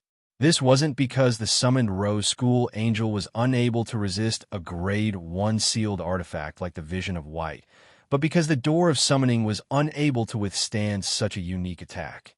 In addition, the King of Curses, Baranka, had only reached out his hands, and the power that could descend through space was rather limited. The evil aura that had seeped into reality had been purified by the vision of white, preventing it from affecting Sharon and Emlyn. At this moment, without the door of summoning as a medium, Baranka could only return to his original spot and wait for the next summoning, or for Shaman King Klarman to pray. As an angel, he had a high enough level to respond to prayers in the entire world. Seeing the lock of hair fall to the ground, the Klarman puppet that Sharon had turned into didn't hesitate. She let her right hand slide down a little from her forehead and pinched the exaggerated gap that was embedded with the blood-red full moon before forcefully closing it. Klarman couldn't help but let out a blood-curdling scream. The flesh on his forehead strangely turned blurry as it filled the terrifying gap, blocking the miniature full moon. This was one of the beyonder powers of Sequence 4 puppet of the mutant pathway. It was called Source of Curses. Apart from affecting non-living creatures, the puppets could also turn into arcane puppets, magical paper dolls, and other items. Through the connection established, they could curse the target in various ways. This beyonder power would undergo a qualitative change at Sequence 3. At this stage, it was the type that would harm the enemy in oneself. Under normal circumstances, puppet demigods rarely used it. In other words, the puppet was hurting itself to hurt the enemy. The reason why Sharon dared to do so was because she was certain that since they were both Sequence 4, a wraith and a zombie would definitely be able to withstand more damage than a vampire. Having known ahead of time that Shaman King Klarman had a Grade 1 sealed artifact, General of the Pupilless Eye, Sharon didn't think that her wraith possession would succeed. Her main goal was to use this method to establish a connection with Klarman and prepare for the subsequent curse. She plucked out the lock of hair, which was a sign that the curse had officially begun. Destroying the blood-red full moon on the target's forehead was to prevent him from building the door of summoning again and pulling the Angel of Rose School into the battlefield. Of course, as a demigod, Klarman wouldn't be cursed to death so easily. If it were in the past, he could have used moonlight transformation, bat illusion, and other methods to weaken the damage brought about by the curse. He could also constantly move at high speeds, dodge attacks, and recite the honorific name of the Angel of Rose School. However, under the illumination of the silvery white moon, his body seemed to freeze, preventing him from completing such actions. As Klarman's thoughts raced, the puppet, General of the Pupilless Eye, who was sitting on his shoulder, stood up and let out an ear-piercing cry. The surrounding glass windows shattered, turning into bullets that shot towards Sharon, who was floating in midair. Without a controller, the eyeball-shaped glass ball flew up on its own, causing a huge pillar of light with countless flames swirling around it to descend. The pillar of light enveloped Sharon, illuminating the surroundings as though it was daytime. General of the Pupilless, I could affect mystical items that had lost their owners and make them help him.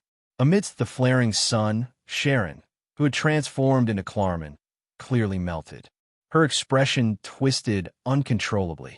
Half of the large number of glass shards melted into the pillar of light, while the other half penetrated her body. Klarman let out another tragic cry. It left Emlyn's body cold, as his blood seemed to condense into frost. Bloody holes appeared on the surface of the Shaman King's body.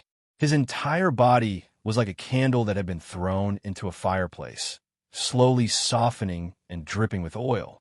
Any damage dealt to the source of curses would be reflected on the target. As a demigod of Rose School, Klarman undoubtedly knew this. His actions just now were to exchange damage for damage, forcing Sharon to take the initiative to stop the curse. Under the theurgy of the Sun Domain, dark and evil creatures like puppets, wraiths, zombies, and werewolves were clearly more injured than vampires, potions professors, scarlet scholars, and shaman kings. In other words, the continuous strikes of flaring sun would cause Sharon to vanish, but it would only severely injure Klarman. As for demigods of the Moon Pathway, they had extremely powerful self-healing abilities. In that short second, Shaman King Klarman used his rich experience and profound mysticism knowledge to accurately grasp the problem of the source of curses. He chose the method that was most suitable for him and could produce results in the shortest amount of time. But at this moment, Emlyn White, who had lost the vision of white and summoned the strange moon, snapped back to his senses. He took out a bronze-green notebook with a hardcover and flipped it to one of the pages. Crackling sounds sounded as bolts of lightning leaped out of thin air, interweaving into a storm that emitted an intense aura of destruction. It instantly swept Shaman King Klarman in. Laymanos Travels, Lightning Storm. Having temporarily lost his moonlight transformation and the ability to blink within a certain range, Klarman was unable to dodge at all. He was struck by the silver bolts of lightning one after another. Sharon took the opportunity to remove the source of Curse's state to prevent the damage suffered by the target from being reflected on her. However, her face was clearly much paler than before, and her aura had become rather weak. The flaring sunbeam had indeed dealt her quite a bit of damage. The burst of silver quickly extinguished as Klarman's body turned pitch black. The charred skin and flesh constantly peeled off as new flesh and blood squirmed and grew at the original spot. The general of the pupilless's body rapidly turned incorporeal, as though he had turned into a ghost.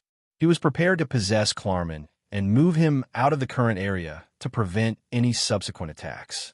At this moment, a blonde, red-eyed head suddenly appeared and bit down on the exquisite doll's head. Klarman, who was still feeling a little numb, subconsciously looked over and saw a lady without a head. The lady was dressed in a gloomy Gothic dress and carried 4 blonde, red-eyed heads. Rionette Tynker. In the vast desert, Rionette Tynker, who was attacking Abomination Sua with Aztec, Ariana, and the Silver Serpent, suddenly had a blank look in her eyes. Her actions turned stiff as she acted instinctively. This was part of Klein's plan. Once the battle stabilized and Abomination Sua was temporarily unable to escape, nor was his life temporarily not in danger, Rionette Tynker's true body would exit her concealed state and return to the real world to help Sharon and Emlyn quickly finish the battle. Looking at the tragic mummy projection that appeared in midair, he controlled the 3 angels to hold back Abomination Sua. At the same time, he used their auras to influence the environment around him to switch from teleportation to flaming jump, continuing to deal with the Rose School of Thought Shaman King. During this process, he appeared carefree, but in fact he realized that the compatibility between his body and soul was decreasing bit by bit. His body gradually became a cage for his spirit, making his actions stiffer and heavier. This made Klein recall the core description of a prisoner. The body is the cage of the heart, and the world is the cage of the body. With the passage of time, he intuitively understood the meaning of this sentence from another angle. After Abomination Sua began to pay attention to him, even if he didn't have the chance to directly attack him, he had unknowingly been corrupted. After one of Rionette Tynker's heads controlled the general of the pupilless eye, the other head raised the black cane in her teeth. This cane was embedded with many gems as it lit up with a blurry glow. A figure quickly took form. It was none other than the German sparrow in his top hat, trench coat, and death knell. Bang!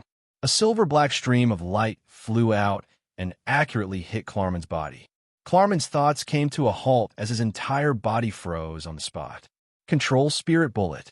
This was the Control Spirit Bullet shot by German Sparrow as a replica of the Staff of the Stars.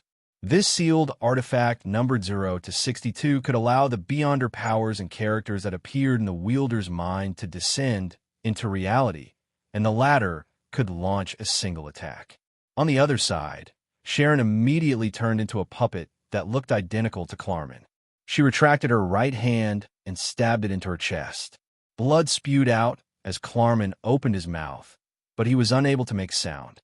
To a wraith, the heart was definitely not a vital point, but to a vampire, it was extremely fatal. Without giving Klarman a chance to resist, Emlyn flipped through Lamino's travels again and released the historical void summoning projection recorded on it. He then took out the unshadowed crucifix that was covered in bronze. He pressed down on the spike with his fingers, allowing the blood to flow out and cleanse the mottled cross. A long spear that was pure to the extreme and blazing white to the extreme instantly condensed. After Sharon dispelled the source of curses, Emlyn threw out the spear of light and watched it penetrate Shaman King Klarman's chest and nail him to the high wall of the cathedral. The brilliant light suddenly expanded, completely wiping out Klarman's final aura. Unshadowed spear. In the vast desert, Klein suddenly stopped and took off his top hat at Abomination Sua and the Shaman King. He pressed his hand to his chest and bowed. His body then faded and vanished. During this process, Klein wasn't worried about being disturbed at all. This was because it wasn't that he was attempting to leave, but that Rionette Tynker had dispelled the historical void projection. This also meant that the operation on the other battlefield had succeeded. Chapter 1269. Under the golden light that erupted, Klarman, the shaman king who had lived for more than 1,000 years, fell to the ground in pieces at the entrance of the Evernight Cathedral. Every piece was charred black without any blood. Among them, an item dropped out from his burnt black robe. It was a normal-sized palm. The texture of the skin was inhuman, and it had a rather dim luster. The fingers were slender, and the flesh was even. If he hadn't seen it in such a situation, Emlyn would have definitely imagined that the palm was a part of an exquisite, full-size doll. The other head in Rionette Tynker's hand swung forward and quickly bit the palm. At the same time, Sharon's figure turned incorporeal as she entered Shaman King Klarman's remnant body, accelerating the purging of the Beyonder characteristic. Emlyn composed himself and looked at the dissipating door of summoning created by Lilith's ring. His body suddenly transformed into a blurry moonlight. The crimson moonlight immediately shattered, turning into countless fragments of light. The bright and demonic red scales swam around the area enveloped by the moonlight, reforming beside Klarman's corpse in Emlyn White, who was wearing a suit and a bow tie. Without looking at the Beyonder characteristic that was seeping out, he dispersed the unshadowed crucifix, bent down, and used his left hand, which was wearing a black velvet glove, to pick up the glass ball-like vision of white that he had thrown over. His other hand shook Lamino's Travels, flipping the spellbook to one of the pages. The symbols and mysterious patterns depicted on it were all part of travel. Emlyn's figure turned transparent as he vanished from the scene. He had followed the plan to leave first after the operation ended. He didn't interfere with Sharon and company's cleanup of the scene and erase any traces. After all, he was the weakest here. He had to rely on sealed artifacts and mystical items to fight, which drained him greatly. As for the spoils of war, they would be distributed when he returned to Bakeland. In this regard, Emlyn fully trusted German Sparrow's promise and the credibility of the Rose School Temperance faculty. After teleporting back to an empty house in Bakeland, he suddenly threw down Lamino's Travels and took out the bronze box embedded with many rubies. He then placed the vision of white inside. After doing this, Emlyn had the strength to take off his left glove. He saw that his finger was covered in blisters that were swollen and swollen. With the vampire's regenerative abilities, this level of injury should have healed long ago, but in reality, it didn't improve at all. The burn from the vision of white will take at least 7 days. Emlyn took out the ointment that was stored in a metal tube, squeezed out a portion, and smeared it on the wound. The soul-piercing pain was immediately covered by a refreshing feeling. Emlyn slowly exhaled as though he had finally come back to life. He had used a great deal of willpower to restrain himself from throwing the vision of white to the ground. This was because once the sealed artifact left his control, it would automatically absorb the surrounding light and emit a glow that could purify all things. To a sanguine, this was a very good way to commit suicide. Right on the heels of that, Emlyn took out a bottle of his blood that he had drawn ahead of time and smeared it on the surface of Lamino's Travels. Then, he drank another bottle of blood to alleviate the thirst brought about by Lilith's ring. After doing this, he finally eliminated the negative effects of the sealed artifact on him. Only then did Emlyn have the time to recall the accident that had happened during the battle. He had used Lilith's ring to project the door of summoning, but he hadn't summoned a creature from the depths of the spirit world. Instead, he had brought out a strange moon. This moon had hung behind the door of summoning, silently illuminating Shaman King Klarman, suppressing the various Beyonder powers that belonged to the moon domain. If not for such a change, even if Lilith's ring had summoned a spirit world creature at the saint level, it wouldn't have been able to end the battle so quickly. Perhaps he would have had to wait for the angel from the temperance faculty of Rose School to descend before he could gain an overwhelming advantage. A silvery white moon. Don't tell me the ancestor gave me help. Emlyn's thoughts raced as he came up with a corresponding guess. This matched his identity as the sanguine messiah that the ancestor had appointed. After serious thought, Emlyn no longer had any doubts about this guess. However, unlike usual, he wasn't that excited or agitated. When he truly witnessed a battle at the demigod level and confirmed that he had to shoulder such an important responsibility, he didn't feel proud at all. His heart was heavy and filled with pressure. Phew! After a few seconds, Emlyn opened his mouth and whispered, "I'm the Messiah of the Sanguine." When he said this, his expression was abnormally solemn. There was a hint of solemnity without any hesitation. In the room where Emlyn had previously met with Merrick and Sharon, this sanguine saw the perfect doll-like lady take out 2 items and heard her voice say, with a slightly ethereal tone, "According to the agreement, we will only take 1 item. According to the agreement, we will only take 1 item. This is all that is left." The 2 items were a gem that seemed to be condensed from thick blood. It was the size of a fist and emitted a crimson glow like a miniature crimson moon. An exquisite male doll wearing a dark red suit with golden patterns had 2 black holes for its eyes. Shaman King Beyonder characteristic. General of the pupilless eye. Emlyn nodded and saw that the 2 items seemed to have a life of their own as they flew over. Just as he reached out to grab them, he heard Miss Sharon add, "The Shaman King's Beyonder characteristic has some strange corruption remnants." The Shaman King's Beyonder characteristic has some strange remnants of corruption. Even the unshadowed spear wasn't able to purify it. She means that I have to find an angel to help me shatter it and remove the corruption? Emlyn completely understood Sharon's words as he nodded slightly. "I know how to deal with it." Sharon, who was wearing a small black bonnet, immediately floated up. She lifted her skirt and bowed. "Thank you for your help." "Me too." Emlyn took off his hat and bowed in return.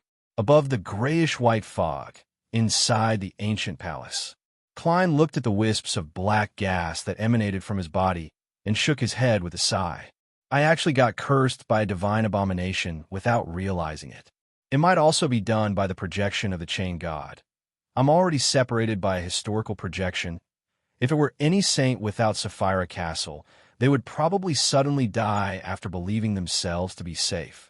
As for Miss Messenger, since she was a real angel, even without a historical projection, there wouldn't be too much of a problem." Therefore, Klein wasn't worried.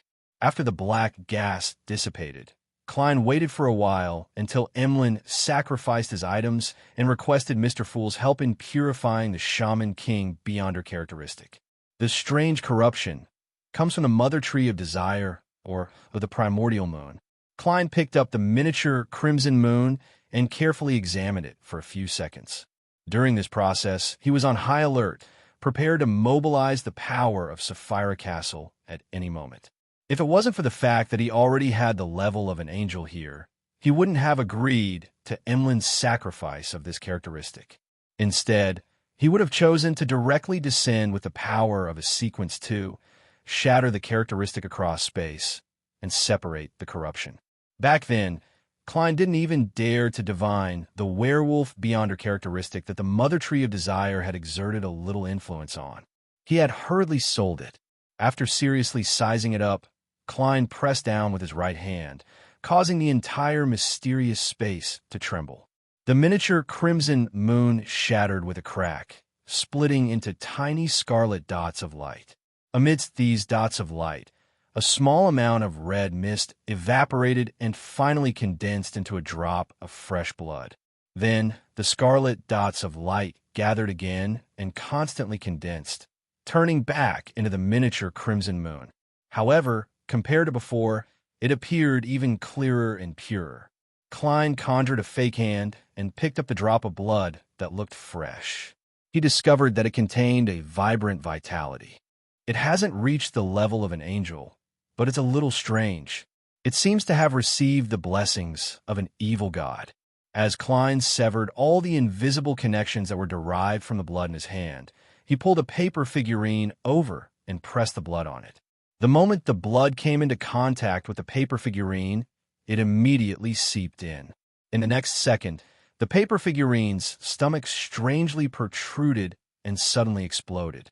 As the paper figurine shattered, a new paper figurine with a hint of crimson crawled out from its stomach. It had a vague appearance.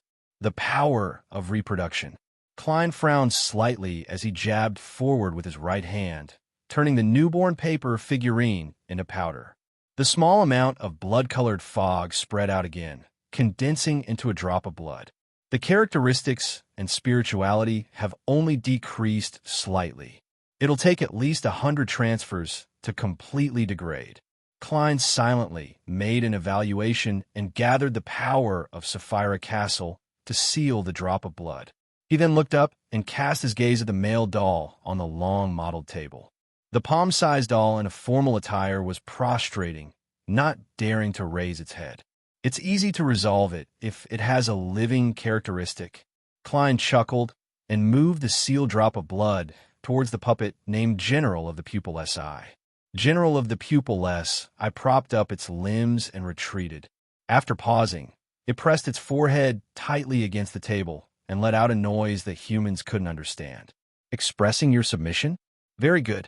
Klein replied with a smile and casually instructed, show me your abilities. After a series of demonstrations, he confirmed that General of the Pupilless Eye could possess a target and affect inanimate objects. It could also gain initial control over mystical items that didn't have any spirituality injected into them. The latter ability might be very useful at certain times.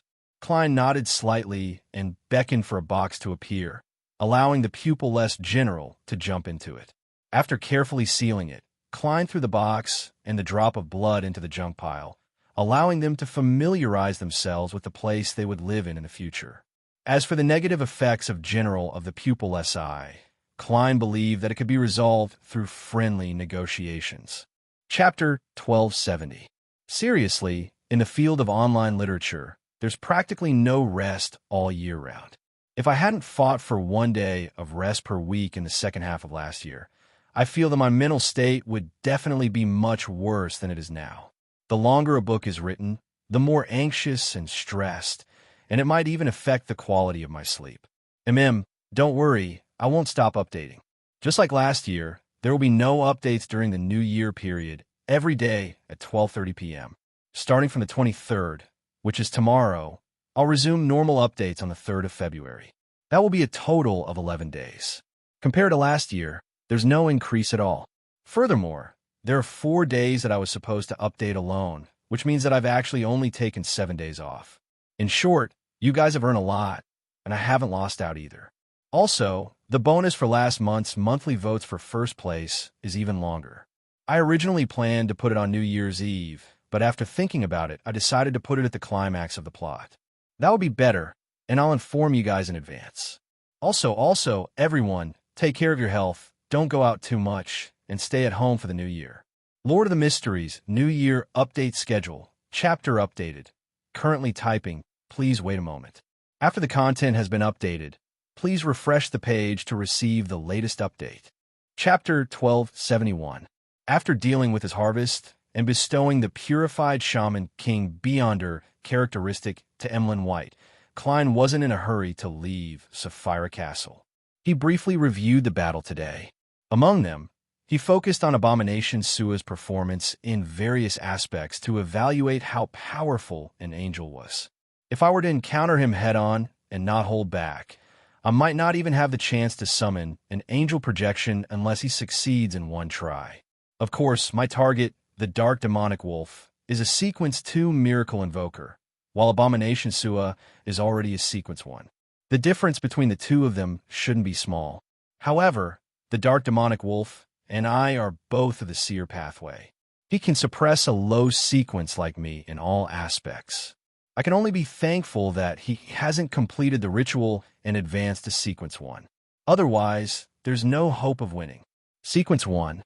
As his thoughts raced, Klein's pupils suddenly constricted as he sat up straight. He just had an idea and thought of a possibility. Could it be that Dark Demonic Wolf Kotur has already advanced and become a Sequence 1 attendant of mysteries? He created the Marionette City to mislead possible pursuers, such as Angel of Time Amon? I can't rule out such a situation. Yes, there's another possibility. It's that Dark Demonic Wolf Kotur has already completely grasped that curtain and has the strength of a quasi-Sequence 1. The more Klein thought about it, the the more he felt that his next actions might be more dangerous than he had expected. For the dark demonic wolf to survive in the forsaken land of the gods for so many years, to the point where even the god of deceit, Amon, was unable to successfully capture it, it meant that he had reached a rather high standard in both strength and intelligence. I still have to make more preparations for the hunting plan against him. Klein frowned slightly and slowly exhaled. Bakeland, Westboro, inside the Odora family's villa. Emlyn sat on the leather sofa in the living room and placed his right foot on his left thigh, patiently waiting for Baron Cosme to arrive. Before long, the sanguine Baron, who looked like a middle-aged gentleman, entered the lounge and swept his gaze at Emlyn. "Viscount White, why are you visiting so late at night?" Emlyn smiled. "Isn't this the beginning of the day? Look, the crimson moon outside the window is so beautiful." Cosme really wanted to reply to the young sanguine, telling him that he had always maintained a good routine of waking up at 7 in the morning and sleeping before 11 at night in the Harvest Church. However, after some hesitation, he resisted the urge and said, "That's not a problem." However, he hesitated for a moment and resisted the urge. Emlyn patted his suit and tugged at his bow tie. Bit by bit, he got up and raised his chin slightly.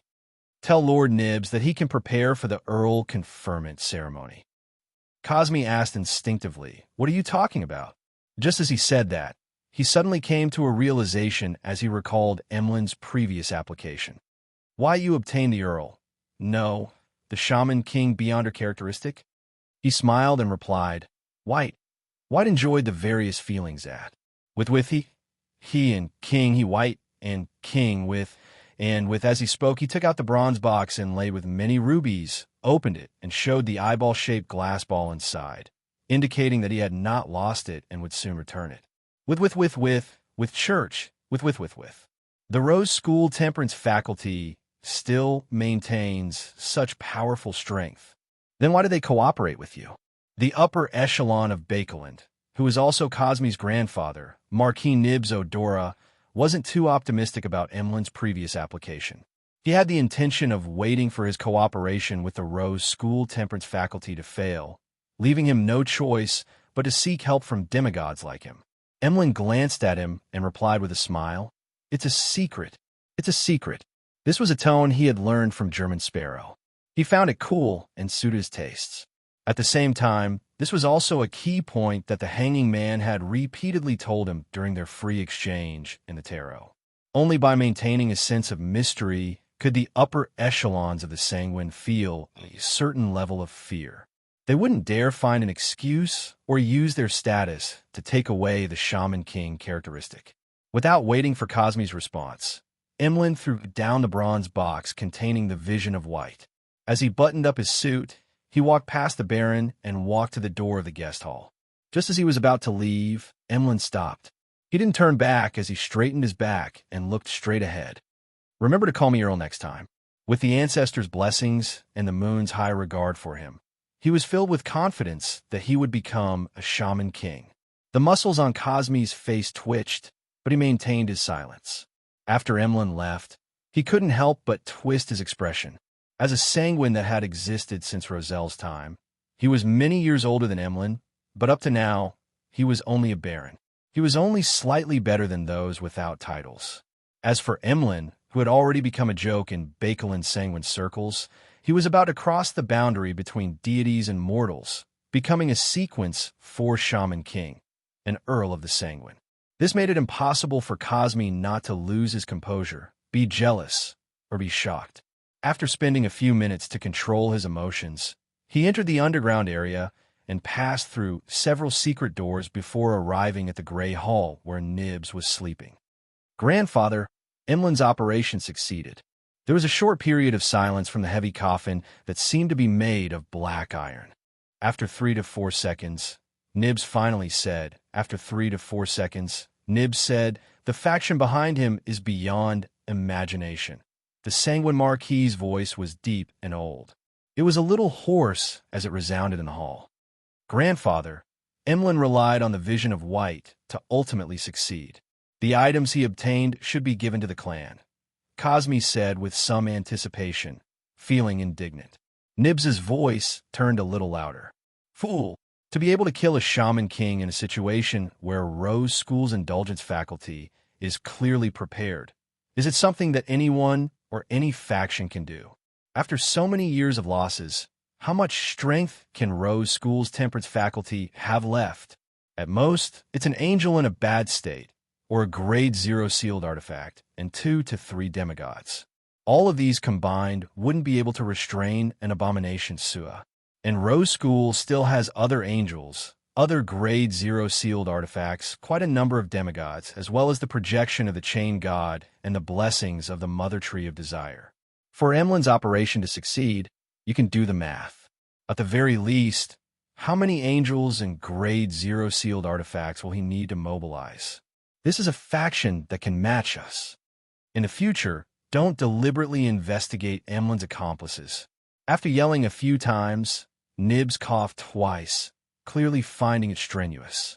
Cosme's face alternated between livid and pale before he finally calmed down. Then, are we really going to prepare a ritual for him? What else? Nibs returned with a question before sighing.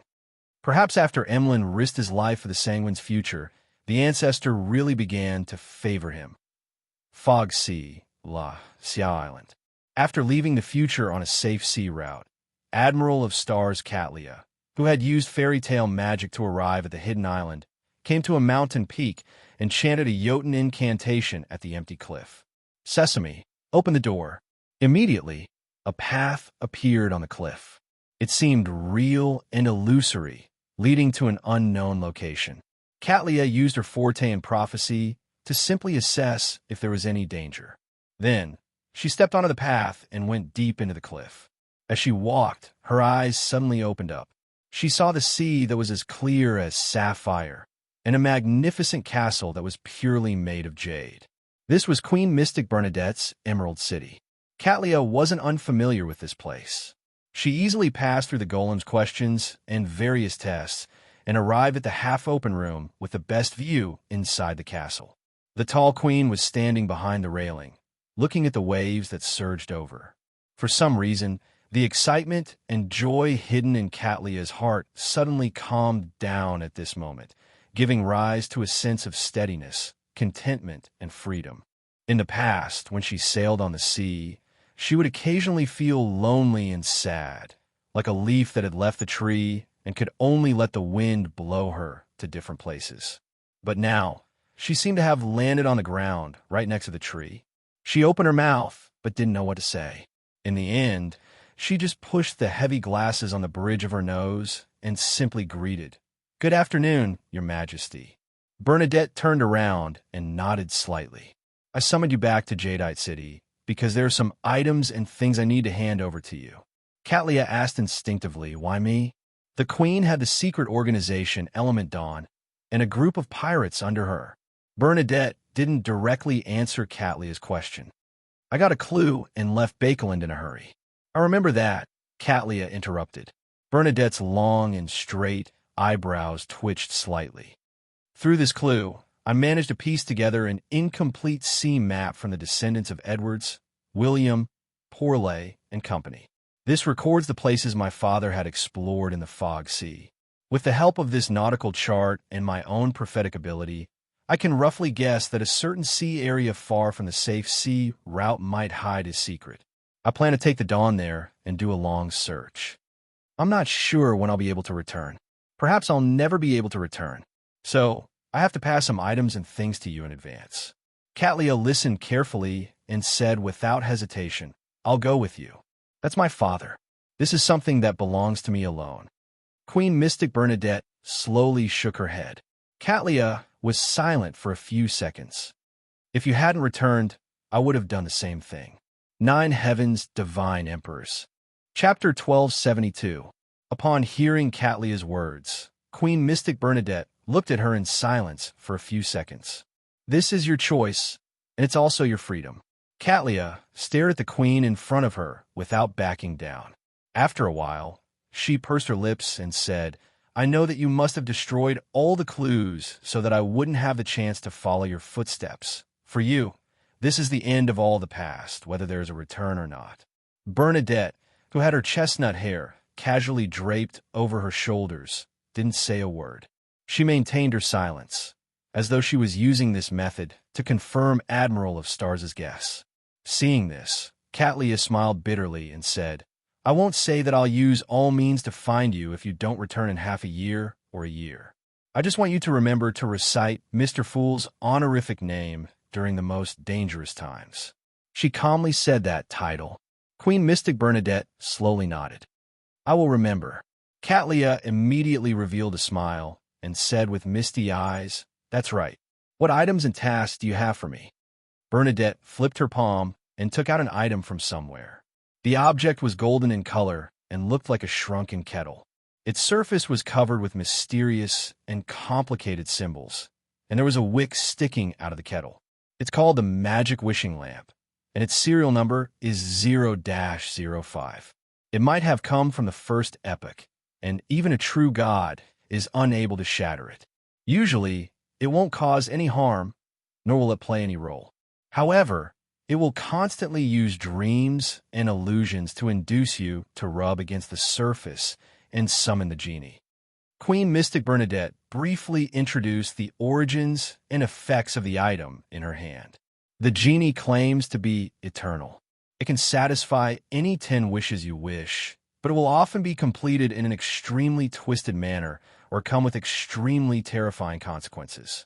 My father said that the wielder can use words and preparations to avoid the harm brought about by the first 2 wishes, but the third wish is absolutely not to be made. At this point, Bernadette emphasized another point. Absolutely not. Sounds easy to avoid. Catlia thought for a while and said, You give me 2 wishes after you make them. I'll make 2 more wishes and then give them to Frank, Heath, and the others. This can do a lot of things. She was only using Frank as an example. She had no intention of letting that guy come into contact with such a dangerous thing. Bernadette held the magic wishing lamp and shook her head indiscernibly. The possessor is different from the possessor. Before I die, even if you obtain the magic wishing lamp, you will only be the possessor. The first wish you make will be recorded as my third wish and your first wish. Also, although we can use words and preparations to avoid the damage that comes with making wishes, it doesn't mean that the genie is unintelligent. On the contrary, it is very smart, cunning, and very autonomous. Catlia hummed in acknowledgement. Then does he have a wish that cannot be fulfilled? Not at the moment, but if it involves a true deity, the degree of distortion in the wish will exceed your imagination. To put it simply, if you wish to become a sequence 0 true deity, your body and soul will fuse with an evil god of unknown origins. Remember, the genie's requirement is that the wish has to be simple. Otherwise, he will reject it and treat it as though you have already made a wish, Bernadette explained. With that said, she got an invisible servant to fly the terrifying sealed artifact, 0-05, towards Catlia. After Catlia reached out to grab the magic wishing lamp, Bernadette continued, Catlia, I'm going to take the magic wishing lamp. If you dream of the genie and are bewitched by him to make a wish, it means that I can no longer return. Next, you'll be its wielder. I hope that your first wish is to take back all the items that Bernadette Gustave brought with her before she went out to sea, including her Beyonder characteristic. Yes, it's best to add a specific date when you make your wish. Catlia looked down at the golden magic lamp and blurted out, Can I make a wish to resurrect you? Queen Mystic Bernadette fell silent for a few seconds before saying, The resurrected me might just be a monster. If you really wish to do so, you can ask Mr. Fool for his opinion. Catlia nodded slightly. All right, these are the items I'm giving you and what I wish to tell you. I'll leave the rest to the Element Dawn. They will have a new leader, and they won't collapse because of a single person's disappearance. Bernadette didn't harp on the matter, indicating that this was the main reason why she had summoned Catlia to Emerald City. The magic wishing lamp's level were extremely high, so there was no way to use a messenger to deliver it. Without waiting for Catlia's response, Queen Mystic's expression suddenly softened a little. Haven't you always wanted to share what happened to you all these years with me? Admiral of Stars Catlia was taken aback as she tersely nodded. Yes. She then walked to the queen's side, pulled a chair over, and sat down. She faced the azure sea beyond the jade railing. Bernadette sat beside her and listened to her recount her encounters after leaving the Dawn, just like in the past. Catlia had mentioned some of these matters in her letters, but due to the lack of space, she didn't describe them in detail. Some of them were even being told to others for the first time. At some point in time, Catlia fell asleep and dreamed of many years ago. Back then, she was still a young girl. She stubbornly refused to turn back as she walked off the Dawn. Suddenly, she jolted awake and realized that there was no one around her. She realized that it had turned dark at some point in time, and there was even the rosy glow of dawn. Catlia suddenly reached out and threw out an illusory ball of thread that wasn't realistic enough. The ball of thread rolled into the void, leaving behind a bright thread. Following this thread, Catlia seemed to have grasped teleportation. She strolled through the spirit world and arrived at the periphery of Lasya Island. She stood at the edge of the cliff and cast her gaze into the distance. She saw a gorgeous and huge sailboat carrying the orange-red light of dawn on its back in the dark blue sea that was still a little black as it sailed towards the horizon. Catlia slowly sat down and leaned her body forward slightly. She hugged her knees and stared in that direction for a long time. The sun gradually rose, scattering some of its light on her body. Bakeland, a food distribution point. The veiled Stellan Sammer no longer lowered her head like she had in the past few months, afraid that others would recognize her. She anxiously looked ahead, worried that the free food would be distributed before it was her turn. Vaguely, she seemed to hear gunshots echoing in the distance. It was unknown if it was from the Fasak, Intis, and Phaenopotter troops that had broken through the defense line, or the police who were dealing with the food snatchers. Please end it. Please end this war quickly. Stellan, who had already gone to 3 relief points today, prayed silently. At this moment, the staff member a few meters away raised his voice. The food here has been distributed. Stellan's face immediately turned ashen. She looked up at the darkening sky, dejectedly and numbly dragged her feet as she returned to the house at 17, Minsk Street. As soon as she opened the door, the 2 children in the house rushed over. They raised their innocent faces and said, "Mommy, did you buy bread?" "Mommy, I'm hungry." They were twins, a boy and a girl. They looked very cute. Stellan's nose turned sour as she forced a smile. Yes. She then entered the house, took out a small amount of bread from a hidden spot, and split it equally between the 2 children. Seeing the 2 children completely disregard etiquette as they ate the bread, Stellan's expression kept changing, alternating between sadness and pain. Not long after, her husband, Luke Sammer, returned home, but he similarly didn't have any food in hand. Ever since the Coim Company was taken over by the military due to the Wartime Act, this former manager had lost his job. He could only rely on his past savings and the government's aid to maintain his family. I didn't receive it. Seeing his wife look at him with a hopeful gaze, the burly man with a messy beard lowered his head in shame. Stellan, who was in her 30s and had a rather beautiful face, took a deep breath and said, "Me too. I'll go out and line up again." "Me too. I'm going to line up again. There should still be places that give out food." Without waiting for her husband's response, she rushed out the door. Luke immediately turned around and said to her back, "I'll look for it again. I'll go look for it again." Stellan didn't stop. She walked 2 streets and arrived in front of a house with a garden. Not long after, she met the owner of the place, the tycoon in his 50s. "I think I want to buy some food." Stellan took out a stack of wrinkled bills. The old man with grizzled hair smiled and said, "That's right. Why should I sell it to you? I remember you rejected me the last time." Stellan's face turned extremely pale. Without a word, she lowered her head and used her other hand to unbuckle the belt around her skirt. With a thud, the originally delicate but stained calfskin belt fell to the ground. Luke Sammer wandered the streets aimlessly, unsure of where he could obtain food. Looking at the small number of pedestrians passing by and the bags they were trying their best to protect, the eyes of this learned gentleman who loved machinery gradually turned red. Unknowingly, He followed a person and turned into a street. In less than an hour, the curfew would begin. This was one of the few chances he had. The person stopped outside a house and walked towards the door with weak steps. At that moment, the person suddenly fainted and fell to the ground. Luke subconsciously took a few steps back before quickly approaching and testing the pedestrian's breathing. His gaze unconsciously landed on the paper bag the person was hugging tightly to his chest, and his nose caught the fragrance of toast. Luke gulped and reached out to take the bag. As he moved his palm, he fearfully looked back at the house the pedestrian was trying to enter and saw a child's graffiti pasted on the oriel window. Luke's movement stiffened. After a few seconds, he stood up, walked to the door of the house, and rang the doorbell. The housewife and child quickly opened the door and saw their weak father and the bag of bread.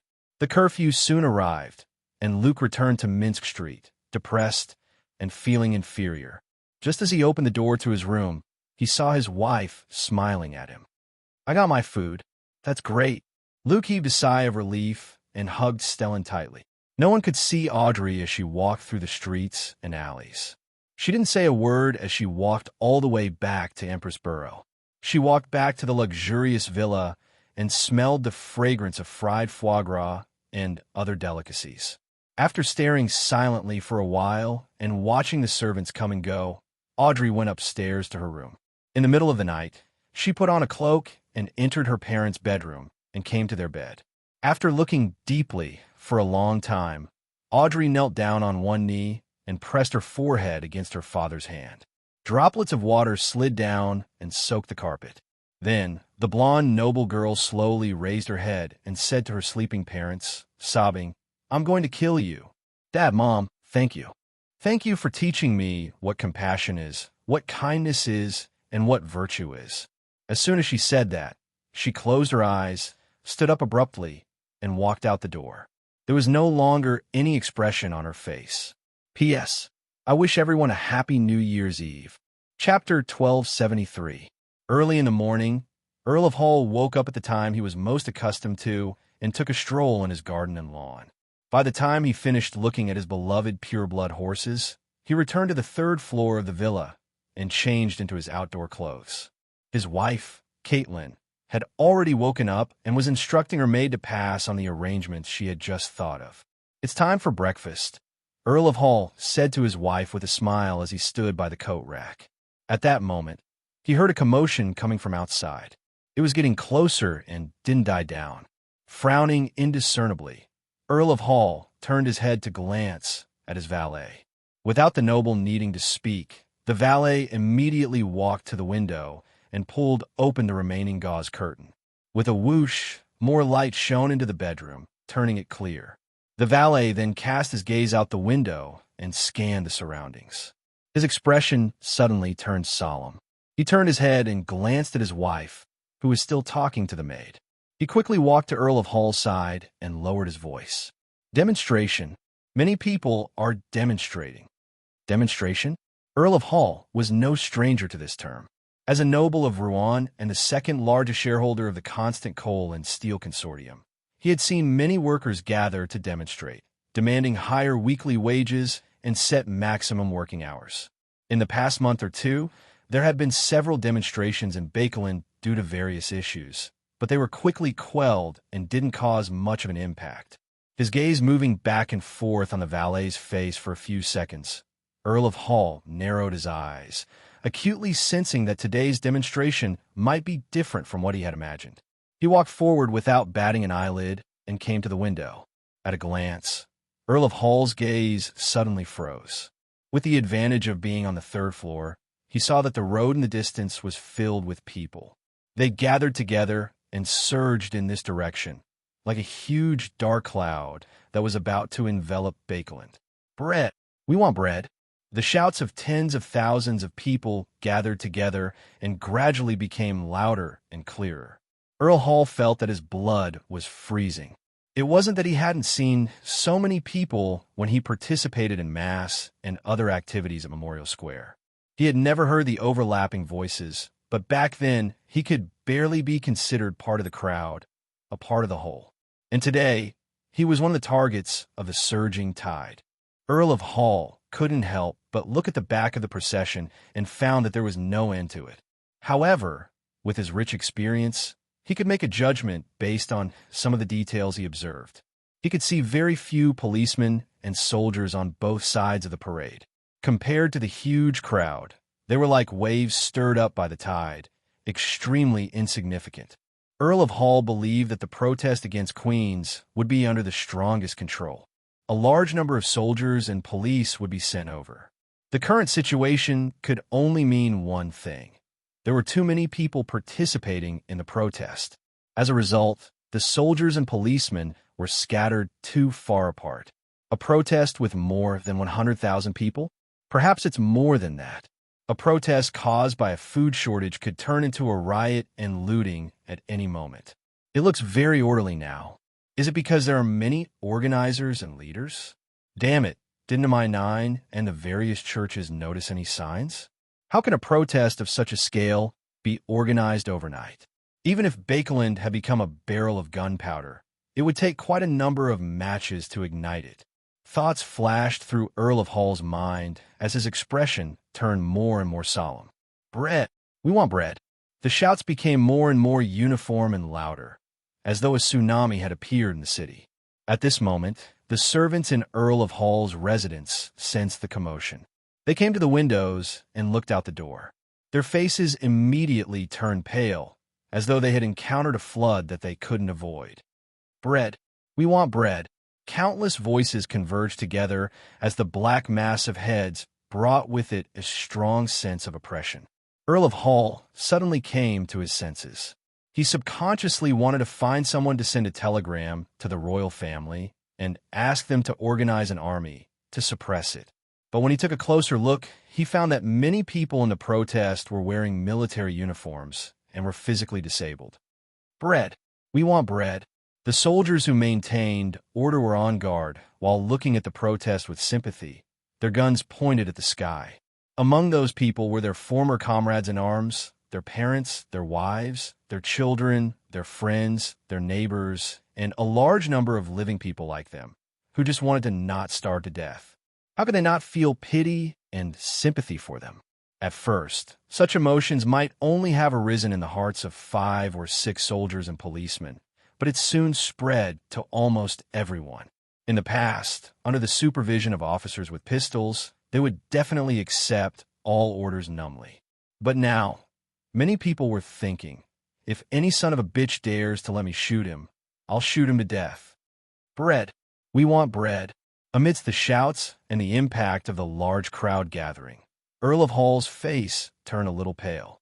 He couldn't help but retract his gaze and look at the guards and bodyguards gathered outside the house. He looked at the beyonders of the Church of Evernight who were in charge of protecting his family and realized that their reactions were different.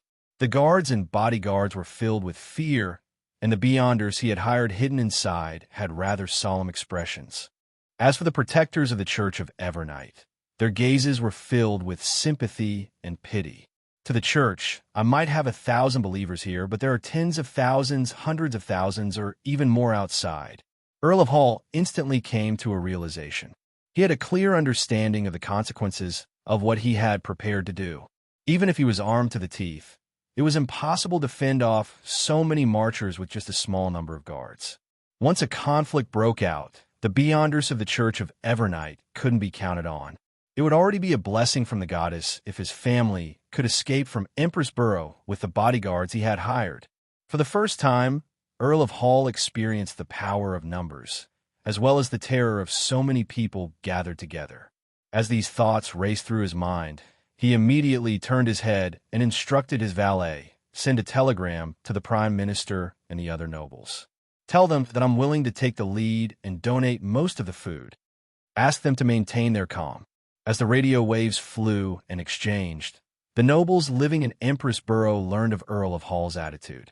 The current Duke of Negan looked out the window with a heavy expression. After a moment of silence, he exhaled and said to the male secretary beside him, "Protect the manor well. Give up on your unyielding stance and follow Earl of Hall's lead. Also, use those merchants who are hoarding food as an example." After high society came to an initial consensus and came up with a plan to deal with the situation, Earl of Hall's heart finally returned to its original position. He had the energy to head to the dining hall and meet up with his family. When he passed through the dining hall's door, he subconsciously scanned the situation inside. His wife was standing by the window, looking out worriedly. His eldest son was pacing back and forth, appearing angry and anxious. His daughter was standing by his wife's side, silently watching the procession move forward like a tidal wave. The fog sea, the future. Catlia stepped onto the resplendent bridge formed from starlight and returned to the deck. "Captain, you have to rein in Frank this time." Bosanina was the first to rush over and shout. Catlia's melancholic mood was instantly shattered as she frowned slightly. "What did he do this time?" Nina said angrily. "He asked me if I could give birth. He asked me if I could give birth to a child. He wanted to study how life was conceived and how the soul was created." "Did you beat him?" Catlia fell silent for a second. "I did." Nina didn't hide it at all. Catlia then cast her gaze at the nearby Frank, ignoring his bruised face. "It's best you study the reproduction of fish first." "All right." Frank scratched his head and obeyed his captain's orders. Catlia then nodded at the pale, bloodless Heath Doyle who had grown out of the shadows of the cabin. "It's fine." Heath Doyle visibly relaxed. "Yes, Captain." After the commotion from the crew, Catlia finally returned to the real world. While they weren't paying attention, she rubbed her temples and flew into the captain's cabin. Following that, she used magic to seal the area and took out the magic wishing lamp, which was ranked at the top of the Grade 0 sealed artifacts. After finishing her preparations, Catlia sat behind the desk and lowered her head. She recited Mr. Fool's honorific name in Jotun and reported the matter regarding Queen Mystic to him. Klein, who was surveying the area around the northern city ruins with a lantern in hand, turned his head slightly and listened for a few seconds. Then, he followed the procedure and entered the world above the gray fog.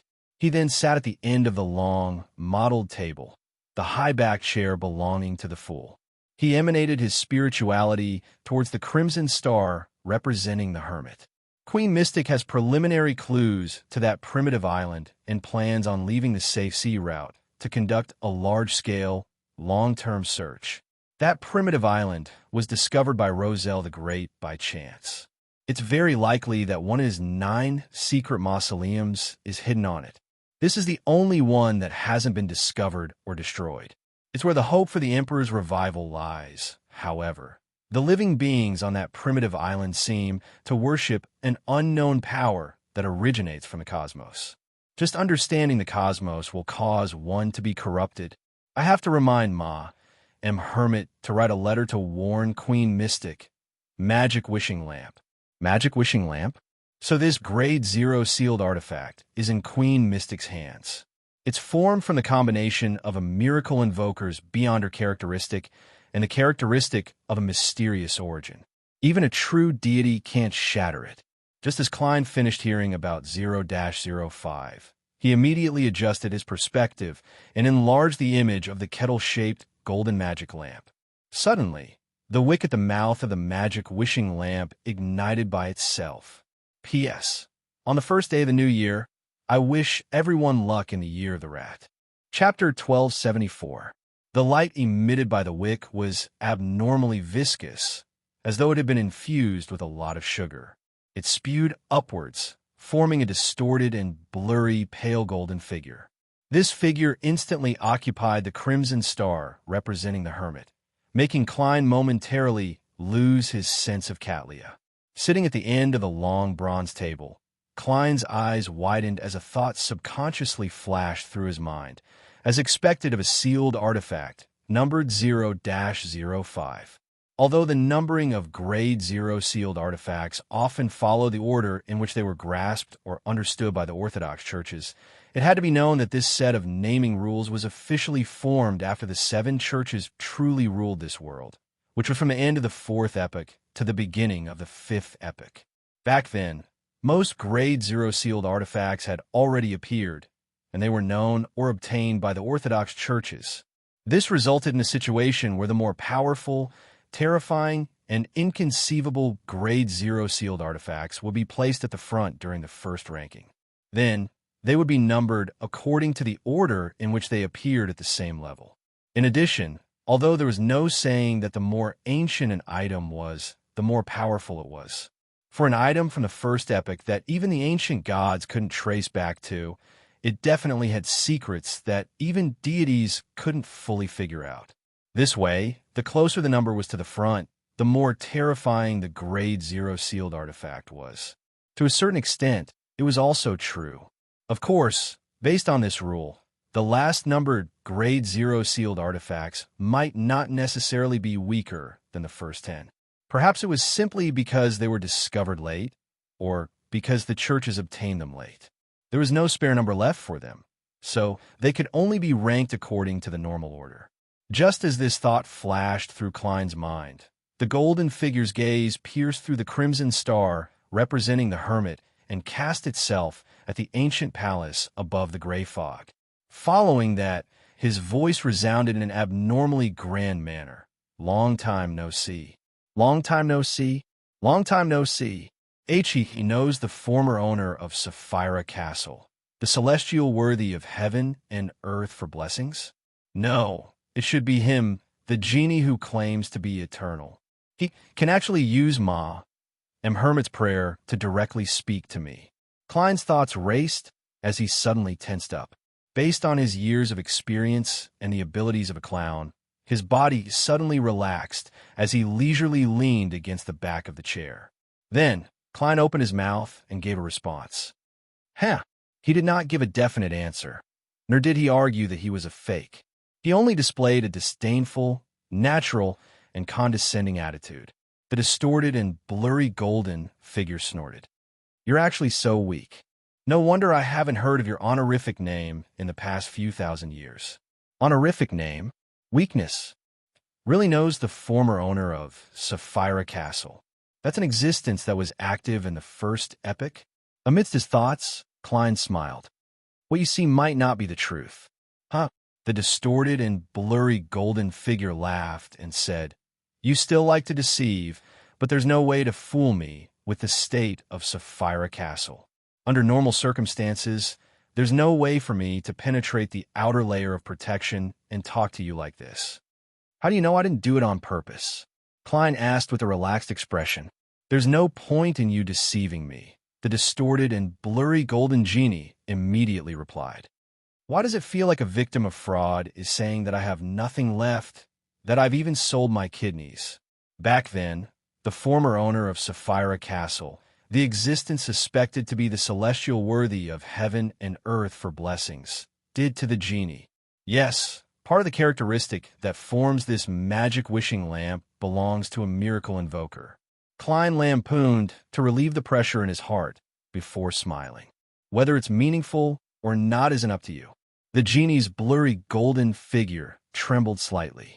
"From the current state of Sapphira Castle, you seem to have a need for a miracle invoker beyond your characteristic."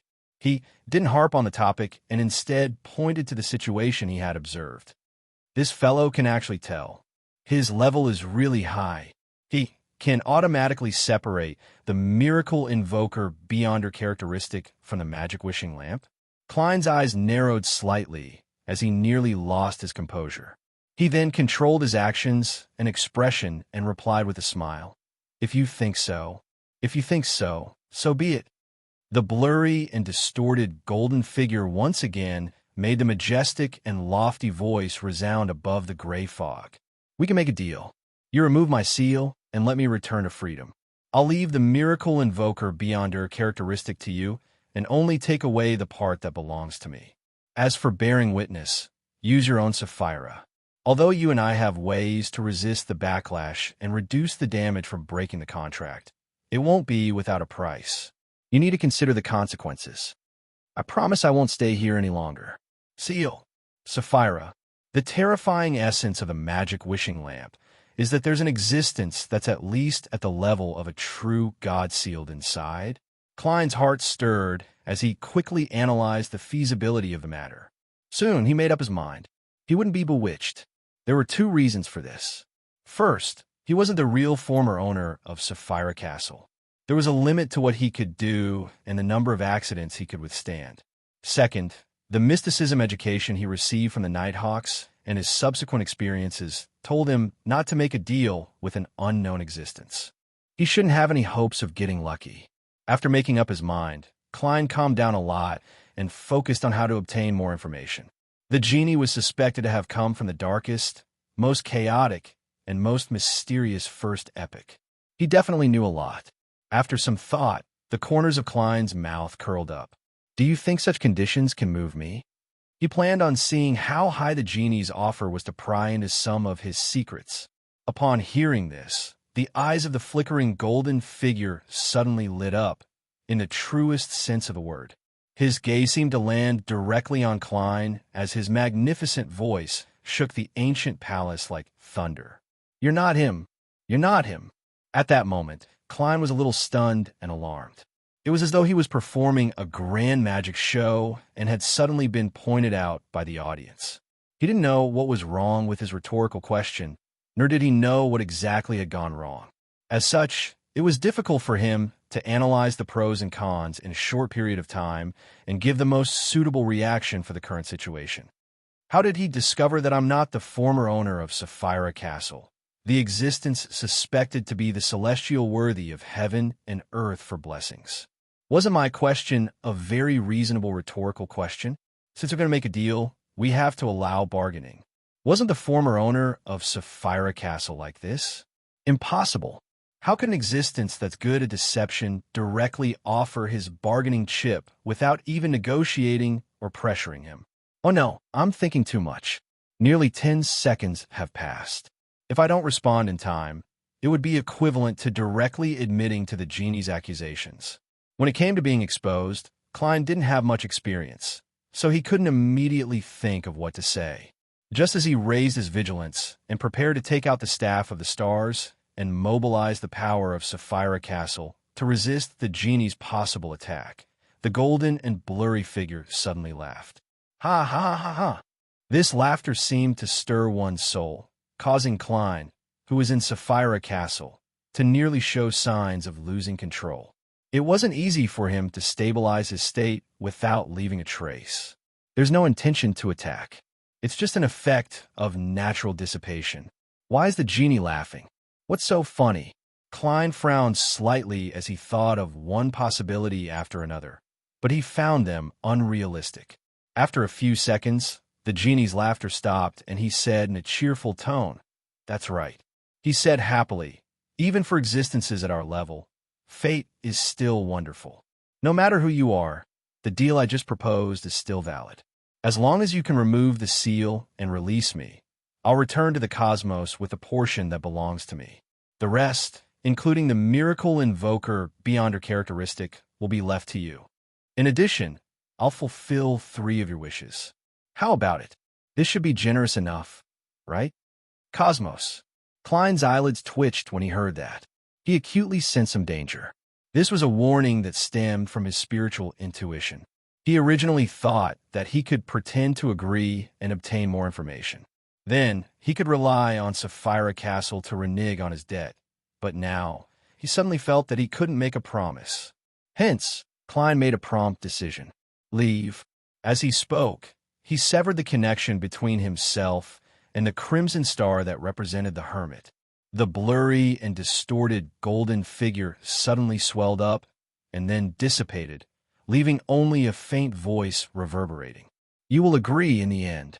After the world above the gray fog completely calmed down, Klein slowly exhaled and muttered to himself silently. The genie is a powerful creature from the cosmos. It was sealed in a magic lamp in the first epoch or even earlier. The person who sealed him might be the former owner of Sapphira Castle, the existence suspected to be the celestial worthy of heaven and earth for blessings. This can be inferred from the miracle invoker beyond her characteristic of the magic wishing lamp. That's why the genie sensed that I wasn't the former owner of Sapphira Castle when I asked him, but I considered this point. Logically speaking, there's nothing wrong with asking. Unless, back then, The genie and the former owner of Sapphira Castle had some sort of tacit understanding or secret regarding this matter. The genie's power shouldn't be able to seep out too much of the seal, but can use the beyonder characteristic that forms the seal. The characteristic of making a wish likely comes from the miracle invoker part. Then, the genie used his level to magnify it. Amidst his thoughts, Klein looked up at the crimson star that represented the hermit. He realized that Katlia hadn't noticed the abnormality of the magic wishing lamp. Phew! Klein condensed the reminder he wanted to do into a stream of light and threw it into the crimson star.